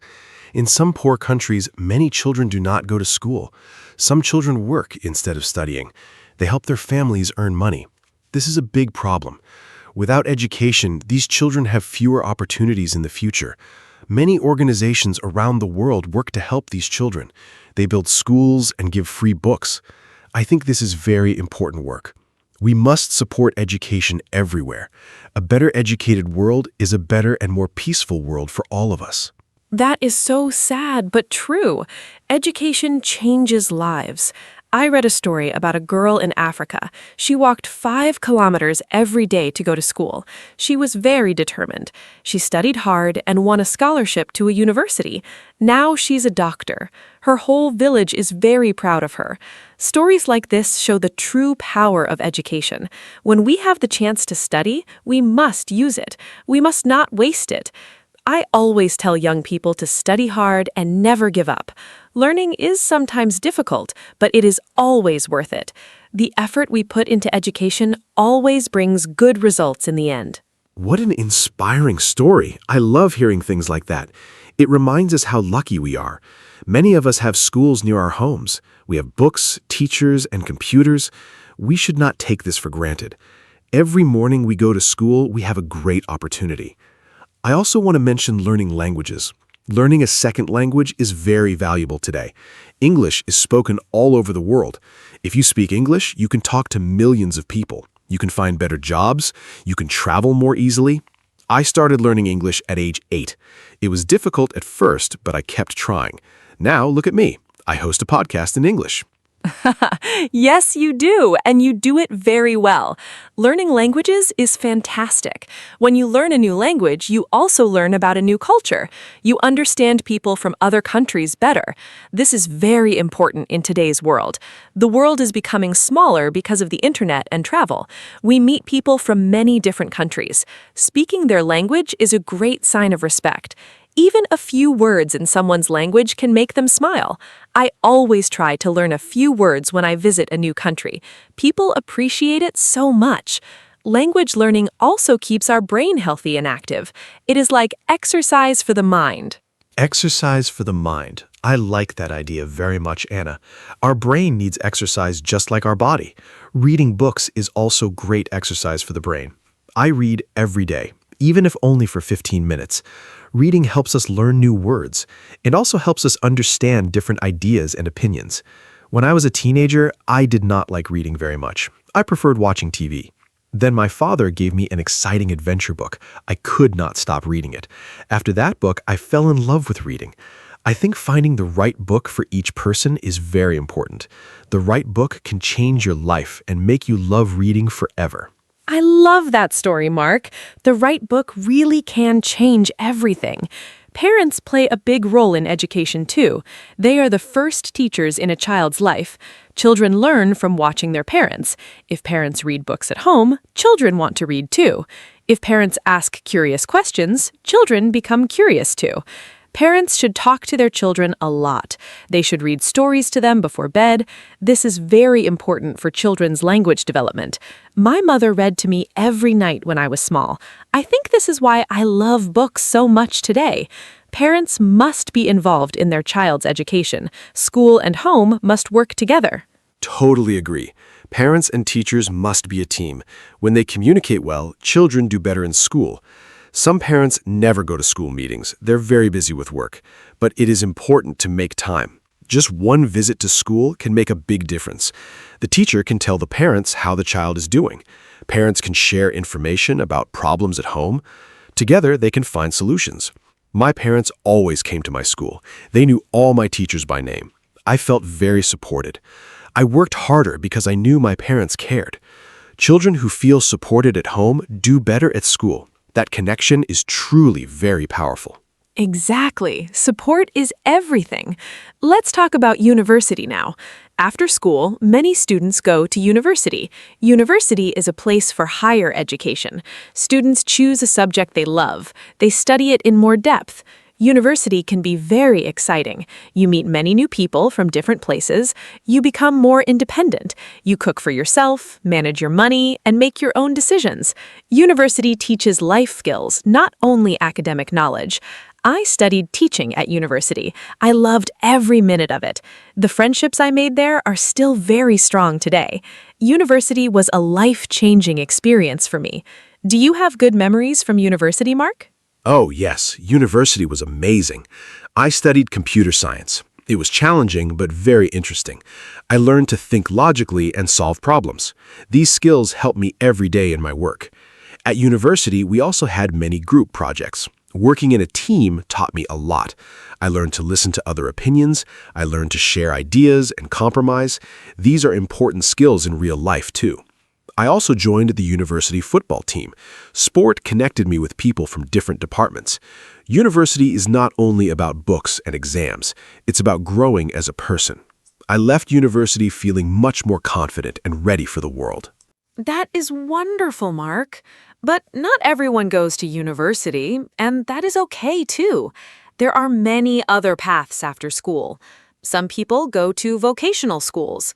There, they learn practical skills like cooking, car repair, or hairdressing. These skills are very valuable. The world needs skilled workers. Not everyone needs a university degree to be successful. What matters most is doing something you love and doing it well. I know a woman who did not go to university. She learned to bake cakes. Now she has her own bakery. She employs 10 people. She is very happy and successful. Success has many different shapes and forms. It is not only one path. That is a great example, Anna. There's no single right path for everyone. The important thing is to never stop learning. Learning does not stop after school or university. We learn every day of our lives. We learn from our experiences. We learn from our mistakes, too.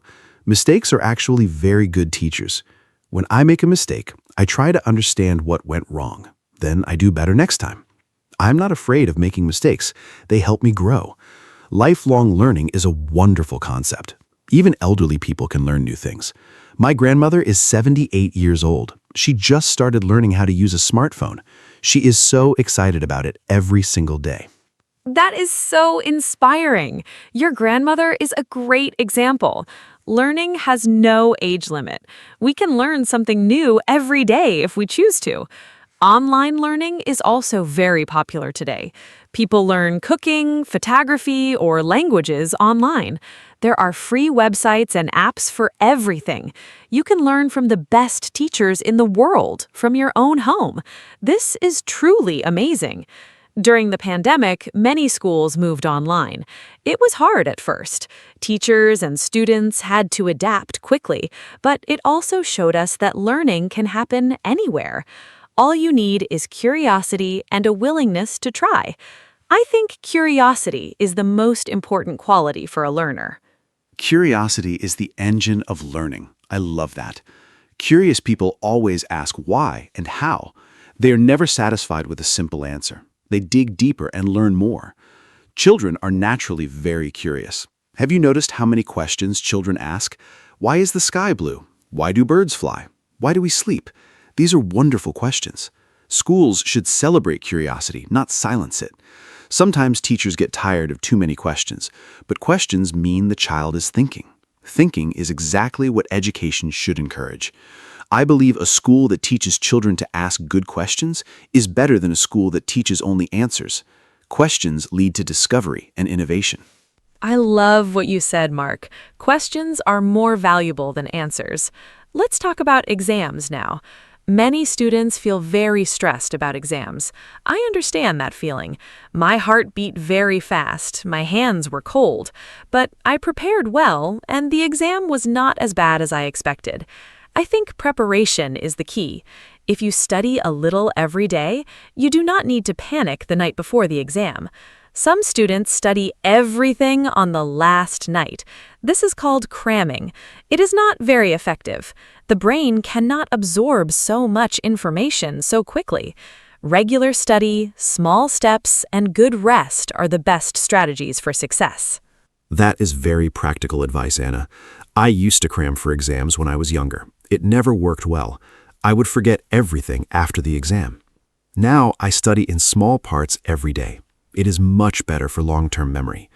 Sleep is also very important before an exam. When you sleep, your brain organizes all the information you learned. A good night of sleep is sometimes better than an extra hour of studying. Eating well is important too. A healthy breakfast gives your brain energy to think clearly. I always eat a good breakfast on exam day. Water is important as well.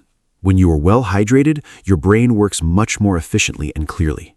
Great tips, Mark. I want to ask you something. Do you think exams are a good way to test students? Some experts say exams cause too much stress. They say students should be tested in other ways, for example, through projects, presentations, or portfolios. A portfolio shows all the work a student did during the year. I think this is a more complete picture of a student's ability. An exam is only one day. A student might be sick or very nervous. One bad exam does not mean they are a bad student. I think we need a mix of both. Exams and projects together give a better and fairer picture of what a student truly knows and can do. I think that's a very balanced view. Yes, exams test knowledge quickly, but they do not show creativity or teamwork. Projects show different skills. A student who is nervous in exams might be brilliant in a group project. Every student has different strengths. The education system should recognize this. Finland is famous for its education system. Finnish schools have very few exams. They focus on curiosity, play, and real-life skills. Finnish students are very happy and perform very well internationally. This shows that less exam pressure does not mean lower quality. In fact, it often means better outcomes. Maybe other countries can learn important lessons from the Finnish education model. Finland is a wonderful example. I read about their education system. Teachers there are very highly respected.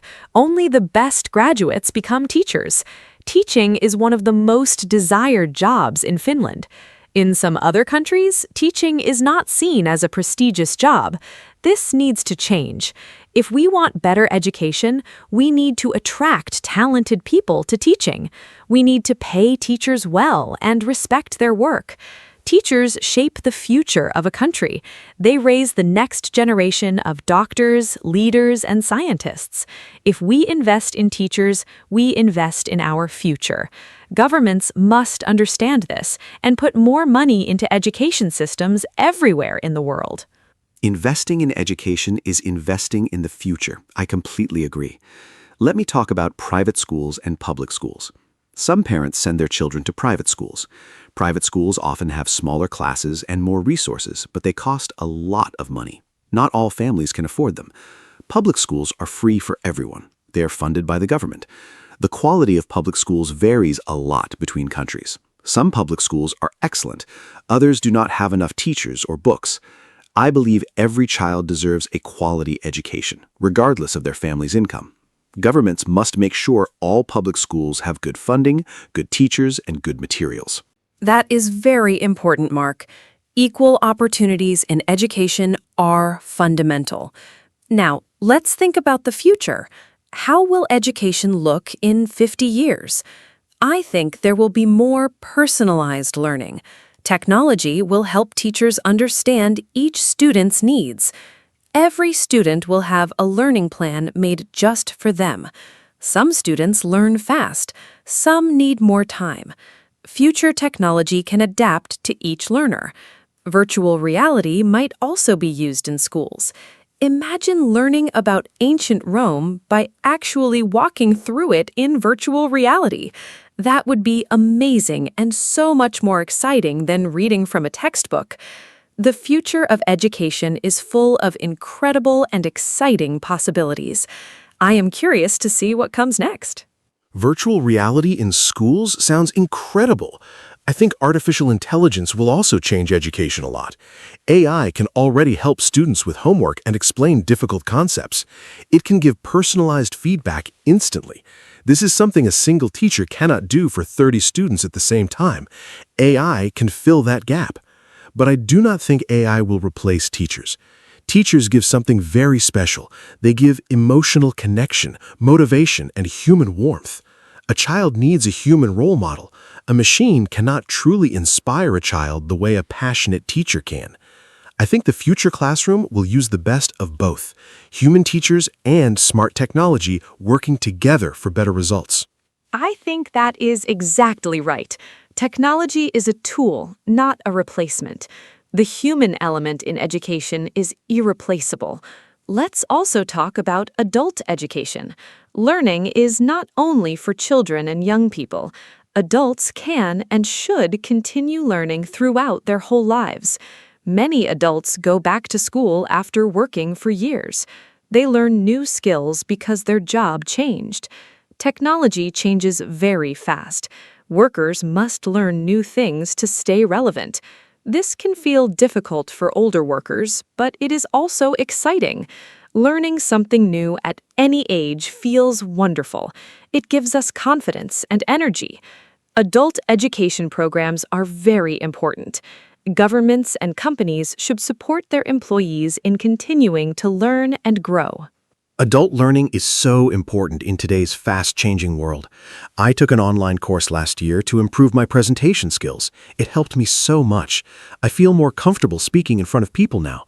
Before, I was very shy when I had to speak publicly. The course gave me tools and techniques.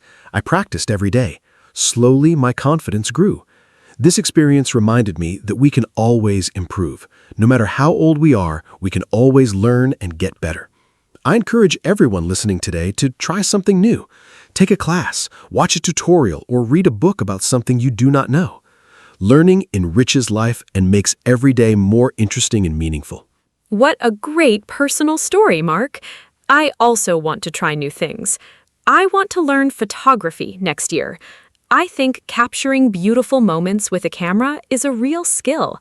I have always admired beautiful photos. Now I want to learn how to take them myself. Learning something creative is very satisfying. It gives us a way to express ourselves. Hobbies are a great form of education too. When we follow our hobbies, we learn without feeling like we are studying. Time passes quickly when we do something we love. I believe hobbies make us happier and more interesting people. They also connect us with others who share the same passion. Hobbies build wonderful communities and friendships. Photography is a beautiful hobby. I'm sure you will be great at it. You should share your photos with us on our social media. Our listeners would love to see them. Speaking of community, education also builds community. When people learn together, they form bonds. They share experiences. They help each other. A classroom is a little community. Students learn not only from the teacher, but also from each other. Group work teaches us cooperation. Discussions teach us to listen and express our opinions politely. These social skills are just as important as academic knowledge. The world needs people who can communicate well, work in teams, and understand different perspectives. Education teaches all of these important life skills beautifully. I think that is exactly right. Technology is a tool, not a replacement. The human element in education is irreplaceable.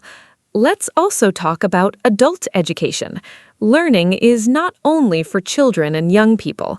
Adults can and should continue learning throughout their whole lives. Many adults go back to school after working for years. They learn new skills because their job changed. Technology changes very fast. Workers must learn new things to stay relevant. This can feel difficult for older workers, but it is also exciting. Learning something new at any age feels wonderful. It gives us confidence and energy. Adult education programs are very important. Governments and companies should support their employees in continuing to learn and grow. Adult learning is so important in today's fast-changing world. I took an online course last year to improve my presentation skills. It helped me so much. I feel more comfortable speaking in front of people now. Before, I was very shy when I had to speak publicly. The course gave me tools and techniques. I practiced every day. Slowly, my confidence grew. This experience reminded me that we can always improve. No matter how old we are, we can always learn and get better. I encourage everyone listening today to try something new. Take a class, watch a tutorial, or read a book about something you do not know. Learning enriches life and makes every day more interesting and meaningful. What a great personal story, Mark. I also want to try new things. I want to learn photography next year. I think capturing beautiful moments with a camera is a real skill. I have always admired beautiful photos. Now I want to learn how to take them myself. Learning something creative is very satisfying. It gives us a way to express ourselves. Hobbies are a great form of education too. When we follow our hobbies, we learn without feeling like we are studying. Time passes quickly when we do something we love. I believe hobbies make us happier and more interesting people. They also connect us with others who share the same passion. Hobbies build wonderful communities and friendships. Photography is a beautiful hobby. I'm sure you will be great at it. You should share your photos with us on our social media. Our listeners would love to see them. Speaking of community, education also builds community. When people learn together, they form bonds. They share experiences. They help each other. A classroom is a little community. Students learn not only from the teacher, but also from each other. Group work teaches us cooperation. Discussions teach us to listen and express our opinions politely. These social skills are just as important as academic knowledge. The world needs people who can communicate well, work in teams, and understand different perspectives. Education teaches all of these important life skills beautifully. I think that is exactly right. Technology is a tool, not a replacement. The human element in education is irreplaceable. Let's also talk about adult education. Learning is not only for children and young people.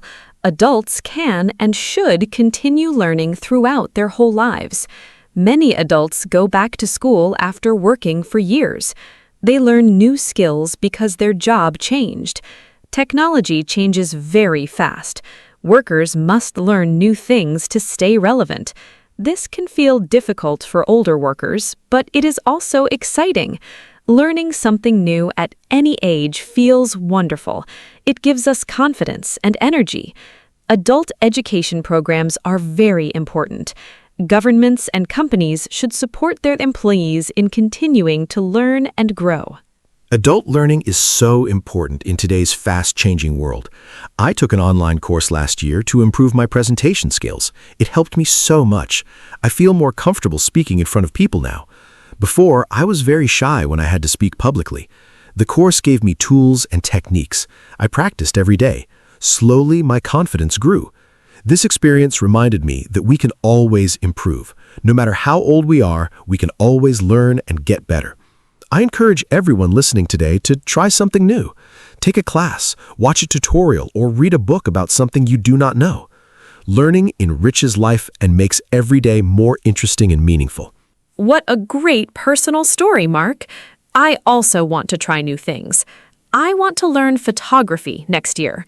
I think capturing beautiful moments with a camera is a real skill.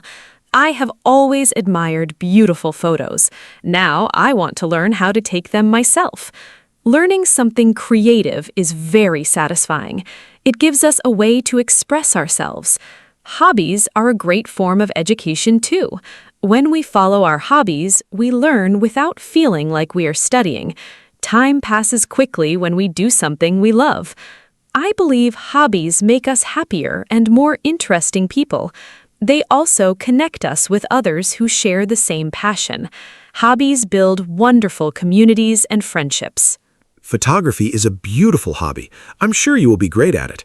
You should share your photos with us on our social media. Our listeners would love to see them. Speaking of community, education also builds community. When people learn together, they form bonds. They share experiences. They help each other. A classroom is a little community. Students learn not only from the teacher, but also from each other. Group work teaches us cooperation. Discussions teach us to listen and express our opinions politely. Before we finish today, I want to share one final thought. Education taught me something very important. It taught me how to think. Not just what to think, but how to think. Critical thinking means we do not believe everything we hear. We ask questions. We look for evidence. We consider different opinions. In today's world, we see a lot of false information online. Critical thinking helps us identify what is true and what is not. This is one of the most valuable skills education can give us. I am very grateful for everything my education gave me. It truly shaped who I am. That is the perfect note to end on, Anna. Critical thinking is the most important gift of education. We live in a world full of information. We need the skills to navigate it wisely and carefully. Today, we talked about so many aspects of education. We talked about school, teachers, parents, technology, universities, and lifelong learning. Education is truly a lifelong journey. It starts when we are babies, and it never really ends. Every day, we have the chance to learn something new and wonderful. Thank you so much for this great conversation, Anna. And thank you to all our listeners for joining us today. Keep learning, keep growing, and never stop being curious. See you in the next episode. Hello, everyone. Welcome to our podcast. My name is Anna, and I am very happy to be here with you today. This podcast is for beginners, so we will speak slowly and use simple English. Today, our topic is self-control. Self-control means we can manage our actions, feelings, and habits. It is very important in daily life. For example, we use self-control when we study, eat, or manage our time. I am here with my friend Mark, and we will talk about this topic together. I hope you enjoy listening and learning English with us today. Hi, everyone. I'm Mark. Thank you, Anna, for the introduction. I'm excited to talk about self-control today. It is a very useful topic for everyone. We all need self-control in our daily life. It helps us make good choices and avoid bad habits. Sometimes it is not easy, but we can practice and improve. In this podcast, we will talk about simple examples of self-control. We will use easy words so you can understand well. I hope this conversation helps you learn English and think about your own habits too. What do you think about self-control, Mark? Yes, Anna, I agree with you. Self-control is very important, but sometimes it is difficult. I also have moments when I want to relax instead of working, but I try to control myself and finish my tasks first. It makes me feel good after that. I think self-control helps us reach our goals. If we practice every day, we can get better. Even small actions can make a big difference. I'm happy to share my experiences and learn from you, too. That's true, Mark. Small actions are very important. We do not need to be perfect. We just need to try a little every day. I think self-control is like a skill. We can learn it and improve over time. Sometimes we make mistakes, and that is okay. We can try again the next day. I also think it is important to be kind to ourselves. If we are too strict, we may feel stressed. So we need balance in our life. I like that idea, Anna. Balance is very important. If we have too much control, life can feel hard. But if we have no control, we may have problems. So we need a good balance. For example, we can work hard but also take time to rest.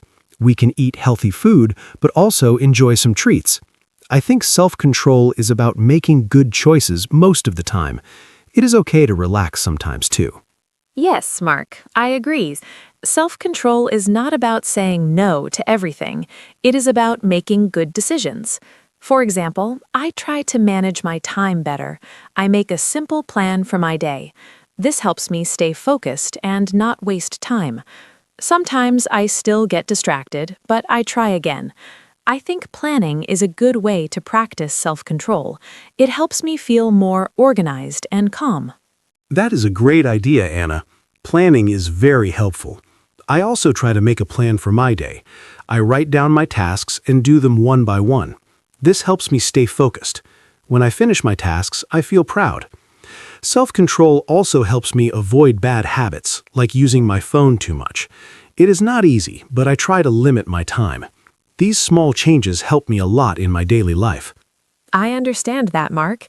Using the phone too much is a common problem. I also try to control that. Sometimes I put my phone away when I study or work. It helps me concentrate better. I think self-control is very useful for students and workers. It helps us use our time well and reach our goals. Even small steps can help us improve. Yes, Anna, that is very true. Self-control is useful for everyone. It helps us in school, work, and daily life. We can start with small habits and improve step by step. I think it is important to stay patient. Change takes time. We should not give up if it is difficult. I hope our listeners can learn something from our conversation and try to practice self-control in their life. Thank you, Mark. I think this is a great start to our topic. We talked about what self-control is and why it is important. I hope our listeners can understand and feel interested. In the next part, we will talk about simple examples of self-control in daily life. This will help you learn more useful expressions and ideas. Yes, Anna, that sounds great. Dear listeners, thank you for listening to our introduction. We hope you enjoy this topic and learn new English words. Now we will move to part 1, where we talk about daily examples of self-control. Please stay with us and continue listening. Let's begin the next part of our podcast now. Let's start part 1 and talk about simple examples of self-control in daily life. For me, one example is waking up early. Sometimes I want to sleep more, but I try to get up on time. It is not easy, especially on cold mornings. I tell myself I need to start my day. Another example is studying. Sometimes I feel lazy, but I try to sit down and study for at least a short time. Even 10 minutes is okay. These small actions are part of self-control. They help me stay focused and do what I need to do every day. That is a great example, Anna. For me, self-control is also important when I use my phone. I like to watch videos and check social media, but sometimes I spend too much time. So I try to limit my phone use. For example, I do not use my phone when I work or study. I put it away and focus on my tasks. It is difficult at first, but it becomes easier with time. This small habit helps me be more productive. I think many people have this problem, so it is a good example of self-control. Yes, Mark, I have the same problem with my phone. Another example for me is eating. I like sweet food, like chocolate and cake. Sometimes I want to eat a lot, but I try to stop myself. I tell myself to eat a small amount. This is not easy, but it is important for my health. I think food is a common situation where we need self-control. We can still enjoy food, but we need to be careful. This is a good way to practice self-control every day. I agree, Anna. Food is a good example. I also try to eat healthy food during the week. Sometimes I want fast food, but I try to choose better options. Another example is exercise. After work, I often feel tired and want to rest, but I try to go for a walk or do some exercise.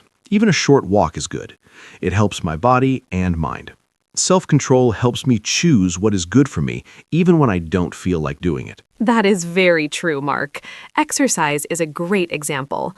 Another situation for me is time management.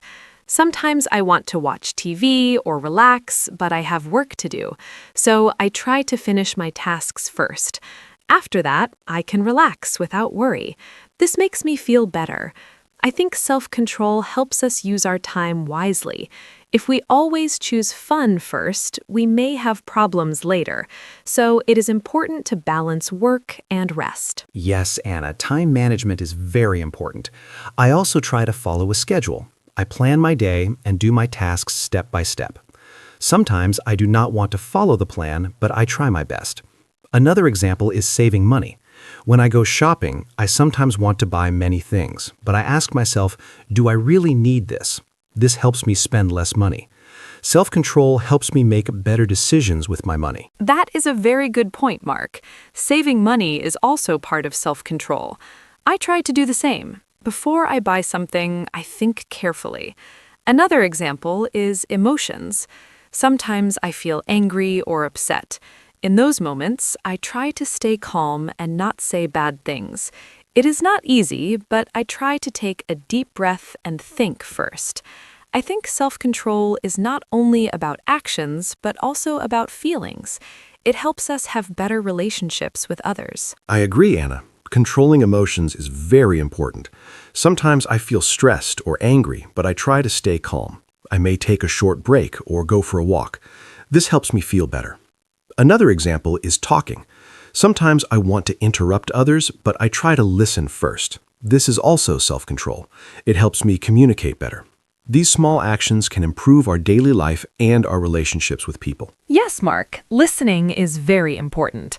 I also try to listen more and speak less sometimes. It helps me understand others better. Another example is keeping promises. If I say I will do something, I try to do it. Even if I feel tired or busy, I try to keep my word. This is also self-control. It shows responsibility and respect. I think these small habits help us become better people step by step. That is a great example, Anna. Keeping promises is very important. I also try to be responsible. If I have work to do, I try to finish it on time. Sometimes I feel lazy, but I remind myself why it is important. Self-control helps me stay on track. It's not always easy, but it's worth it. These daily examples show that self-control is part of many small actions in our life. Yes, Mark, I think we shared many good examples. Self-control is everywhere in our daily life. From waking up early to managing our emotions, we use it all the time. I hope our listeners can understand these examples and think about their own habits. Maybe they can try one small change today.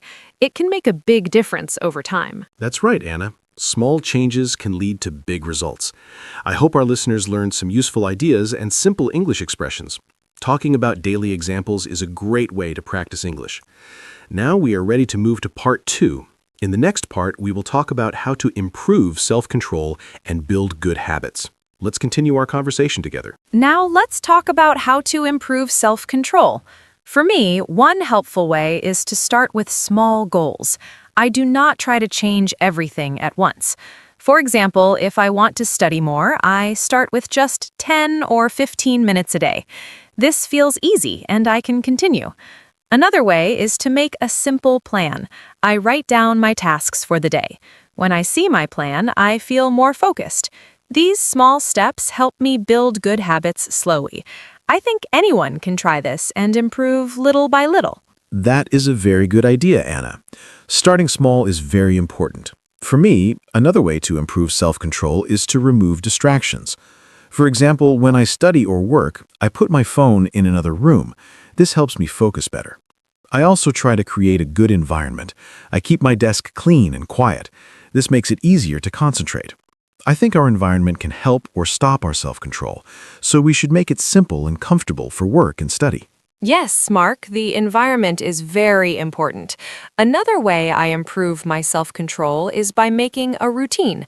When I do the same things every day, it becomes a habit. For example, I study at the same time every evening. At first, it was hard, but now it feels normal. I do not think too much. I just do it. This helps me save energy and stay consistent.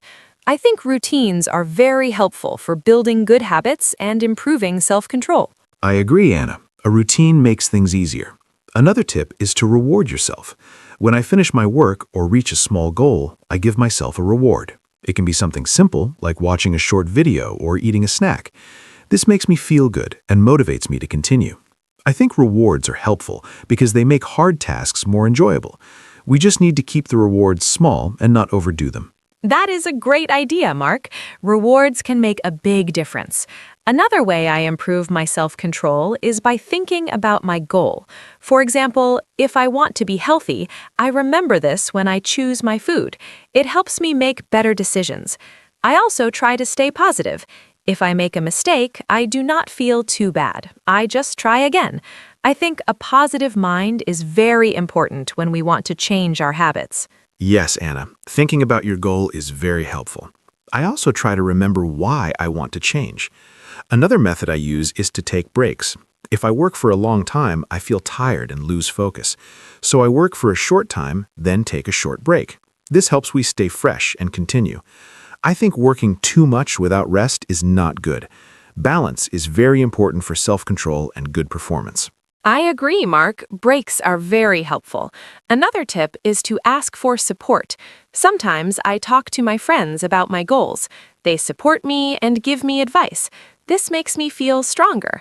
It is easier to stay focused when someone understands you. I think we do not need to do everything alone. Support from others can help us improve faster and feel more confident. That is a very good point, Anna. Support is important. I also think it is helpful to track your progress. For example, I write down what I do every day. When I see my progress, I feel proud. It motivates me to continue. Even small progress is important. It shows that we are moving forward. This can help us stay consistent and not give up. Yes, Mark, tracking progress is a great idea. It helps us see our improvement. Another thing I do is keep things simple. If my plan is too big, I feel tired and stop. So I keep my goals small and clear. This makes it easier to follow. I think simple plans are better for beginners. They help us build strong habits step by step. I agree, Anna. Simple is always better. Another tip is to be patient. Self-control does not improve in one day. It takes time.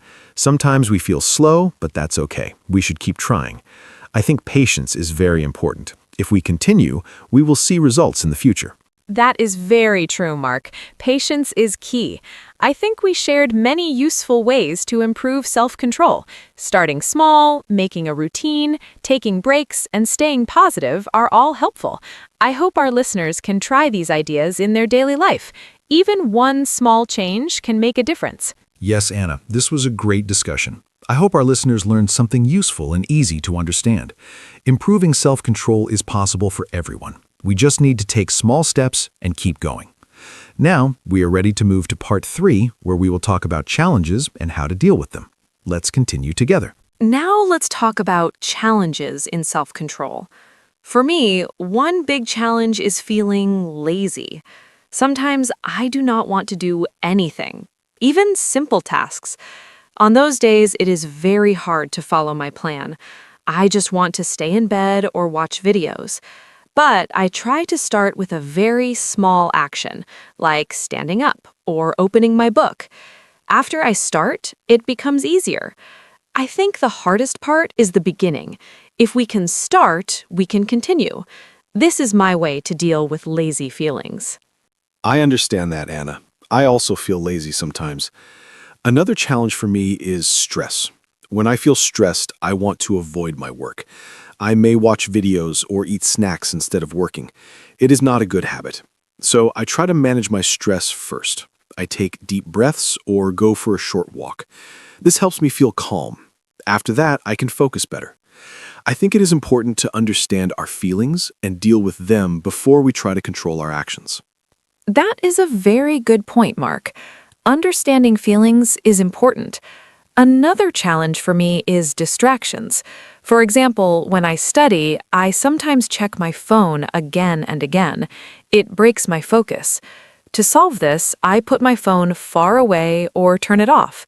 It is a simple action, but it helps a lot. I think removing distractions is a strong way to improve self-control. We need to make it easier to focus and harder to get distracted. Yes, Anna, distractions are a big problem. Another challenge is losing motivation. Sometimes I feel excited at the beginning, but later I lose interest. When this happens, I remind myself why I started. I think about my goals again. This helps me continue. I also try to change my routine a little to make it more interesting. For example, I study in a different place or listen to music. Small changes can help us feel fresh and motivated again. I like that idea, Mark. Changing things a little can help a lot. Another challenge is being too strict with myself. Sometimes I want to do everything perfectly.